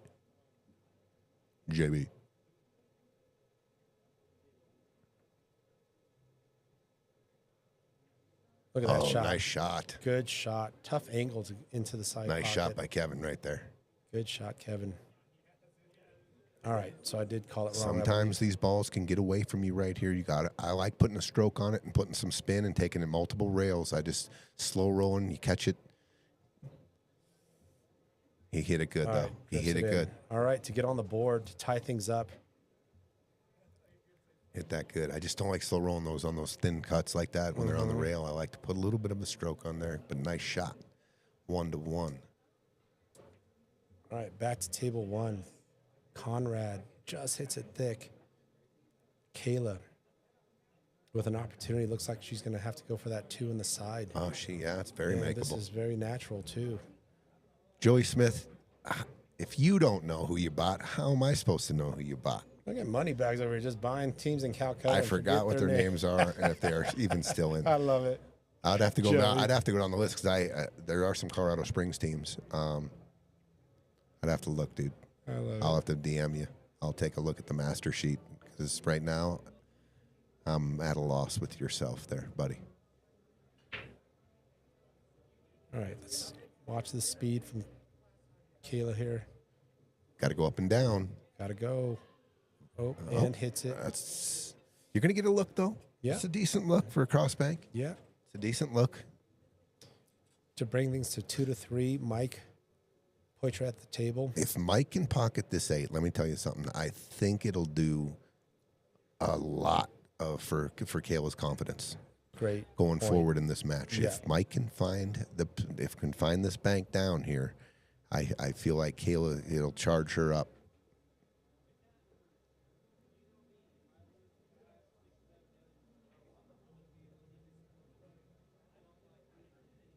Missed it short. Oh, just missed it short. Yeah. Just short. Okay. Right. Look at these shoes that Trent's wearing. I just saw these shoes. Have you commented on? Did you see the shoes? Haven't yet. They're gold. He got the gold editions on. I don't think I've ever seen shoes like that. He's wearing gold shoes. Trent's flossing. If you're wearing gold shoes, you gotta play. You gotta play better. I bet she's a ball better tonight. Yeah. Gold shoes. What? I love it.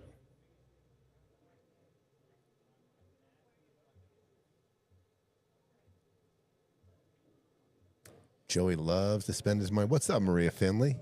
The Red Menace. Red Menace. All right, Conrad left a little tough here. A little back cut on that 12. Maria's partner in the Sunday night, Jack and Jill, he's on to the second round of with the comeback tonight, Charlie. That's right. Charlie Williamson. The Charlie, good shot. Oh, that's a good shot right there. Look at that. Gets him back into gear. That's a beautiful shot. Mm-hmm. All right, just waiting for table 2 to shoot here. That's why Trent's taking his time. Let's go back. Let's see if Trent walks up here. We can look at the shoes. Look at, dude, Look at the they are shoes. gold. Oh my God! If he wins tonight, if they win tonight, I bet you he wears those gold shoes every time he comes to the bar. Love it. They're Trump Force. Are those Trump Force shoes? Oh, is that such a thing?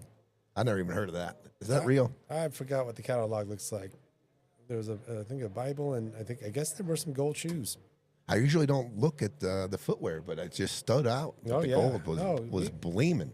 Because we have Bling bling shoes. commented on some of the, you got the Larry Morelos of the world. You got some, Oh no, finely dressed individuals. And look at this opportunity for Caela and Mike. that's 2 in a row, kind of given to him. Mm-hmm. Not to just for a scoreboard perspective, but back to your point around a morale perspective, this is huge for Caela and Mike. And maybe devastating to Conrad and Trent with 100%. With the ease of the 2 shots that have gone their way. It could easily be 5-0 right now. 100%. Okay. Instead, it's 3-2. Yep. And you know what happens when you finally loosen up a little and the nerves go away and you get a couple. It just changes. Things can change real quick. Mm-hmm. Next thing you know, they're running rack. Like Caela and Mike, all of a sudden something clicks. Right. The pressure's gone. The nervousness is gone. And all of a sudden, Oh, we've seen it. the game amps up a little bit. Kevin and Troy on solids just rattles it. Puts the 7 and 9 into a situation there. Okay, get another look at Brayden. Brayden's got his folks in the house tonight. Love it. They're pretty excited. I talked to them when they came in the door. Active pool family. Yep, big time. Mm-hmm. I like that in our Metro Colorado and Denver area. We've got a few pool families, not just a father son, but a pool families, mom, dad, and the son all playing pool. I think it's awesome. Yeah, I mean, think there's it's so great. many names out there. You got the Romeros, the Salazars. You've got the Casadoses. Yeah, family game. My kid. We got the Piazzas. That's we don't right. have the mom in there yet, but we have Anthony just joined an APA league for the first time. He loves it, dude. I love it. I I'm remember like- showing up and seeing him. I was like, Anthony's playing full. Love it.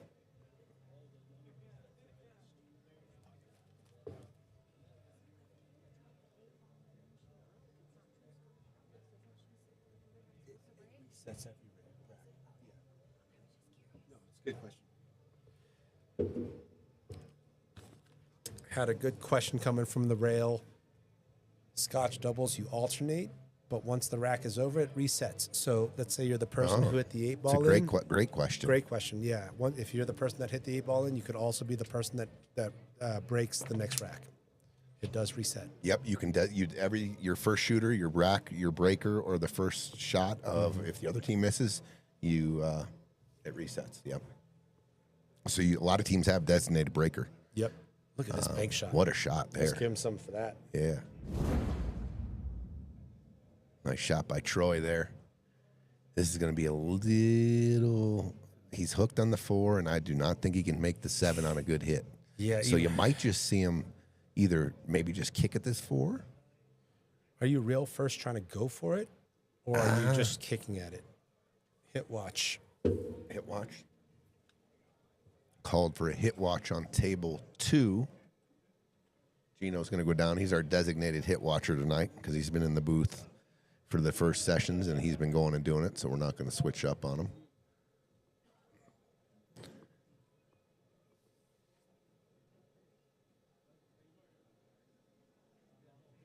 I think you can't swing at this. All right. That's definitely a good hit. Definitely a good hit. I don't think that ball could be made.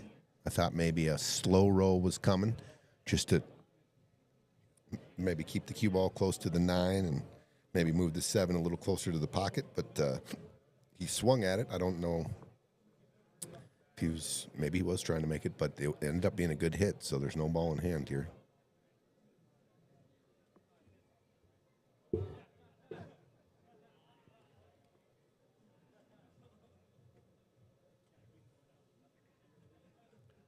All right, it's Trent and Conrad, can they regroup a little bit?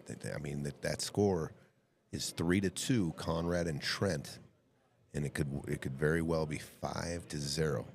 So we'll see how they kind of come off those two misses, and they stay positive and just keep working. Oh, good shot by Trent right there. Slow down. Oh.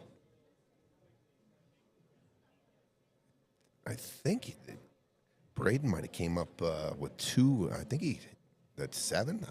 I think he's hooked there, and he's hooked on the 4.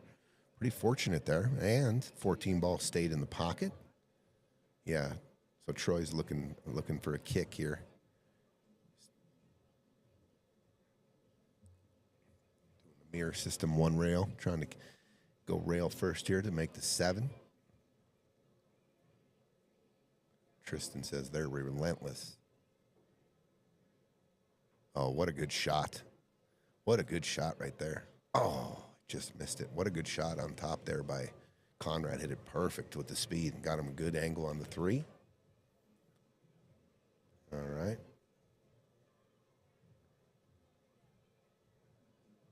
Take the right speed here. Oh, he hit it fat. Got to stay down, Trent. Got to stay down. Jumped up a little bit there.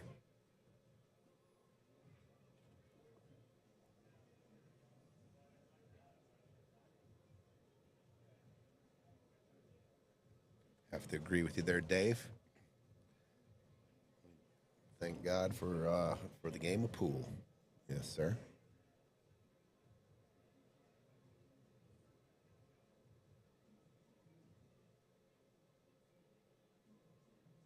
So ball in hand. I would imagine 15 follow up for the 11 and the 14 and the 8. Nothing wrong with that. Think you got to take the 11 here. Okay, interesting. Going to take the 14 first. Little funny things could happen here. Little straight in. I think you can go forward 2 rails. Got to hit it good and try to give that because the 8 ball doesn't have a pocket on the bottom right. I would have probably shot the 11 and then the 14. You couldn't, taking the 14 and shoot the 8 in the same pocket. I would have done that pattern on that particular one because they landed a little funny here. It's a little straight in. I think coming back, I think you got to go forward here if you want to try to get position for the 8 and your bottom left. Is he thinking power draw, short side, top right? Maybe side right. It's a little flat here. I mean, that's why you have to be accurate here. If you're power drawing it, you for sure got to be accurate because you're going in there with speed and can't really touch the rail. I think there's enough angle here to go forward, and you can drop. You can probably drop the cue ball 2 rails and get up to the kitchen line you see on your screen there. I think you put a nice good stroke on this ball, and you can get here.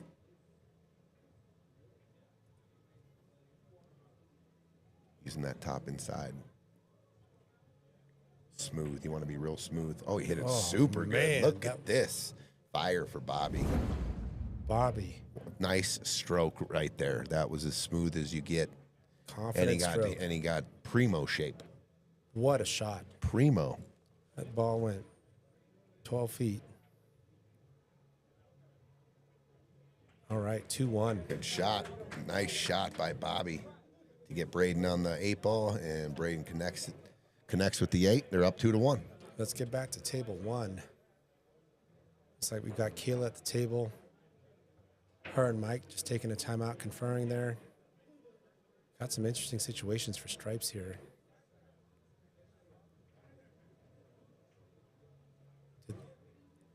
Okay.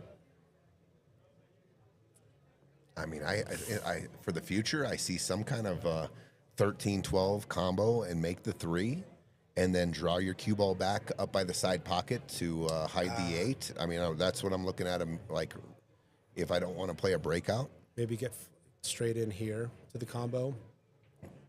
Watch out. Oh, he was going for breakout. He was. Its speed overcomes what kind of spin you're putting on it first. Yeah. Cue ball wants to know how hard you're hitting it before the spin is going to react right there on that bottom shot. I've never heard it put that way. I like that. You need to hit a nice, draw stroke on that, 'Cause- and then less speed, and then the draw will take, and your angle of English that you to come back into the 13-12. But Give that ball a chance to grab yeah. the rail.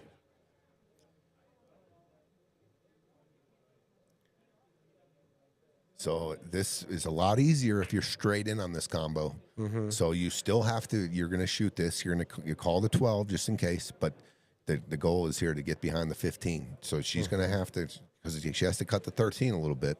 So to get the right shot here to hook the 8 ball with the 15 takes some preciseness here. Mm-hmm.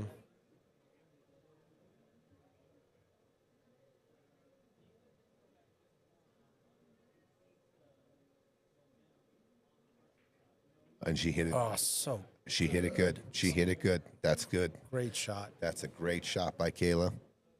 They can see. They cannot see They can see quarter ball here. Maybe. I don't think they have a cross bank. Yeah. I don't think so either. Great execution by Caela right there. Good vision. Good execution.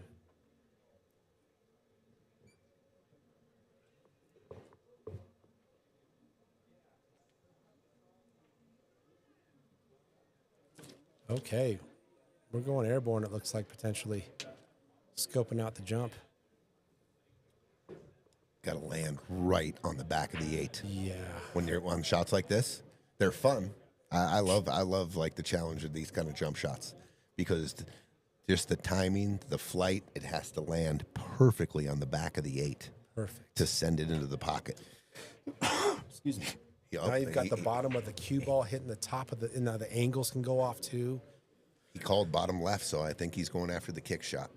Okay.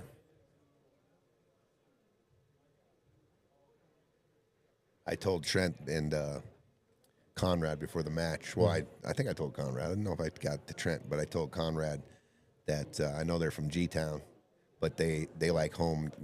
They're like home team here. They play here so much, and totally. and they're so involved in our pool community here. Familiar faces for sure. Yeah, I said they're as close to hometown as you can get from being far away or from a different city. We'll call it second home for at least easily second Well, home. this beautiful booth we're sitting in right now, he built it. Him and his pops. Oh yeah, showed up. They're part of our. They're one of our sponsors. Oh yeah. All right, good attempt by Brayden, but missed the 8 ball. Mike with ball in hand. I don't mind starting out the 13. I don't mind it. Just roll forward. You're going back to coming down for the 14, then come up middle table. It should be if you get a real good angle on those balls on the side, it's stop.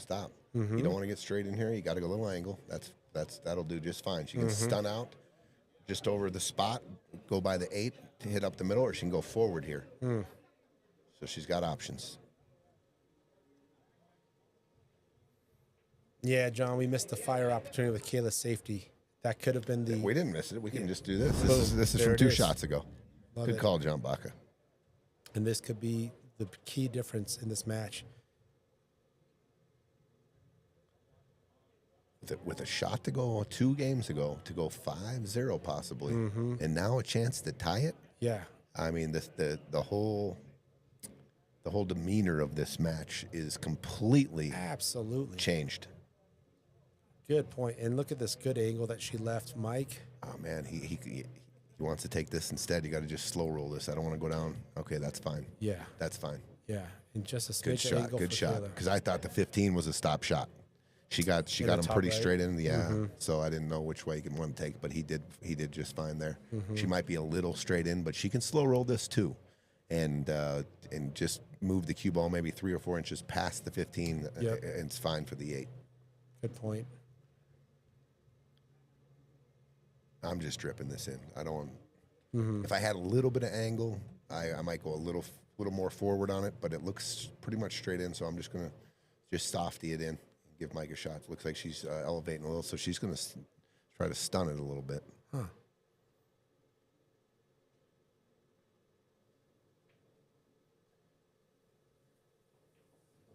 Okay. Okay, drew back. Yeah, it's always tough to see because we're kind of coming down at a 45-degree angle on this, so it's kind of tough to see. I don't think I'm ever going to shoot it like that. I think I'm just going to go forward and roll it because the 8, I'm already on that side of the table. Now I got to go back past this, the like 50-50 line is real Right. close to where if you're trying to get, if And you you're would trying to have draw had the a cue same ball, angle or better if you rolled forward or smidge. would have had much better. Yeah. With just rolling it forward, and it was built in. Now you're going to have to, she created something. I mean, she still got good, but I'm just saying that's why I would go forward there. Yeah, that makes a lot of sense. And would have been closer. I missed it. Oh, I made it. Oh, crowd going nuts a little bit here. Okay, Active rail. 3-3. It's a packed house, Tony. Yeah. So let's get this camera worked and let's do the thing right here. Well, let's take a look, Tony. What are we looking at? All right, we're gonna use camera 1. Show us what we got here, Tone. Got a high five going with Caela and Mike, and look at this packed house. Look at this packed house. The rail is big tonight. Look at the Packed rail. rail. Let's show us in the booth. Let's see if I can find us. All right. Hey, what's up? What's up, guys? What's happening? Just set the camera to Handsome and he'll find us. So, enter. Boom. Gino knows. Right back to the table. Right back to center. Thank you, Johnny Becker. Johnny B. He'll be back in. We're about 10 days. So I got my calendar out and I cross off each day he's gone. And I think we're about 10 days out. I talked to him today. He was training. He was on a train through rural China. Oh, nice. And said, give me a call if you guys need anything. And we did. And we did. And he picked up. He did. And he saved us. We called a guy all the way across the world for a question about the stream. I had no idea what time it was over there. No idea either. But he answered and said, oh, yeah, just hit this button Button? and hit that. He knew exactly what we were talking about and solved it literally in 5 seconds. Yeah, blind. We're like, okay, so we got this problem. And he said, oh, yeah, just do this and this. And meanwhile, he's in China on a train in the middle of nowhere. And boom. Pretty cool. No video, no nothing. He just knew. Yeah. All right. We've got a pretty tricky table here. Look at that 8-ball. My gosh. The 8-ball is in solids jail.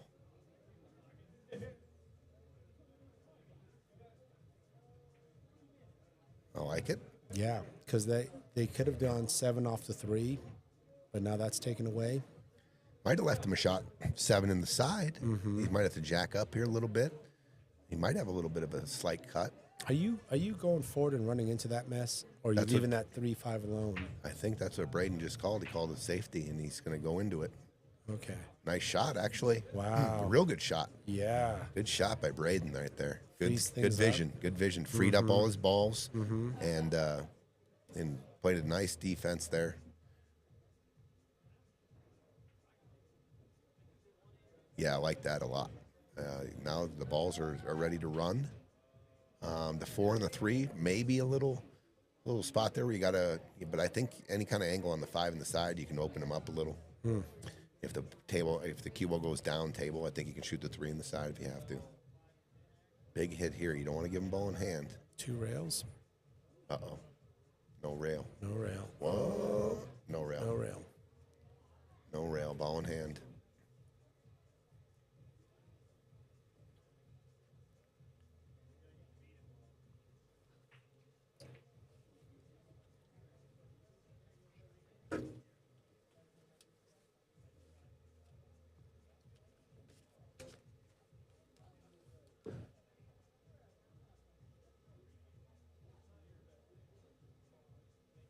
All right, as Bobby decides, let's go back to table 1.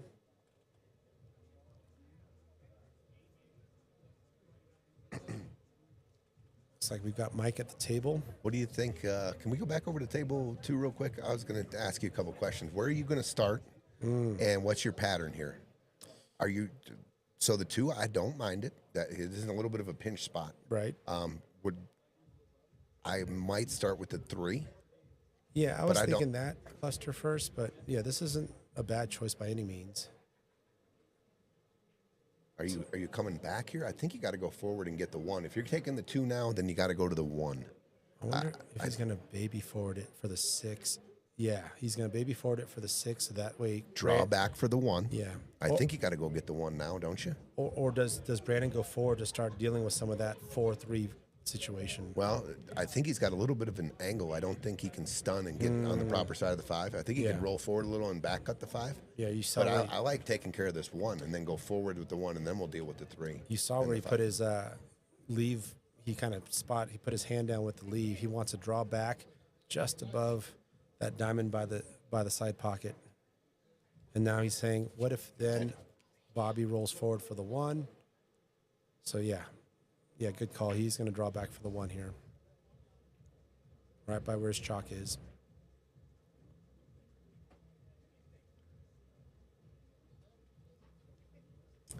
Okay, this could get a little funny here if you got to shoot the 5 and go forward to the 7, the 3, and the 4. Play a little funny here. Yeah. But he might be also saying, I'm going to leave it forward enough so the 5 forward shot has a look on the 4. Because that. It's yeah. I think they're going 5-4. I think that's what they're doing is 5-4 after the 1. If you get a little bit of a cut angle, you can come off the rail and spin it in a little bit and come into the back of the 3 and bump the 3 out. Need a little bit of an angle to do that, though. Oh, good stun shot, and I think he did it. I think he can play cheat the pocket here. Yeah. And get a little action on the 3 ball, and then if you get contact with the 3 and it don't go so well, you got the 7 as an insurance ball. Yeah, it's a little flat because I want to say that Brandon's original plan that he had. Okay, so I think 3 in this. Okay. I think he was trying to go for a little contact. Yeah. I think he was going for a little bit of a bump on the 3. He just caught it maybe too full on the ball, and it turned into a stun. He didn't cheat the pocket enough, but they're still okay. Yeah. You could actually play it a real pretty easy safe here, and you can just drip off the back of the 4. You're right behind the 3, and I think that's what he's doing. It sits nicely. Caela and Mike have taken a 4-3 lead. You talk about a complete 180 in this match. Was that a table run or a breaking run? Because every ball was on the table for solids. It might have been a break and run. Yeah, wow. Ryan Skipton says, let's go, Bobby Disco. Okay. Calls it top right here, going for a 2-rail kick shot and shooting this 14 ball top right. Wow. Get your fire button ready. Let's go. He's loading up left, though. Oh, good hit. Good hit. Okay. Good hit. And look at this. Okay, they got the 7. The 3, I think, still goes in the top right. That's what Brayden's checking right now. Nice hit. Yeah. That was a nice hit. Not to give him ball in hand there, and disturbed the balls a little bit. So it's not they got to do some work here. And Mike and Caela with I'm assuming a break and run when we were on this. We were watching this table. There you go. That whole flip of momentum and mindset. Wow. And Conrad and Trent just got to buckle down and have a short memory. Oh, I like the way he played it too. Yeah, 3 in the side. Wow. Yeah, he got perfect. What a shot by Brayden, but it just rattles. And now we've got a really good opportunity for Stripes here to stun out. Oh, boy. All right. So are you stunning out? Or are you rolling? Are you using rails? What are you doing here on this stripe shot, Tony? The only reason I don't like to stun, just in case, is the side pocket. So I think I'm just rolling. Nice speed. and just come down. Oh, overcuts it.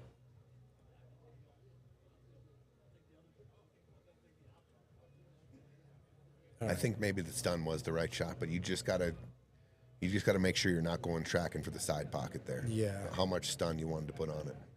I think Bobby can kind of draw stun this and just kind of ride the rail down for a flat shot on the 4. Yeah, a little drag draw up the rail. I like it.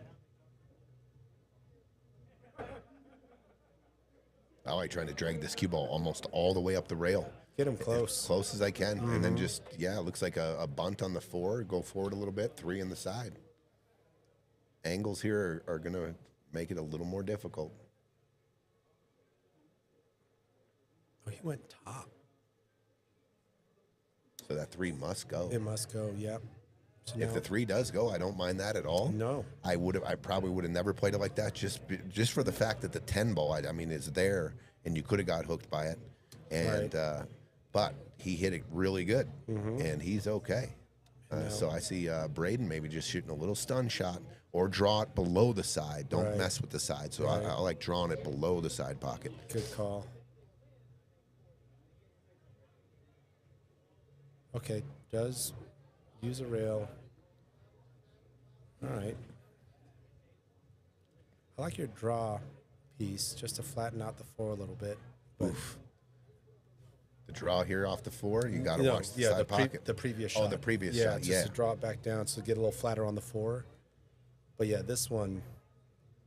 This is tricky. Yeah, you just got to avoid that side pocket on the left. But use that long rail on the left. Are you using a high ball here? Are you using center ball? Are you using any kind of English here? Well, how are you hitting this, Gino? So the way I've tried to remedy my rail shots like this is, in this case, my top right flattens out, and it goes back and forth almost level. So that's kind of what I'm doing is a top right, just because of my stroke and the way I do rail shots, and good or bad, that's how I compensate for it. I think that's what Bobby's doing. He'll go back, have a better chance of going back and forth just like that. Look at this. Oh, Oof. gosh. Oh, Brayden still Fist bump, gives good him a try. fist bump. Yeah. Yep. That's good. Good energy. And, I mean, I know Brayden because I've seen him. I've followed him on social media. I know Bobby's a positive guy. I haven't, but I love the energy that they're showing. Look at this. Oh, my what a shot. Fire for Brayden. Just gets down and back cuts it. That was a hell of a shot right there by the youngster. What a shot. I was like, if you got to watch the 14, it might tick the 14 and scratch. He hit it pure. I mean, the hit, like the giveaway was like that fist bump. It's like, okay, he's fist bumping that. Okay, so he's Good call. yeah. He already saw it and it's like, I like it. It's in my tool bag. Yeah. What a shot. What a shot. What's up, Crystal? Crystal. She made it home from Greeley. She had a match on Sunday night, and it was a snowstorm out here. And I'm glad she made it home safely. They had a great, crazy match. They were down 7-5. Her and Aaron to Peaches Oh, right. Yeah. and Mandy.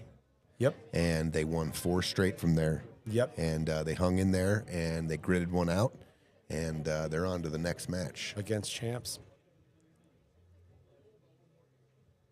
Oh, she 2.5 hour drive from here to Greeley in that snowstorm because it was brutal out. I remember we went out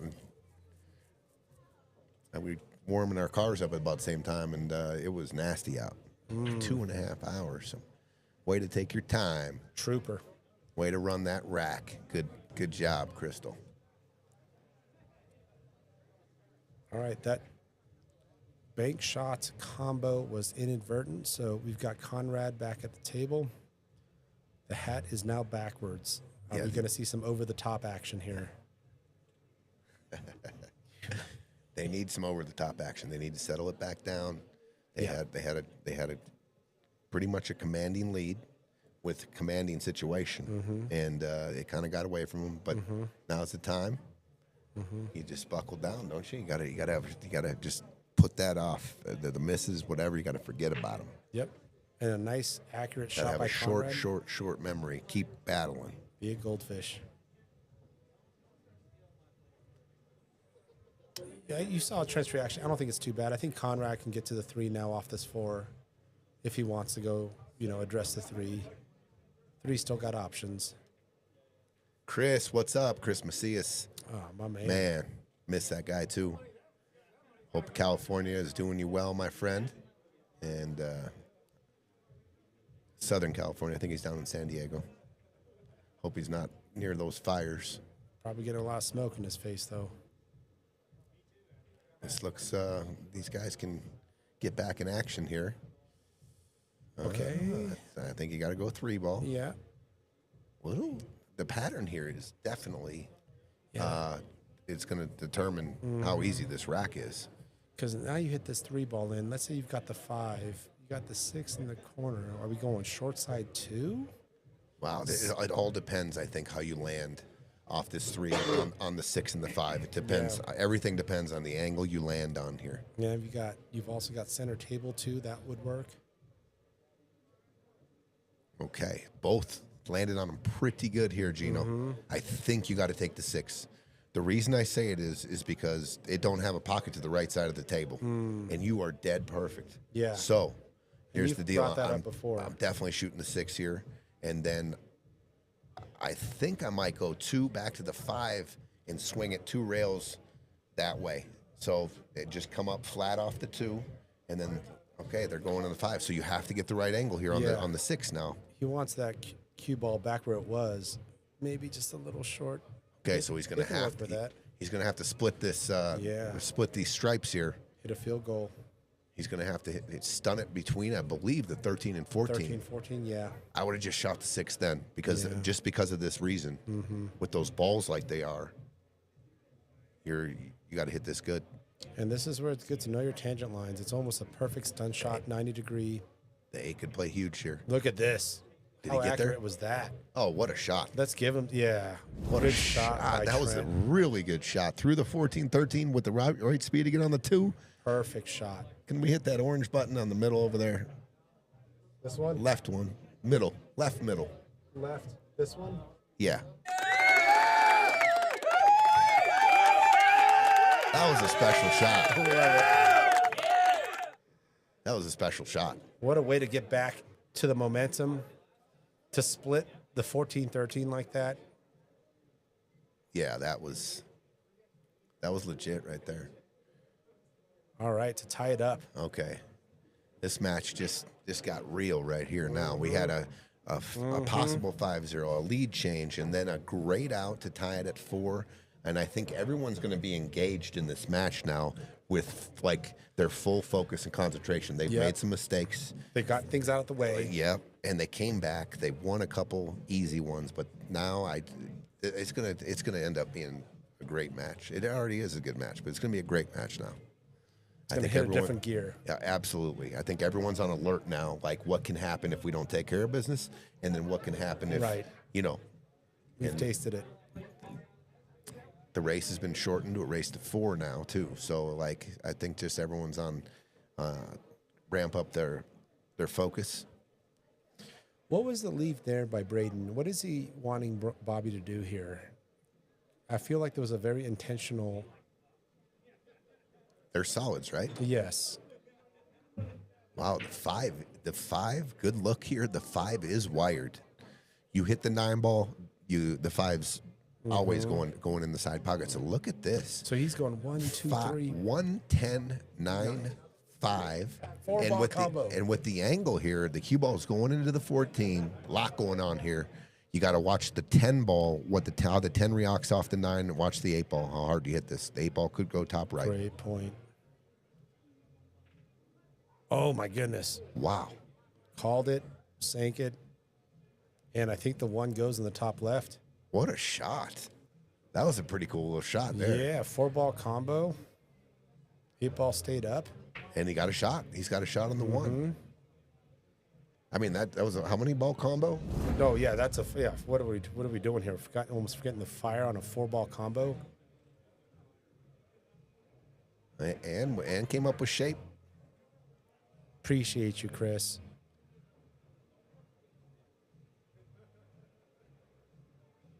Are you just avoiding all that? Okay, so he Oh, look at this shot. Did he get a double any kiss love? off the 11. No love. No love. It was a good shot, though. Combo I like Banks the not there. real confident stroke there. Oh, but the back at 3's there, yeah. Is it? Past the 14? All right, Bobby's taking a look. He's looking at the tangent line off the 3, so it must go.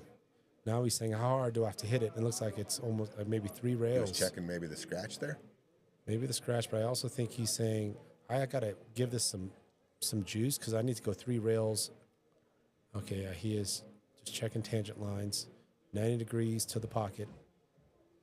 I got a shout out. I got a shout out tonight to Sean Clausen, the owner of the pool room in Rapid City. Break Time Billiards. Shout out to him. He talked me off the ledge today. I was supposed to be in Rapid City. That's why me and John Amo and Pat were going to Rapid City, but our bar is on fire here, and we couldn't leave Scooter with just the hose. I mean, we're not literally on fire, but we got some things going on with our kitchen, Gino, and we're rebuilding again. And so if you're out there and you're coming by Piazza's to have some food, just have a little patience with us. We just went through a chef change. Watch out! Oh no, That's what he was looking out for.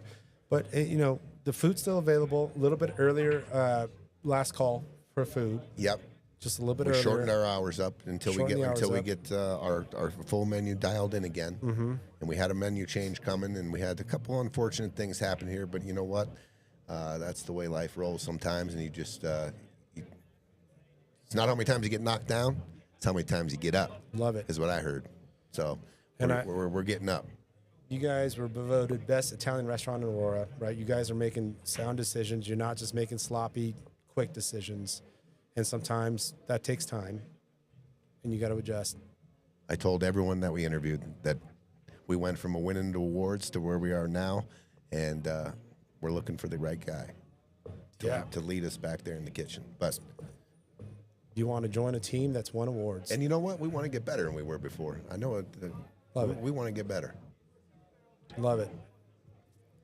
Brought my family over here for dinner. I saw. Delicious. Beautiful kids you got. Thank you, brother. Beautiful. By the way, Gino has a beautiful family. I don't know if you guys have seen his family. I mean, he's a pretty decent looking guy, but his family is way better looking than him. I don't know how he did it. He got lucky or something. He's got good genes. No, you got to punch up when you Gino's get got married. good genes, dude. That's why we punch up. Appreciate it, Tony.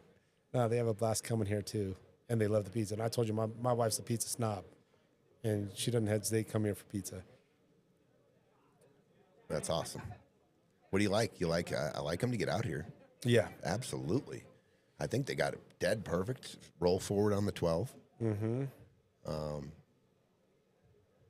I think they go 9. Yeah, you've got a couple of different outballs you can use.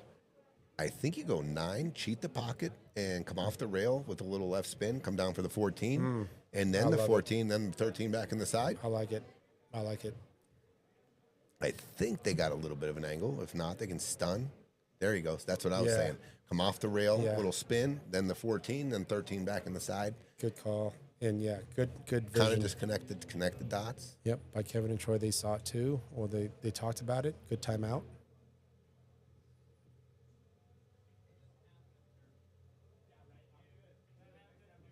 It's going to be okay. Yep, that nudge worked. So let's say they nudge it right there, Gino, and he gets straight in on the 13 or real juicy on the 13 to the right side. I just take it then. Then go there. Then I just take it then. For sure. Good speed. Yeah, that's good speed there. Perfect. Yeah, now you're giving your partner some. We got a game-winning shot here up on the top right to take a 5-4 lead. Okay. Pretty good little rack run going here. Trent, 8 ball. Oh, no. Came off of it. Okay. Oof. All right. Kevin and Troy. Nice out right there by Kevin and Troy. Good out. 3-2. Here's their rail. I hear their rail in Yeah, here. they're out here. Dude, the rail is slam-packed tonight. Mountain folks. 4-4 here. This has been a crazy match so far. This is going to be an exciting one coming down the stretch. I have a feeling this might go OT. Yeah, right. Where are those bets now? Where are the odds? Nice shot by Mike.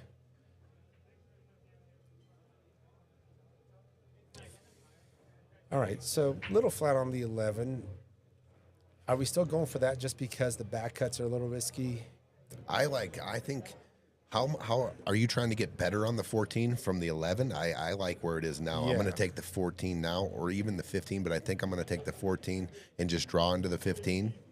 I look at the 11. Am I going to get better on the 14 from the 11 than I am now? I don't. Love that. I'm going to shoot the 14 now. Yeah, you've said that before, and I've put that in my toolbox. Are you going to have a better look on this shot?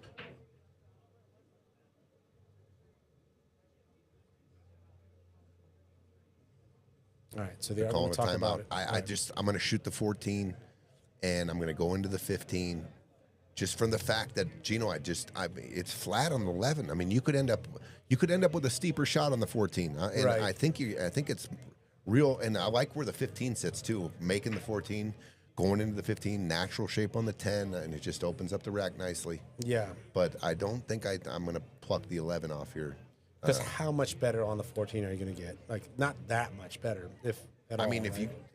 and from where the cue ball is now, shoot the 11 and draw it back and get better on the 14 than it is now. It's real tough. Yeah. It's You could over snap a draw. You could hit a stun shot, come up, land on the line. I mean, I'm going to take the 14 now for sure. good call. It looks like that's what they're settling on, either 14 or 15 here. I think Caela can handle this all day. Just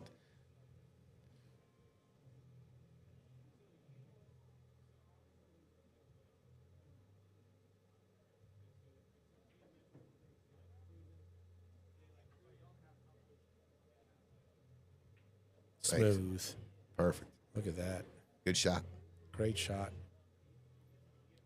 I think the stop shot on the 10 might be a little. I can cheat it though for a stop shot, and you're perfect on the 15. Maybe just draw it back just a smidge, maybe. Or I don't think I want to go forward here. I don't want that angle. Or maybe with cutting the 15. drawing it a little bit kind of towards the left and 15 in the same pocket potentially. If there's enough angle, it's kind of always tough with these views. Yeah, maybe. Uh-oh. Oh, interesting. Okay. I go forward here and get on the 9. I don't mind this at all. Oh yeah, we still have the 9 ball to deal with. And got a little bit of a rub there, but he's going to be okay. Yeah. Going to be okay. So now we can potentially go 10, 15, 9. There's the perfect dynamic of Scotch doubles. I thought Caela set up for the 10. Right. And right. your guy or your partner turns around, shoots a different ball. You have to be ready for that. Absolutely. Because the first few times I played in here, we were playing a lot of Scotch doubles. I was lost after a couple. So I was like, dude, I got you for that ball. And it was perfect. And you went that way. Yeah, but I thought that, and I was like, I don't know if I can do this anymore. But I went and saw a psychiatrist, and I'm good to go. I can play Scotch doubles the rest of my life now. I was Scotch doubles always have to have a plan B.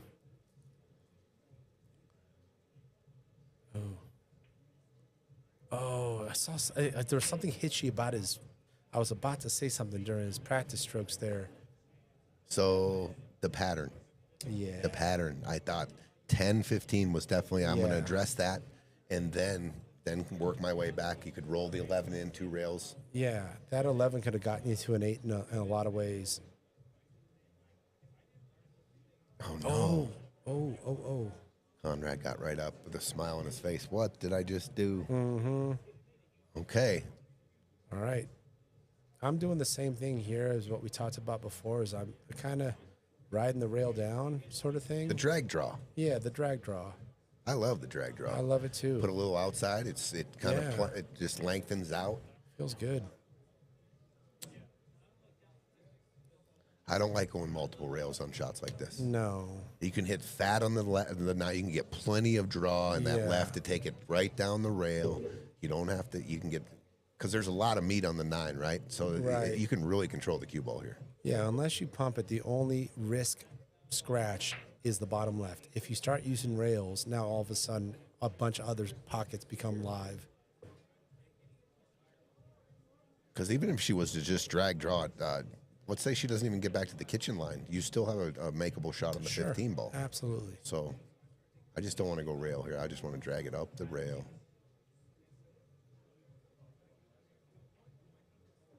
That works. Yeah. That does work. We just talked about that. But Yeah, on the yes, kitchen line. did you see her? She grabbed the rail.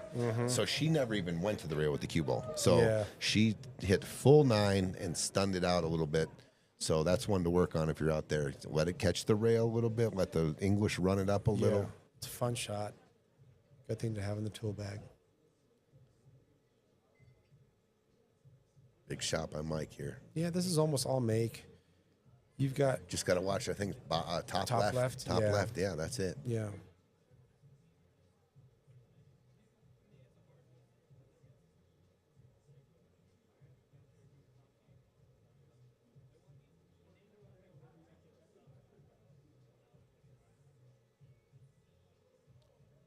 Overcut. Uh-oh. And now the tides have turned. Yeah, it kind of flipped. The match has flipped a few times here, and it's back. You can feel a shift here back to Trent and Conrad. Now Trent with an 8 in the side.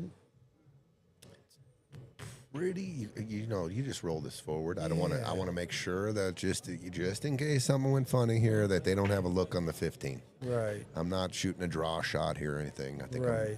And just on this, I mean, we talk about not rolling balls in, but In I'm this just going case, to put a little forward on this. Yeah.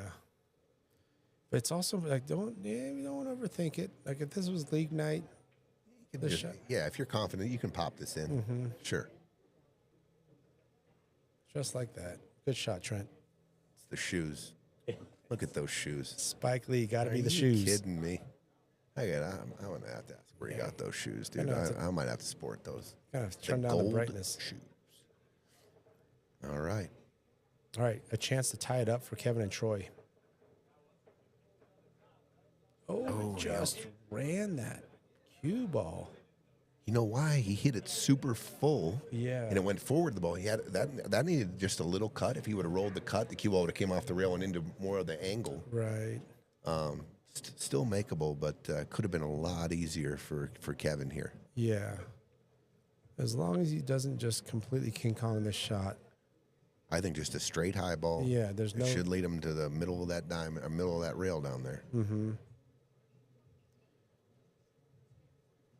That's in the hole. Look at this shot. Nice shot. Look at this shot. What a shot by Kevin right there.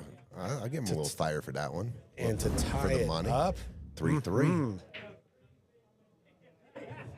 Troy was showing where he wanted to leave the cue ball. He had a huge window, and he went outside the window. I love it. All right, dry break. Caela Dry back break at the from table. Trent and Conrad.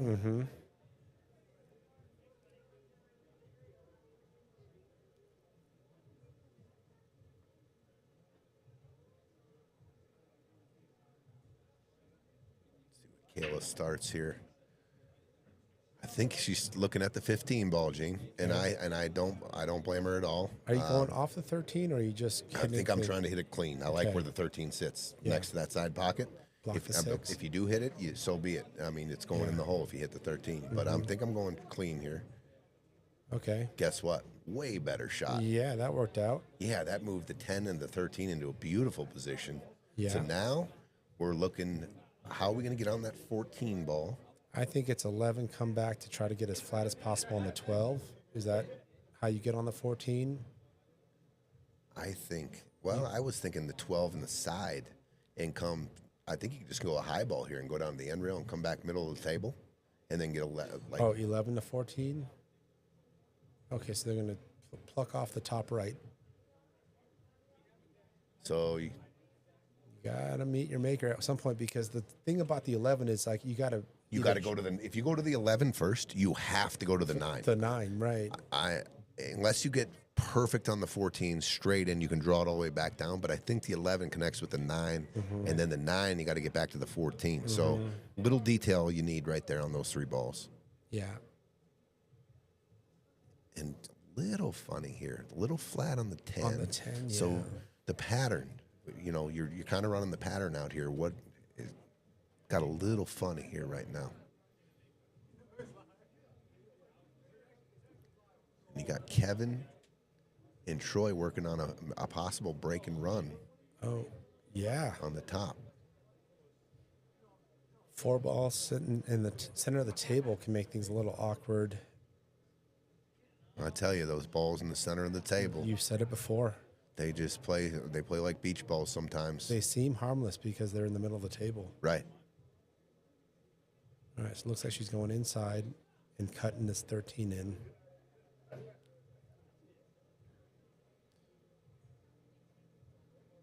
Caela's trying to get perfect here. So I don't mind this. I like the 10 plays pretty natural. You can maybe come back down to the 10. So how about 11, 11, 9, 14, 10? Like it. Yep. Possibly. Yep. A little angle on the 10 gets you good on the 8. Easier said than done, but I do see 11 first, also because it seems like a more comfortable shot right now. I mean, if you shot the 11 and maybe overcooked some top, you could possibly go then 14, then 10, back down to the 9. But I'm definitely trying to get Caela a little angle here on the 9 where she can draw out and get me on the 14. I think it plays better like that. I like to connect the dots like that a little better. She can let her stroke out a little bit, even use the long rail on the left. You could also start with the 10. I have no problem starting with the 10. Yeah, you call and that. coming back down, try to maybe run the cue ball over the spot, maybe on that line. And the only thing is with the 10, you make up your mind if you're playing shape on the 9 or the 11. Mm-hmm.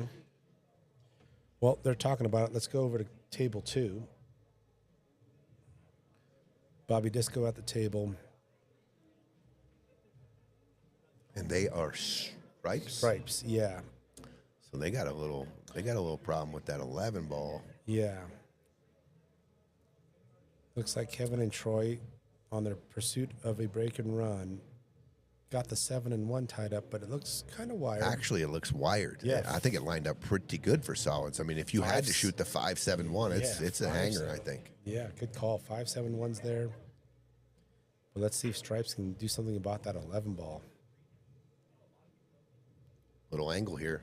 You can solve it right here. Yep. A little bit of a mercy because the 10's down on that end rail. You're not going to really have an insurance ball. You're looking for a clean break and some shape if you're going after this 11 from the 13 right here. That's a good point. If the 11 gets funny, your lifesaver 10 ball is pretty far away and in a tricky spot. So most of the time in spots like this, I'm looking for I'm dialing up accuracy because I'm going with some heat into the 11 because I'm not going to try to bump it perfectly out. I'm just going to like that. I'm going to give it a good stroke. He hit it great. Good thump. He got a little unfortunate. He jacked it with a 7, but that was a great shot by Brayden. Yeah, that was a great shot. And he came up with a pretty straight in. I mean, he's jacked up, but he got him a shot. And if he can follow this down, they can complete this rack. Yeah, a follow shot with some angle. Kent says Trent's shoes are awesome, and they are definitely Trump-inspired. Gold shoes. Noted. Who would have thought it? This is tough as it gets, though. Just being jacked up. Are you ever cutting this in the side and trying to slow it? Maybe. Is it an easier make? I don't know. This is preference here. Yeah, good call. But I think the follow shot 11's the move. Very, very difficult shot. Yeah, he's elevated. Yeah, you got Massey kicking in. Look at this. Oh, my God, dude. What a shot. Wow. All Bobby. day. I just leave that fire on for about 8 minutes. That was so difficult. Straight jacked out. He hit it pure. That's hitting the ball pure with he didn't put any Massey on it, just that straight middle top. Great shot, Bobby. Wow. Good angle for Brayden. What a great out. Take the 11 out. Yeah. Brayden takes the 11 out, gets Bobby jacked up over the 7, and he gins it. Yeah. Beautiful. What an out. That's a confidence builder right there. 4-3. Yeah. Bobby and Brayden. What an out there! That was a hell of an out. Yeah, that you could back set cut- that. You could set that up, and I could try to run it by myself, and I think I might get out 1 out of 10, Yeah, the difficulty there, that back cut to break out the maybe 11. 0 out of 10. Seriously. A jacked up 11. Great shot. Looks like Caela's in a little bit of a pickle on stripes here. Is that what she's looking at, stripes? Well, she's got the 9, and I was going to say, can she get that very bottom of the right on a level cue, bottom right of that cue ball? But I think she's going to travel it. She's got to travel this up between the 1 and the 3. You don't want to go, oh, she went rail first. She was trying to, yeah. She was trying to get a lot of action coming Yeah, up and because she was jacked up. Right where she pointed to. She wanted that thing to go rail first and spit straight up to where she was pointing after That was the a shot. really good try. Great try and creative to go rail first. But Mike's in a tough spot here now. Both balls hooked, having a kick at it. Yeah, and I think the 2 rail for the 11 has a 7 ball playing big for the side pocket. So Brayden and Bobby with a nice break by Brayden. They got that balls down, at nothing touching, a rack run. They take a 2-game lead, and they got the energy going. They were high-fiving after the break. After that out, I don't blame them. Mm-hmm. Great hit by Mike. Nice hit, Mike. Good hit, Mike. Yeah, no ball in hand. That's huge right now. Even Yeah. though they got real primo shape on the 2 to start it off, it's But I'll take that over ball in hand. any Good day, point. any day. Yeah. Ooh, Donald Parker said that 11 ball was stanky. It was stanky. It was super stanky. You could set that. You could set that up. I don't know how many times, and I'd shoot it, just mangle it into the rail. I mean, just mangle it. I would. Donald got me coughing over here. All right, good shot by Trent. Let's see what he's leaving here. 1 ball seems clean. 7 ball can get you some leave. I think I'm gonna. The 4 is a little off angle there, and I think when I'm gonna go 1-7, and then come back maybe up.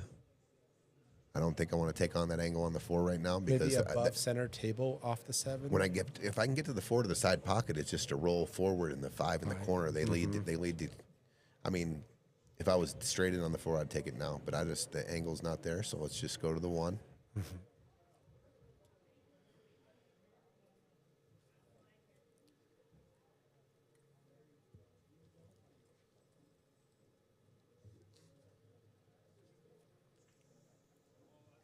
All right, they're talking about it. Let's go back to table 2.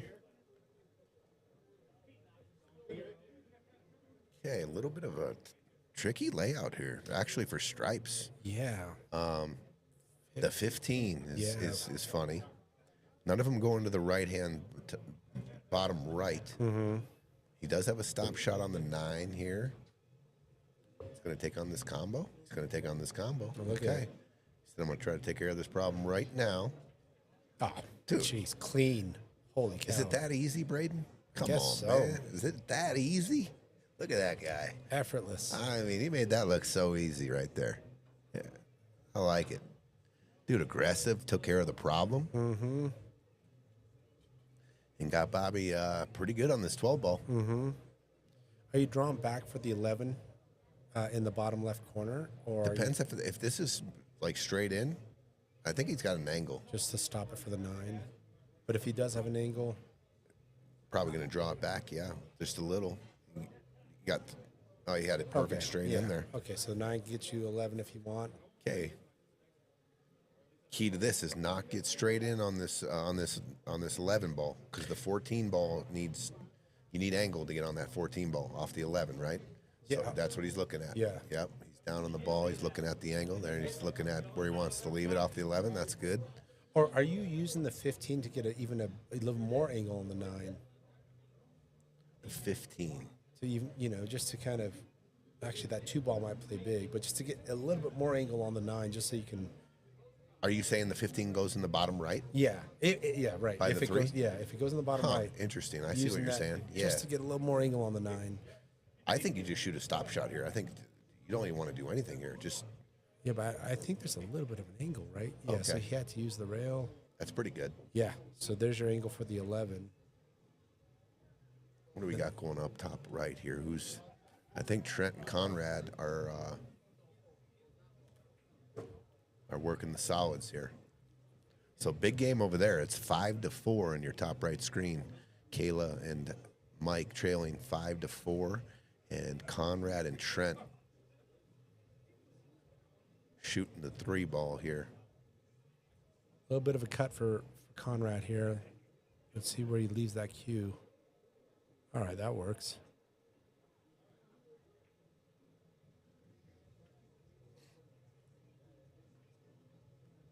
Are you plucking the 1-7 for 5, or does that get risky? So you going using one of these balls to do the 5 first, so you can then use the. Depends how I land. It's one of those things. Like if I draw back, is it which angle is better? Oh, that's a good shot. Good shot. Oh, he's there. He's there. Oh man, just come flat up and try to get a stop shot for top right, and then stop shot 8 in the side, and that's a rack run.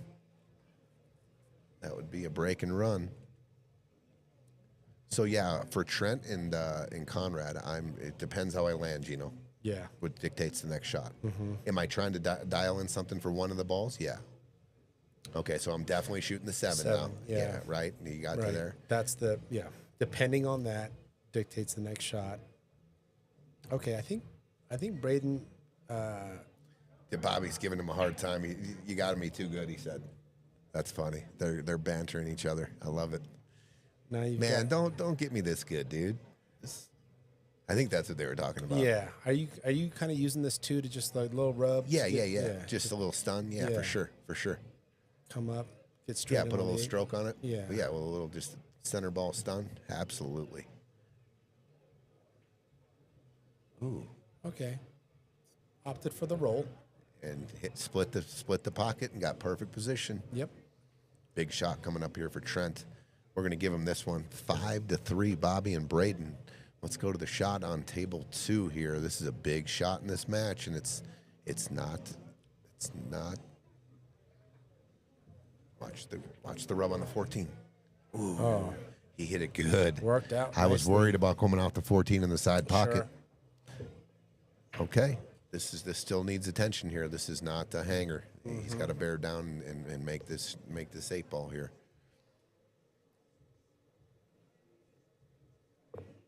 Sinks it. Conrad, nice shot there. 6-4. Wow. 3-0. Right. 4-3. Right. Caela, Mike win 4 in a row. And now they've said, okay. That's enough. Yeah, they tightened up a little bit, tightened the ship up, and they're up 6-4. All right. Both teams racking, ready to break. Yep. 2 game leads. Right.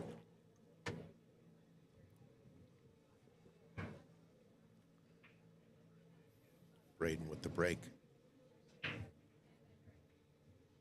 Solid connection. Gonna come up dry though. No love. But I thought it was pretty solid. Yeah. Pretty solid. So good opportunity for Kevin and Troy here. Nothing touching. Find yourself a pattern. Both of them have a little bit of trouble balls though. Both of them have the 6 balls in a little trouble spot. Yeah. And then you got the 12 and the 9, a little funny if you take stripes. Right. Looks like he's elected to play the 5. Maybe come down. Come down for the 4 or the 2. Watch out. Oh, he bumps the 15 into the alley for the 7. Does not go now. Now we've got to clear the 1 for the 7 if you want to do that. Luis, G-Town. Does the 6 go by the 13? That's what he's looking at right now. If the 6 does go by the 13, I'm taking this 4 ball and I'm drawing. I'm going to hit my draw spot right into the 7 ball. And I'm going to do it pretty good with pretty good speed. But if the 6 does not go, so then you got to deal with that maybe now. From here, it looks like 6 goes into both corners. Ooh, good shot. Yeah, nicely Rearrange done. the 6 out of the way. Yeah. And look at this. Does he have that angle on the 2 to go after the 7 now? Does he have it? I think he does. If he sees it, 2 ball and get that cue ball going into the 7. Yeah, and I don't know if he's even looking that way. Okay, there he goes. Now he's taking the lap. Very important. Taking a look at that, too. He does have a shot on the 1, too, right now. I think that's what he was looking at. But I like this. Yeah. You got to go into the 7 here, Gino. This is a game-winning shot. could pose problems if he don't get into the 7 here. Look at this. He's going to knock it up in front of the side. Right in the front of the side. That works. What a shot. Good. And I think he got him on the 1. I think he can see the 1. That was a beautiful shot. Yes, by sir. I'm going to give him a little something Yeah, for that, no, dude. great point. I mean, it Pocket. didn't leak too far down the rail. No. It's sitting in front of the side pocket. Nice shot by Kevin right there. And he had to spin that a little bit, too. Meanwhile, top table, I think they won 3. Let's take a look. So they must have broke dry because there was still all the balls were on the table. So I think they broke dry, and then Caela and Mike must have missed their opener. Because they're still they No. just made a solid. No, there's There's they 6 just, solids. You're right. There was all 15. So they broke dry, but still get the shot. Nice shot by Conrad right there. I think that 4 does. Does the 4 go? Wow, if he doesn't, they're in a little bit of trouble here because that 6 Yeah. don't back cut. The 4 don't have a pocket if it don't go by the 9, and they're hooked on the rest of the balls. Yeah, 5-7's hooked. 2's hooked. Yeah, that. Okay, so Troy ended up missing that 1 ball. Man, that could have solved the rack for sure. I thought they'd maybe shoot the 1 and come into the 9 maybe. Oh, I see. So you got to look at the 3. Yeah, so now it looks like they got to get on this 12 ball pretty good in this rack and then check it for the 9 in the top left. And I'm talking about table 2 right now with Brayden and Bobby. So, okay, golden shoes, that's Trent. He's going combo 5-7.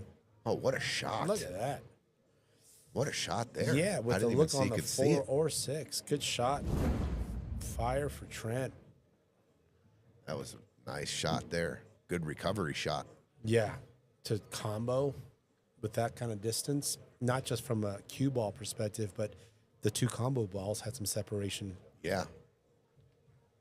Was not a hanger at all. No.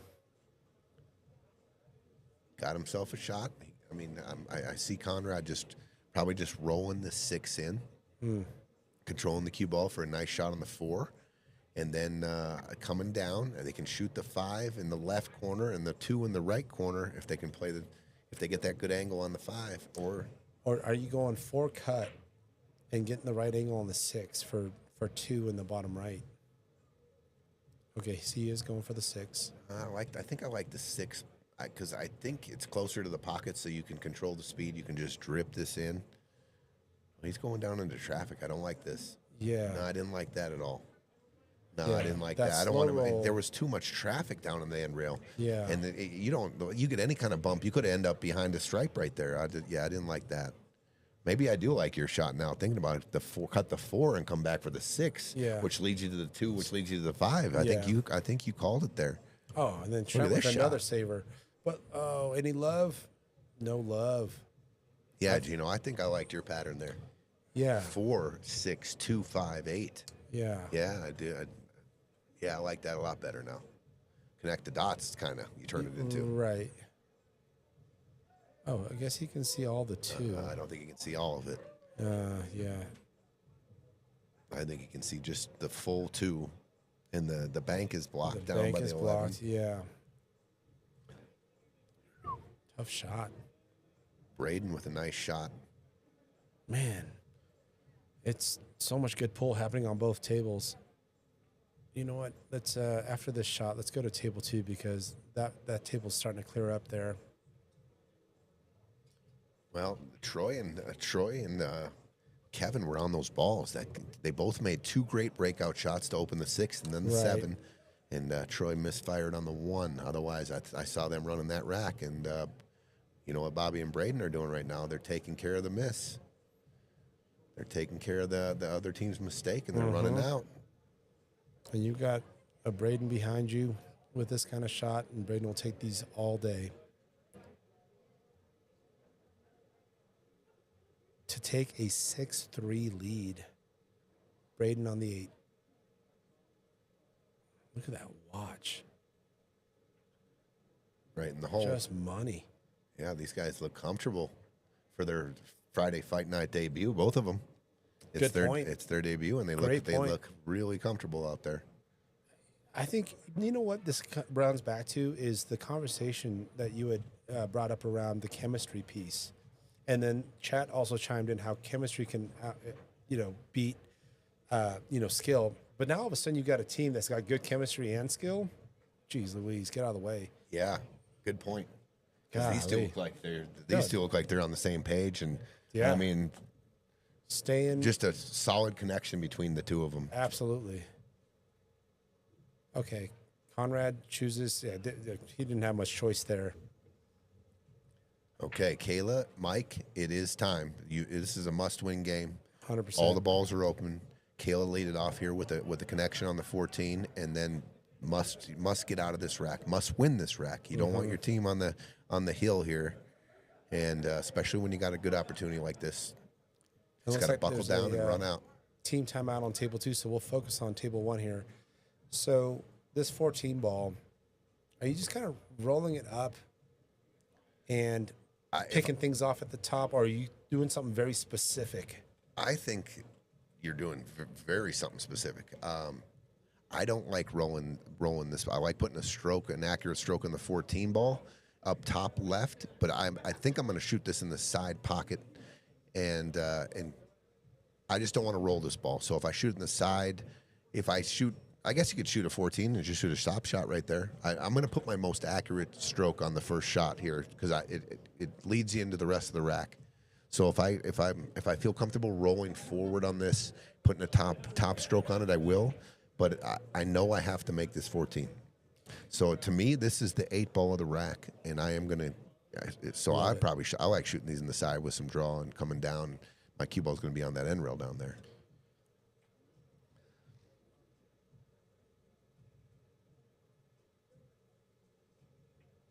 She shot it real good. Good shot. Good Now, shot. Are we concerned? Like, are we going 13 now because the 13's on the rail and you can pick off things? 11 and 10 just need a little touch to. I like what you're thinking. Yeah. I like it. It doesn't really play shape in anything, but you don't need shape. Right.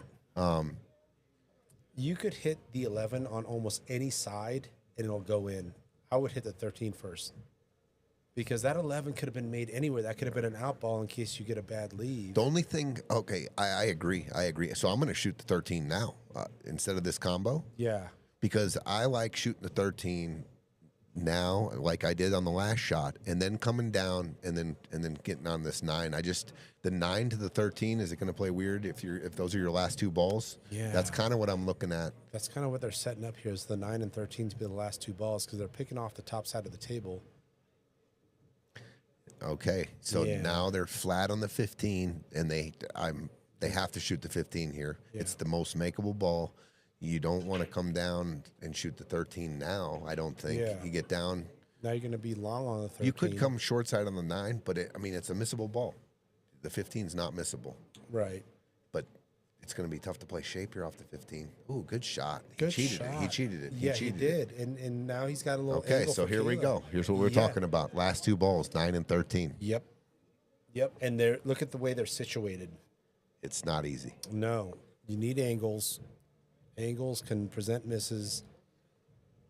I think I like playing middle of the table here, Gino. Okay. I'm going to come off here, and I'm going to try to get like right around it here. I'm definitely going to go from the 9 to the 3rd. I want an angle on the 9. I like this better, and coming And out getting above the side. I like that Yeah, better, I and I like like that. this to this. Yes, sir. Better than the other way. Yep. I like it. If you come off and go for the 13 now, here's what happens. If you come off and let's say you get flat, Right. oh my God, Right. that's gnarly. If you got here trying to draw this straight back, Yeah. and now you got this tough cut on the 9, and then you got to miss the 2. So she's chilling. I like this. I do like this. Okay. 9 first. All right. 9, 10, 13. I like it. Good read by Caela, saying Right. this is a much easier pattern, but tougher shot. She's taking on a tougher shot, obviously. Yeah. And didn't get zoned in on the 10. Look, boom. Beautiful. Boom. I love the decision. Love the. She took the harder shot, Right. because it played for an easier connect the dots. Right. Love it. Great shot. And now this leave after the 12 could be a follow or a draw because the 8 does go in the side or the corner. So when I shoot these, my whole goal is to get to this rail. I want to hit the cue ball into this rail here. nice and gently, but I don't want to float here up by the side pocket. I'm going to spin it, and I'm going to get to this rail. This is acceptable, but my speed's coming this rail and then off a little bit. Okay. Because I want to dial in exactly where I'm hitting on that rail. Yeah. Oh, I see. That's almost the target. He kind of floated in, so I'm going to use a little more spin and just get Zip here. it in there. I want to I want to hit that rail, but this is fine. Yep.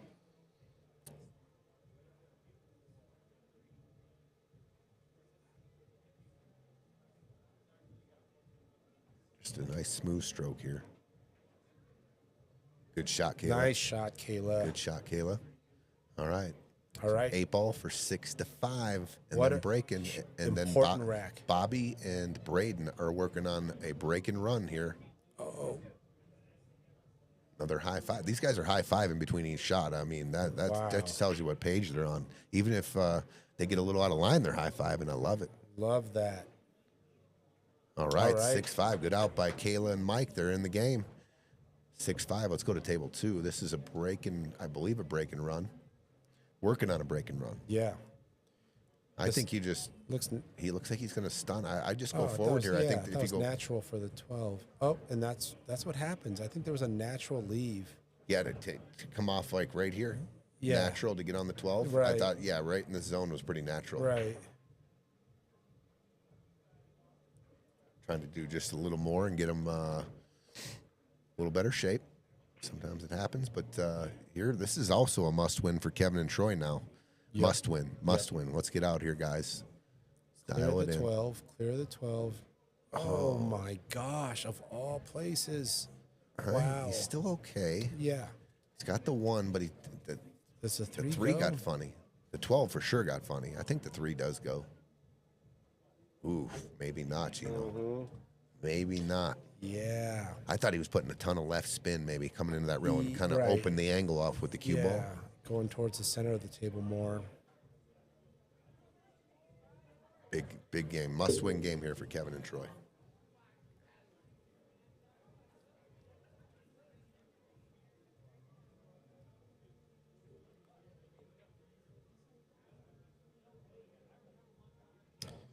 Oh, wow. Count it. That counts. Yep. Called pocket, called ball.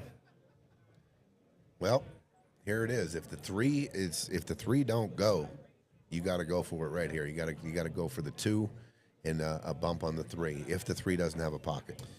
Yeah, and that's why I would have probably left the 1 and gone to try and draw from the 2 into that 3 clutcher, because you have that 1 as an insurance ball, and you can go gangbusters on 2 because it's so close to that pocket. But let's see what they manufacture here. There's just enough angle, Tony, to what you had called out to address the 3. You just go forward here, huh, Gene? Yeah.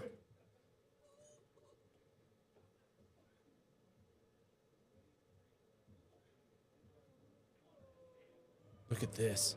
Get some love. Oh, wow. Man. He came on the back side of it. He hit it so good. He came down. Yeah, he came all the way down to the short rail. Kevin gets down right away looking at that 3 in the side. Mm-hmm. Are you ever going for the 3 and following in the 11? You're straight in. You're looking down the barrel. And a stop shot's a nice, maybe not a stop shot, but are you? You're pretty much selling out if it don't go in, right? Yeah. So I don't mind that. But the 11's hanging so good. I like the follow shot too. The 3 follow 11. Yeah, and it's tough to put a dead stop or go forward on the 3. Your tendency is to draw it a little, and you could end up behind the 12 on the 6. Right. So I like this look here. Oh, good try. Yeah, it was tough. Yeah, it was tough. Does pocket a stripe. Limits the options for Bobby and Brayden. Caela and Mike took a little break between them. That rack, they're breaking, and it's a 1-game lead. Good team break there. 6-5. Caela and Mike trailing Conrad and Trent 6-5 on the top right. Big game here. Brayden and Bobby looking to get on the hill. I like shooting the 14. Yeah. I'm on the 14 now, and you're drawing the back 11's real tricky. It's deep. I'm just going to shoot the 14, cut it, and draw the cue ball Big back. window between the 6 and the 8. Yeah, huge.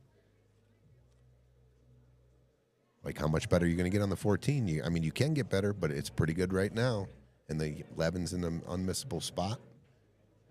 Look at this, Bobby. Look at this power draw. Look at this guy. Okay. Little funny. Yeah.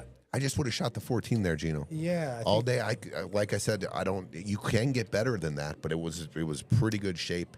And the 11 led better to the 8 than I thought from the distance that you're going to play the cue ball from the 14. Coming off the 14, you're going to be a lot closer to the 11, and you got a lot of less shape to play on the 8 from there. But they still have a shot. Yep. Back cut 14. Bottom right corner is what Brayden's going for.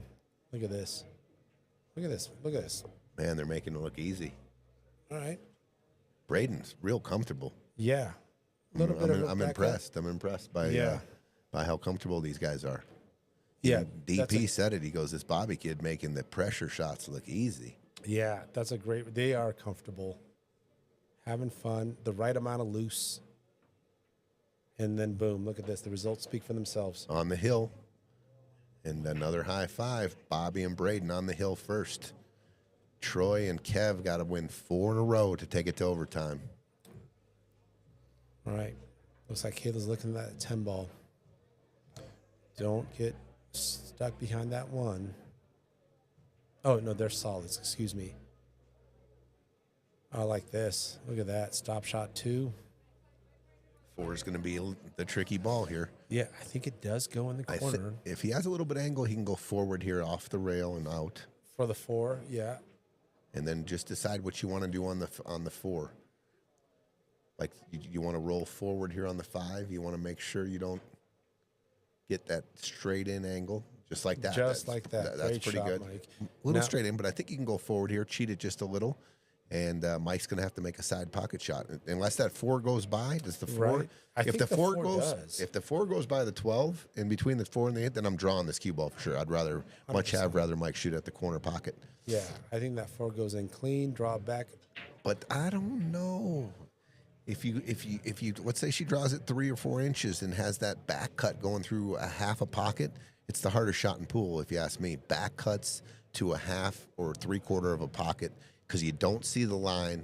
You know the other ball's there. I want to be shooting right down the barrel when I'm shooting at a half pocket. Let's take a look. Yeah, I think that 4 goes. Oh yeah, maybe it is a half pocket.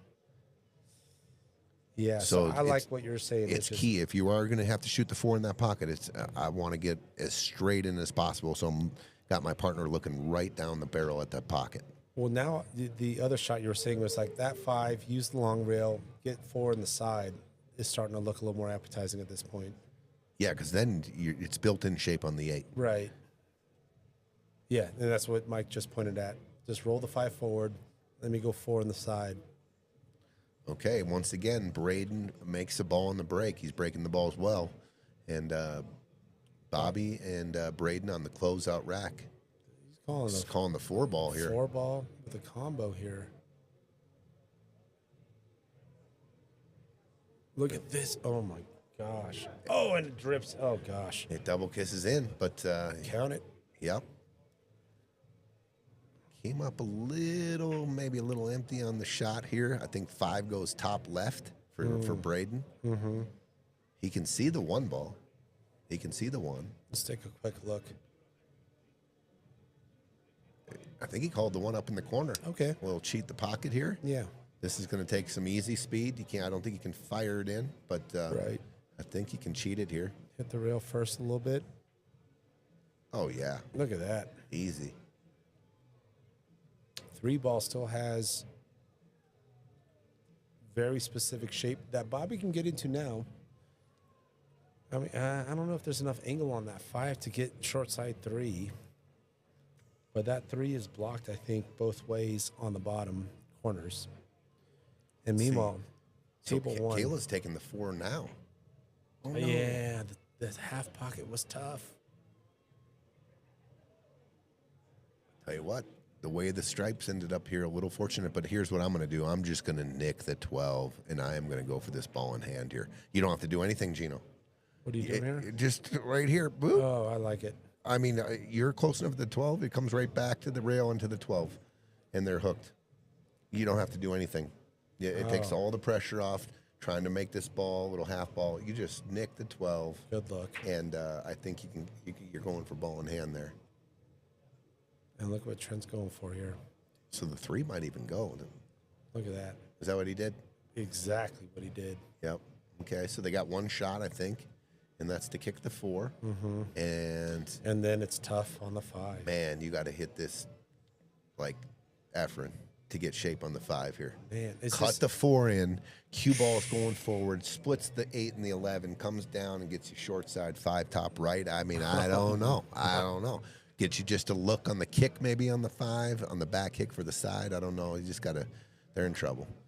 Yeah, could you go rail first on the 4? Will that help your angles at all, or is that you can run into the 8 at that point? I think at this angle you can naturally cut it in. I think if you catch a little rail first, you go into the 8. Mm-hmm. But maybe you come off the top of the 8. So the 3 went on the top right, and they're trying to get a rack run here for the cash. Oh, Good hit. hit. Good hit. Good hit, Mike. Let's go over to table 2 real quick Yeah. on this closeout game. All right, on the hill, Brayden and Bobby For a break and run, too. shooting Close on it out solids. in style here. Oh, he hit it fat. Okay. All right, closing speed. Opportunity here. Yep, opportunity. All right, Kevin and Troy. And I think they see the 9 ball clean. They see, The 12, Mike, I think the 12 goes. yeah, the 12 goes, it looks like.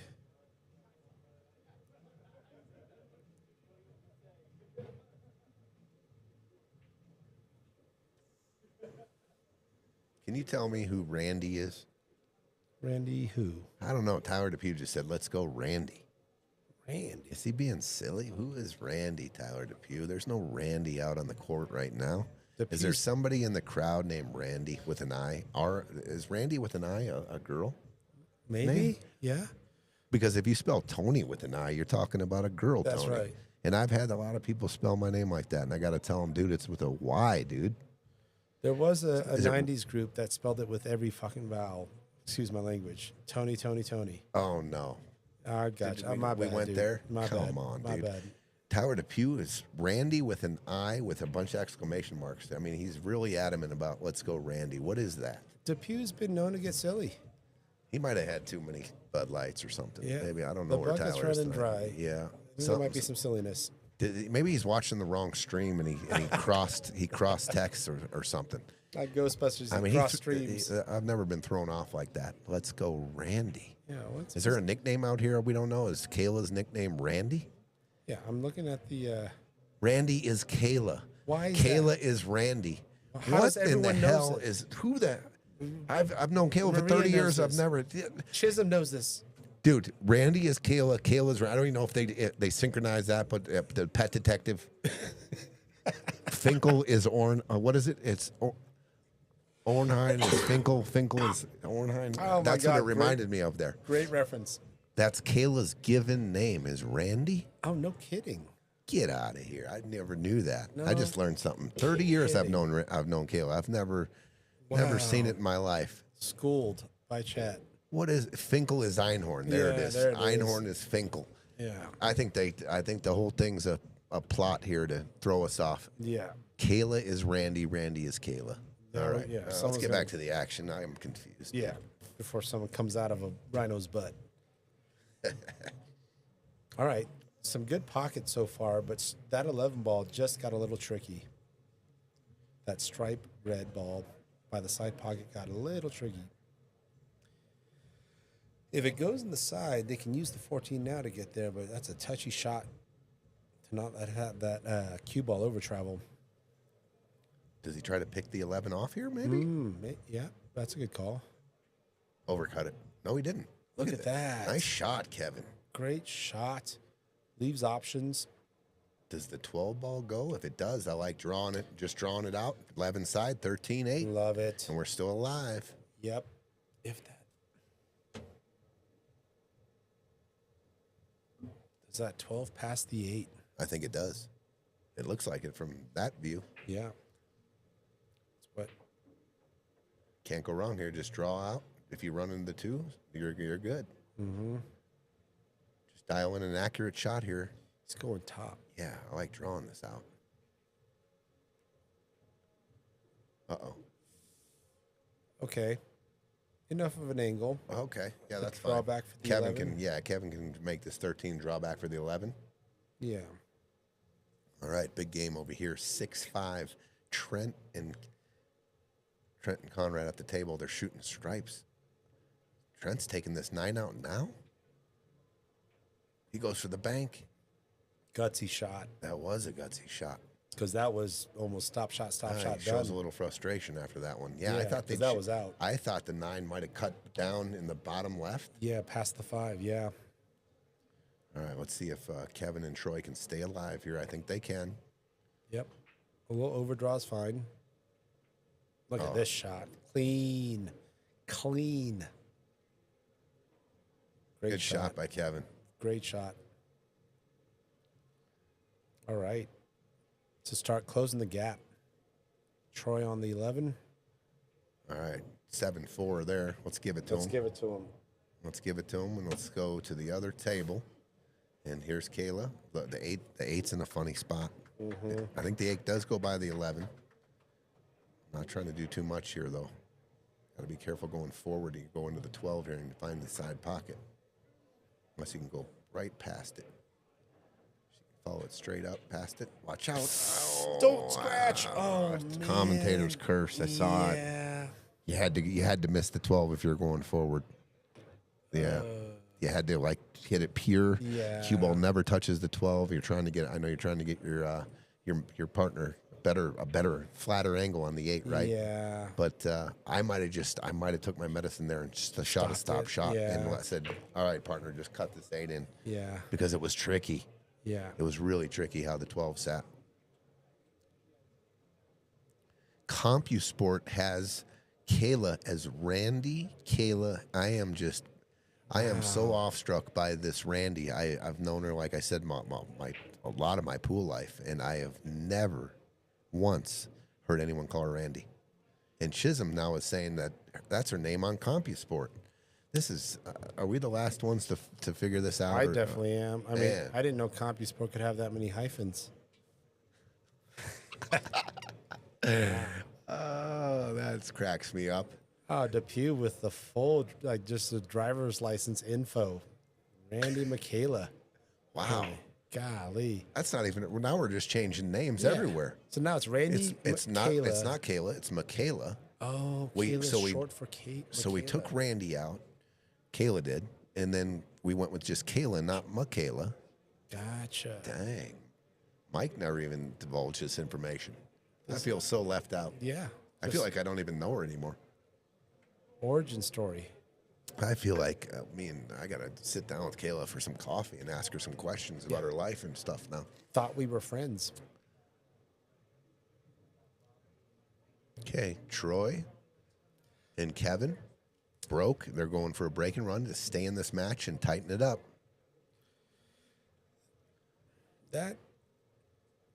Okay, Trent and Conrad. Let's go over to. Oh yeah. Let's go to the top table here. Crucial game right here. Yeah, to get on the hill. Looks like they're just What are going to you wrap playing? around. Play the 8 in the same pocket, right? Yes, sir. Yeah, draw out one rail. Yes, sir. Yep. Uh-oh. Nudge 50-50. Still okay. Still okay. Still okay. Got a nice rub there. I think it's less than 50-50. Yeah, it is. Yeah, it's not one of those where you're looking at each pocket going, can I scratch here? It's Right. definitely you're shooting top or bottom right. We'll call it a 60-40.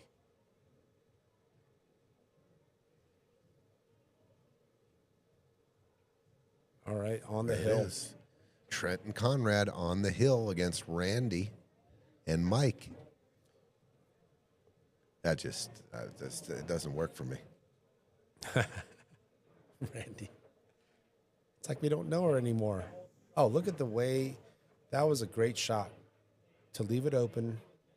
Now, are you going? I think the 8. Let's say the 8 goes in both pockets. I think the 8 goes in the bottom left. I don't think it goes in the bottom right. there's just enough of that angle, right? So if that's the case, I'm going to shoot the 1 first and try to get the cue ball almost same line it's on. Not necessarily the same spot it's on, Right. but same line. Almost just like that. Yeah. And then 7 and just come straight Come across. right Gino. across. Yeah, straight across. Yes, sir. Because this does go here, and I don't think it goes here. I like it.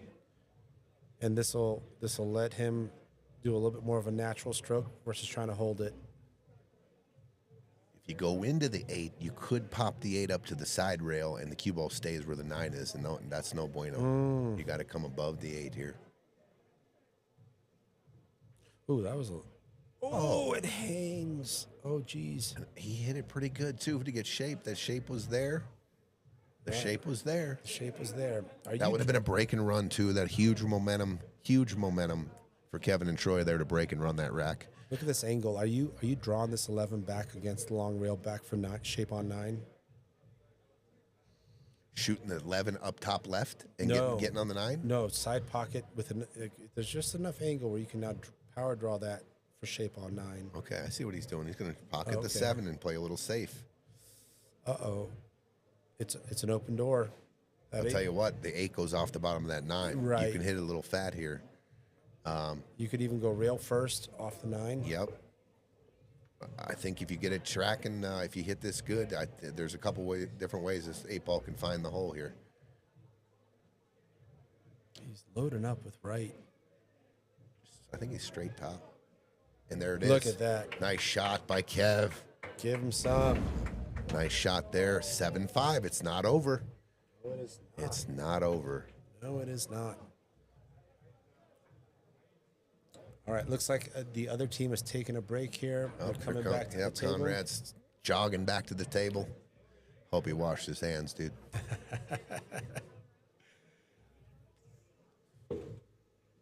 Tyler Depew is a man of truths only. Only truths. Only truths. Tyler the Truth Depew. Ooh, Did I just get one? Did I just knock like one that. out right there? Do we have a new nickname? I see a Tyler the Truth Depew. I see a Oh my jersey. God! Every time I see him now, I can't wait. The Truth. There he is. The Truth. All right. Looks like the only open option here for Trent is that 15. Probably want to avoid hitting the 9, so you're not edging that thing up against a 3. Good call there. And I think it goes clean. And you don't really, if you can find you don't have to run in any balls here. This rack can be run without nudging anything. Softly put the 15 in, kind of come straight up towards the 14.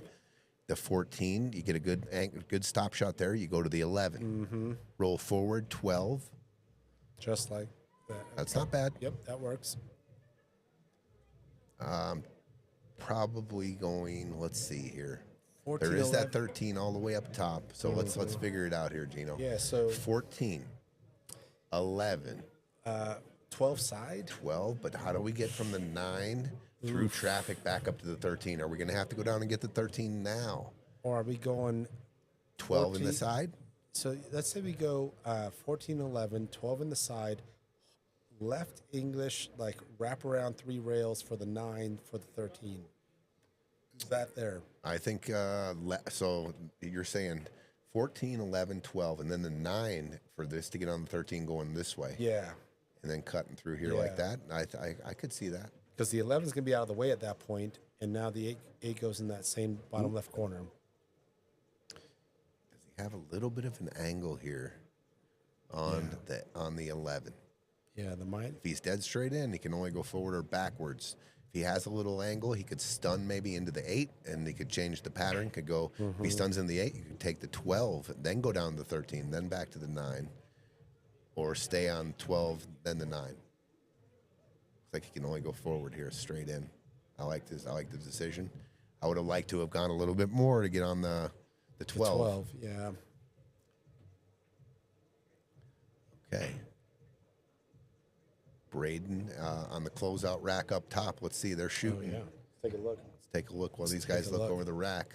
This is also a closeout match. We got two teams on the hill. We've got a little bit of a scenario there on the 5, 9, 15.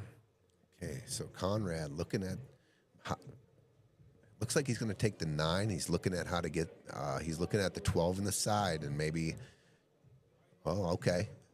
He's looking at playing shape above the 12 now. He's trying to figure out the best way to get from the 12 to the 13, I believe. Would you ever go for the 9 to the 13 now and then maybe come back down for the 12? Huh.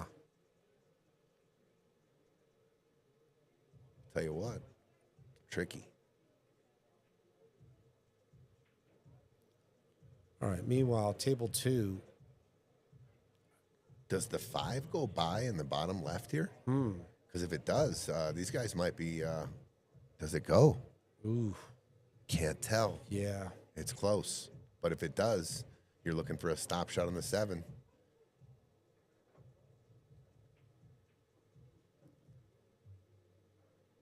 All right. Hey, a little bit of a back cut on the 7. It's kind of. This is tricky now. He A could little splash tricky. the cluster. I think he catches the. If he goes forward here, yeah, I guess he could. He could come into the 5. The 5 goes off the 9 and wants to go up by the 11. By though. the 11, yeah. Need that thing to bounce off. Now, You if the might- 5 does go, I might be thinking about taking the 5 now. Yeah, and the 7 can And, go. and you're going into the 15 pretty full. I'm hitting it easy. Yeah. And then the 7 off the bottom rail, off the side rail, off the 12 Off the in the 12, top right right. corner. Oh, Right. what a shot by Conrad. Oh. They figured it out, and he got himself. Wow, what a shot! And These they guys got a created all window. those angles to get out here. And look at this window for the 8.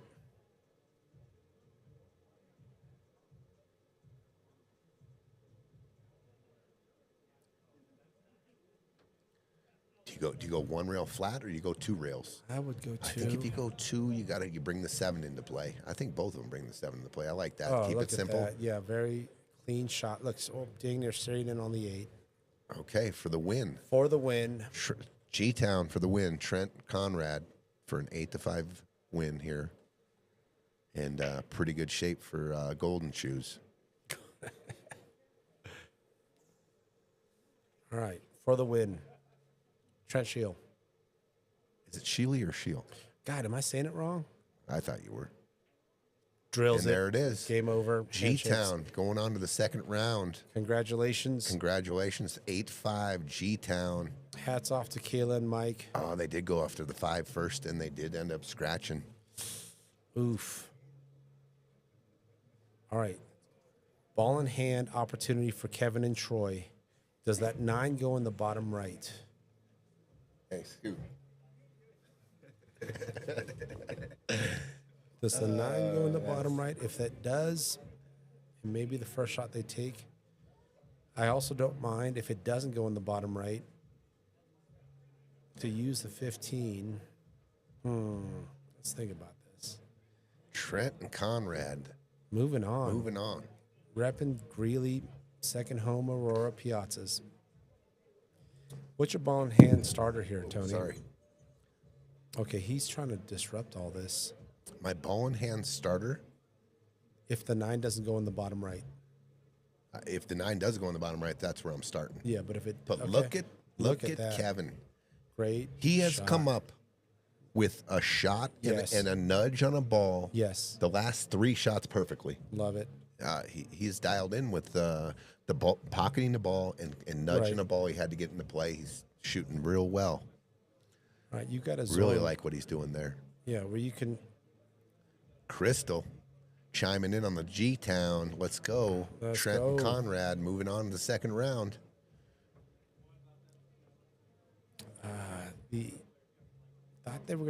Thought the last shot should have gone between the 9 and 8, but they can work with this. I'm trying to get left center of the table here. Get me on all 3 options. Great call. All 3 options. And I think he hit it pretty good. Look at this. And there's all 3 options. Wow. I don't think the 9's an option now, but he got on Right. the right side of the ball. Right.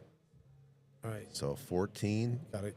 Got to get an angle on the 11. Yeah, Got to he- get him an angle. Either stick to the rail or get off the rail. Don't want to get straight in. Yeah. I think he can cheat it just a little with a nice, easy stroke and draw it back just a little bit. You are going to have a back cut on the 9. Back cut 9 might be natural for 8 in the left side. There you go. I think you got to dial up just a nice, smooth. Okay. That's okay. Yep. I think you're thin enough. I don't think you mess with the 7 here. I think you just go a high ball here, Gino, and I think it comes in deep enough. I think a high ball gets you here. And then what does that do here? I don't think it climbs up to here. I don't, you don't want to end up right there. So I think just a nice soft roll gets you right here in this area right here. And for if this it's too side pocket. soft, you still got 8 in the top left. Yep. I don't think you're trying to play power shape here. I think you're just dripping this 9 in. Just like that, and just like that. Look at that, straight in 8 ball. Good shot. Great shot. You got your man. To get down to a rack. Wow. This looked like a runaway. We've got a match here. Yeah. And there it is, All right. 7-6. And the rail. Yeah, I don't know if The you guys rail can from hear the it. mountains go. I gotta find out where they're from exactly, because I just call them the mountain men. Yeah. They come down from the mountains. They- They bring the rail. They've got the extra stamina. They're in lower I altitude. forgot. I wanted to say Evergreen, but I think it's farther up. Farther up there. Maybe Frisco. Maybe. I'll have to ask him after. A chance to take it to overtime. With the break.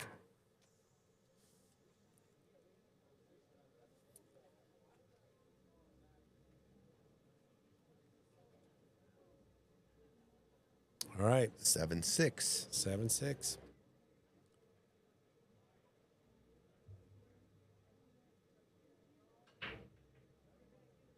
Ball down. Ball down. Center Look ball. at this. center Nice little table rack cue. here. 5's going to come up on the 9. Yeah. But pretty good little break there. Yeah. Cue ball's in the center of the table. Many options. I'm gonna. First thing I'm gonna look at is if the 5-9's, the 9-5's wired. I always like those. Yeah. Oh, I think it- that's exactly what he called. Yeah, I'm gonna look Good at that call, right Tony. away because it takes care of the problem right out the gate.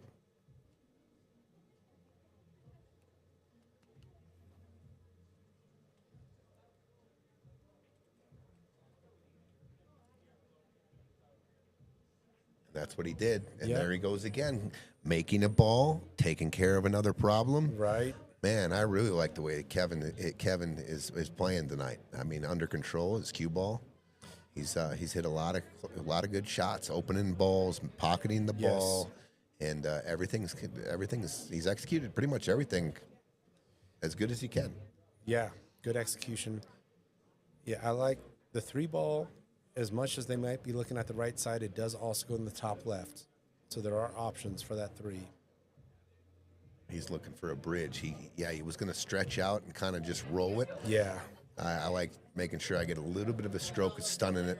Yeah, for the 6. I don't want to come flat and hit it. You know, you're stretching. Sometimes you Right. miscue or you hit it easy, and all of a sudden you're on top of the 6, and you're like, how did I just do that? Okay, so he's got the bridge. Don't want to clip the top of this. Okay, good shot. Good Yep. shot. Good control. I saw him maybe coming top ball, running in the 6 where the 6 banks up the table and your cue ball's on the end rail. But Right. he hit it good. Yeah, great shot. These guys got a little momentum. I like it. And look at this. Good touch. That's confident right there. And this is, I'll tell you what, the here's 4. Yeah. Did he Yeah. land as good as he can on the 4? Right. Yeah, because you had that 2-4 situation. Are you getting any better? You can go 2, drag for the 4, and then drag for the 2 in the side, and now you've got the 3 ball. And If 8 you ball if you goes do above. play the 4 ball here, Gino, where are you trying to get? Here's the deal: if you're going to try to play, trying to play perfect shape on the 2, and all of a sudden you get right here, Now it's awkward. and you got to cut the 2 this way. Now your cue ball is going this way. This ball becomes just a beach ball. That's a good point. Yeah. Now, are you going to get better on the 4? If you take the 3 now, you have to. This is doubled up here. If you stop here, you're all doubled up on that combo. Is there enough angle to go flat 2 into the side, and you still have the 3 as an option? I like that. Coming across in between, back in between the 4. Just oh, like the- dang it. Yeah, Okay. that's what he was trying to do. Come back for Yeah. the 2 on the side, and he ended up on the little bit on the wrong side there too. He would have had to go Right. 2 or 3 rails there. So here we go, Brayden and Bobby for the to close it out. See if they can put a statement down here. Finish line nerves. We talk about them. Oh, yeah. The 11 if that's what he's shooting for. I don't know if it's there anymore. But the 11 and the 13, I'm sorry, the 11 and the 12. 11, 12 both go in the bottom left, but the 12 does not go in the top right, I don't think. I'm sorry, top left. Yeah. Right. Yeah, you can come back and get on top of those balls and shoot them, like you said, in the bottom left. I'm a little concerned about the 10-13 combo, possibly. Yeah. I don't like shooting combos at the end of these racks. I mean, if you get straight in on it, but I like playing position on the 14 ball here. Yeah. And maybe then 13, then come back for the 11 Yeah. and 12, and then come back over for the 10. There's a lot of different ways you can play this, but the position on your next ball here is real important. And I think I'm going to try to dial in a good shape on the 14 ball here. Yeah, a good stun shot, 90 degrees, will get you good on the 14. That's fine. Getting a little steep now. Yeah. Little funny. I was trying to get a little flatter, Gino, like right in here action. Right. I wanted more of a stop, so I could control the cue ball, don't have to move it much, and then play this 13 next. But he looks like you can see the 13 now. Yep. Okay. Oh. Clear the path for the 10 ball. Okay, that's not a foul. We went over this tonight. Yep. They said just leave it there, huh? I would have definitely put it back because it hampered. Yeah. Oh, he's going. Banking or No, is he he's going safe? safe. He's definitely maybe putting the cue ball behind the 12 here. Yeah. But I'm definitely going to move the back. I would have put it back here just 'cause it made the bridge a little funny. I like coming across for the 14 in the right side. I think Me too. I just like rolling this in. Okay. Okay, Yeah. so left side. Okay, got it. Yep. So they're back in line to our original plan. Yeah. You roll forward on the 14 and get to the 11 and then 12, and then depends on how you lie there, which one you might take first. Now, if there is enough angle where you're running into the 2, now you're drawing back into the 10. Yes. Or you could shoot the 10 now even. Right. Yeah, actually, yeah, good call. All right. Finish line nerves. Yeah. And playing precise out here. Yep. And pattern Keeping your decision. focus, breathe, and pick your pattern and run it out here. All right. Bobby is electing for the 10. Coming back for the 14 or going just stunning up? Oh, he came back, and I think he got real good there.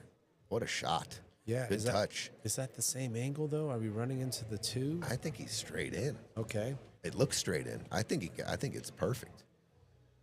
Roll forward here. Yeah, Brayden just got right down. Must be straight in. Good shot by Bobby. Oh, yeah. Oh, look at this. That's Okay. this is a nice, good small ball drill. Does he have enough? I'll tell you what, if you got a little angle on the 11 and you don't want to come backward, you can actually go forward on the 11 and come back and try to get straight in on the 12 in the Love upper that. left. And look at that. Stop Stop shot shot. 8 in the side. Love that. Yeah, I'm liking your chances here. It's because you either got to hit a little power stun shot. I don't like drawing the 11 just because it could get funny. It could get, that side pocket's close enough to where if you hit it a little draw shot here and maybe overcut the 11 or hit it fat a little, the side could come into play. So I think I go forward here. But otherwise, it's just a stun shot, rail, get on the 12. That's fine. Now You might even see Brandon I stun think you out just- for the left side. I think you just roll forward here. Okay. I think you yeah. hit the top of the 3. I think you can hit the top of the 3 or even come above the 3 and you got the 8 right in the side. I think Brayden might stun out for the 8 in the side. Just like that. Here it is. Straight in 8 to take the win. Wow, they almost came back too. Troy and Kevin Yeah. had that. They got out there. They had a Right. shot on the 2 to tie it at 7. But here we go, Bobby and Brayden to move on to the second round. Oh, that's going to be a strong team to contend with. And there it is. There it is. Congratulations. Bobby and Brayden, congratulations going on to the second round.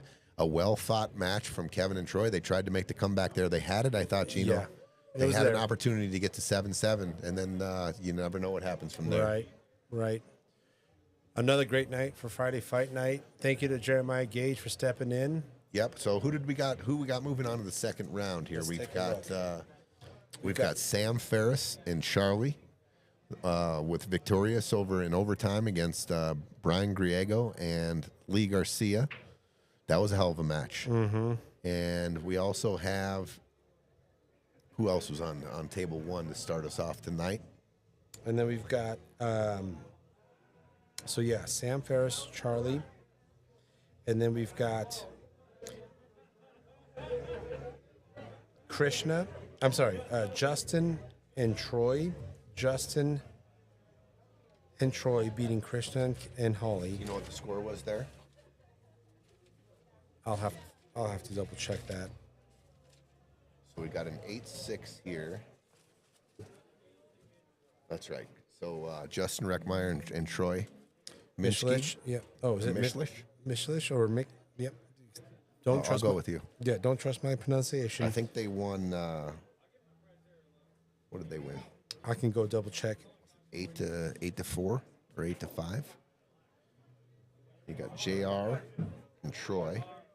You had Sam and Charlie winning in overtime, right? 9-7. Yep. You had Bobby and Brayden winning 8-6. And Conrad and Trent. And Conrad and Trent winning over Caela and Mike. Was that 8? I think it was 8. I believe that was also 8. Was it 8-5 or 8-6? I can look them all up right now.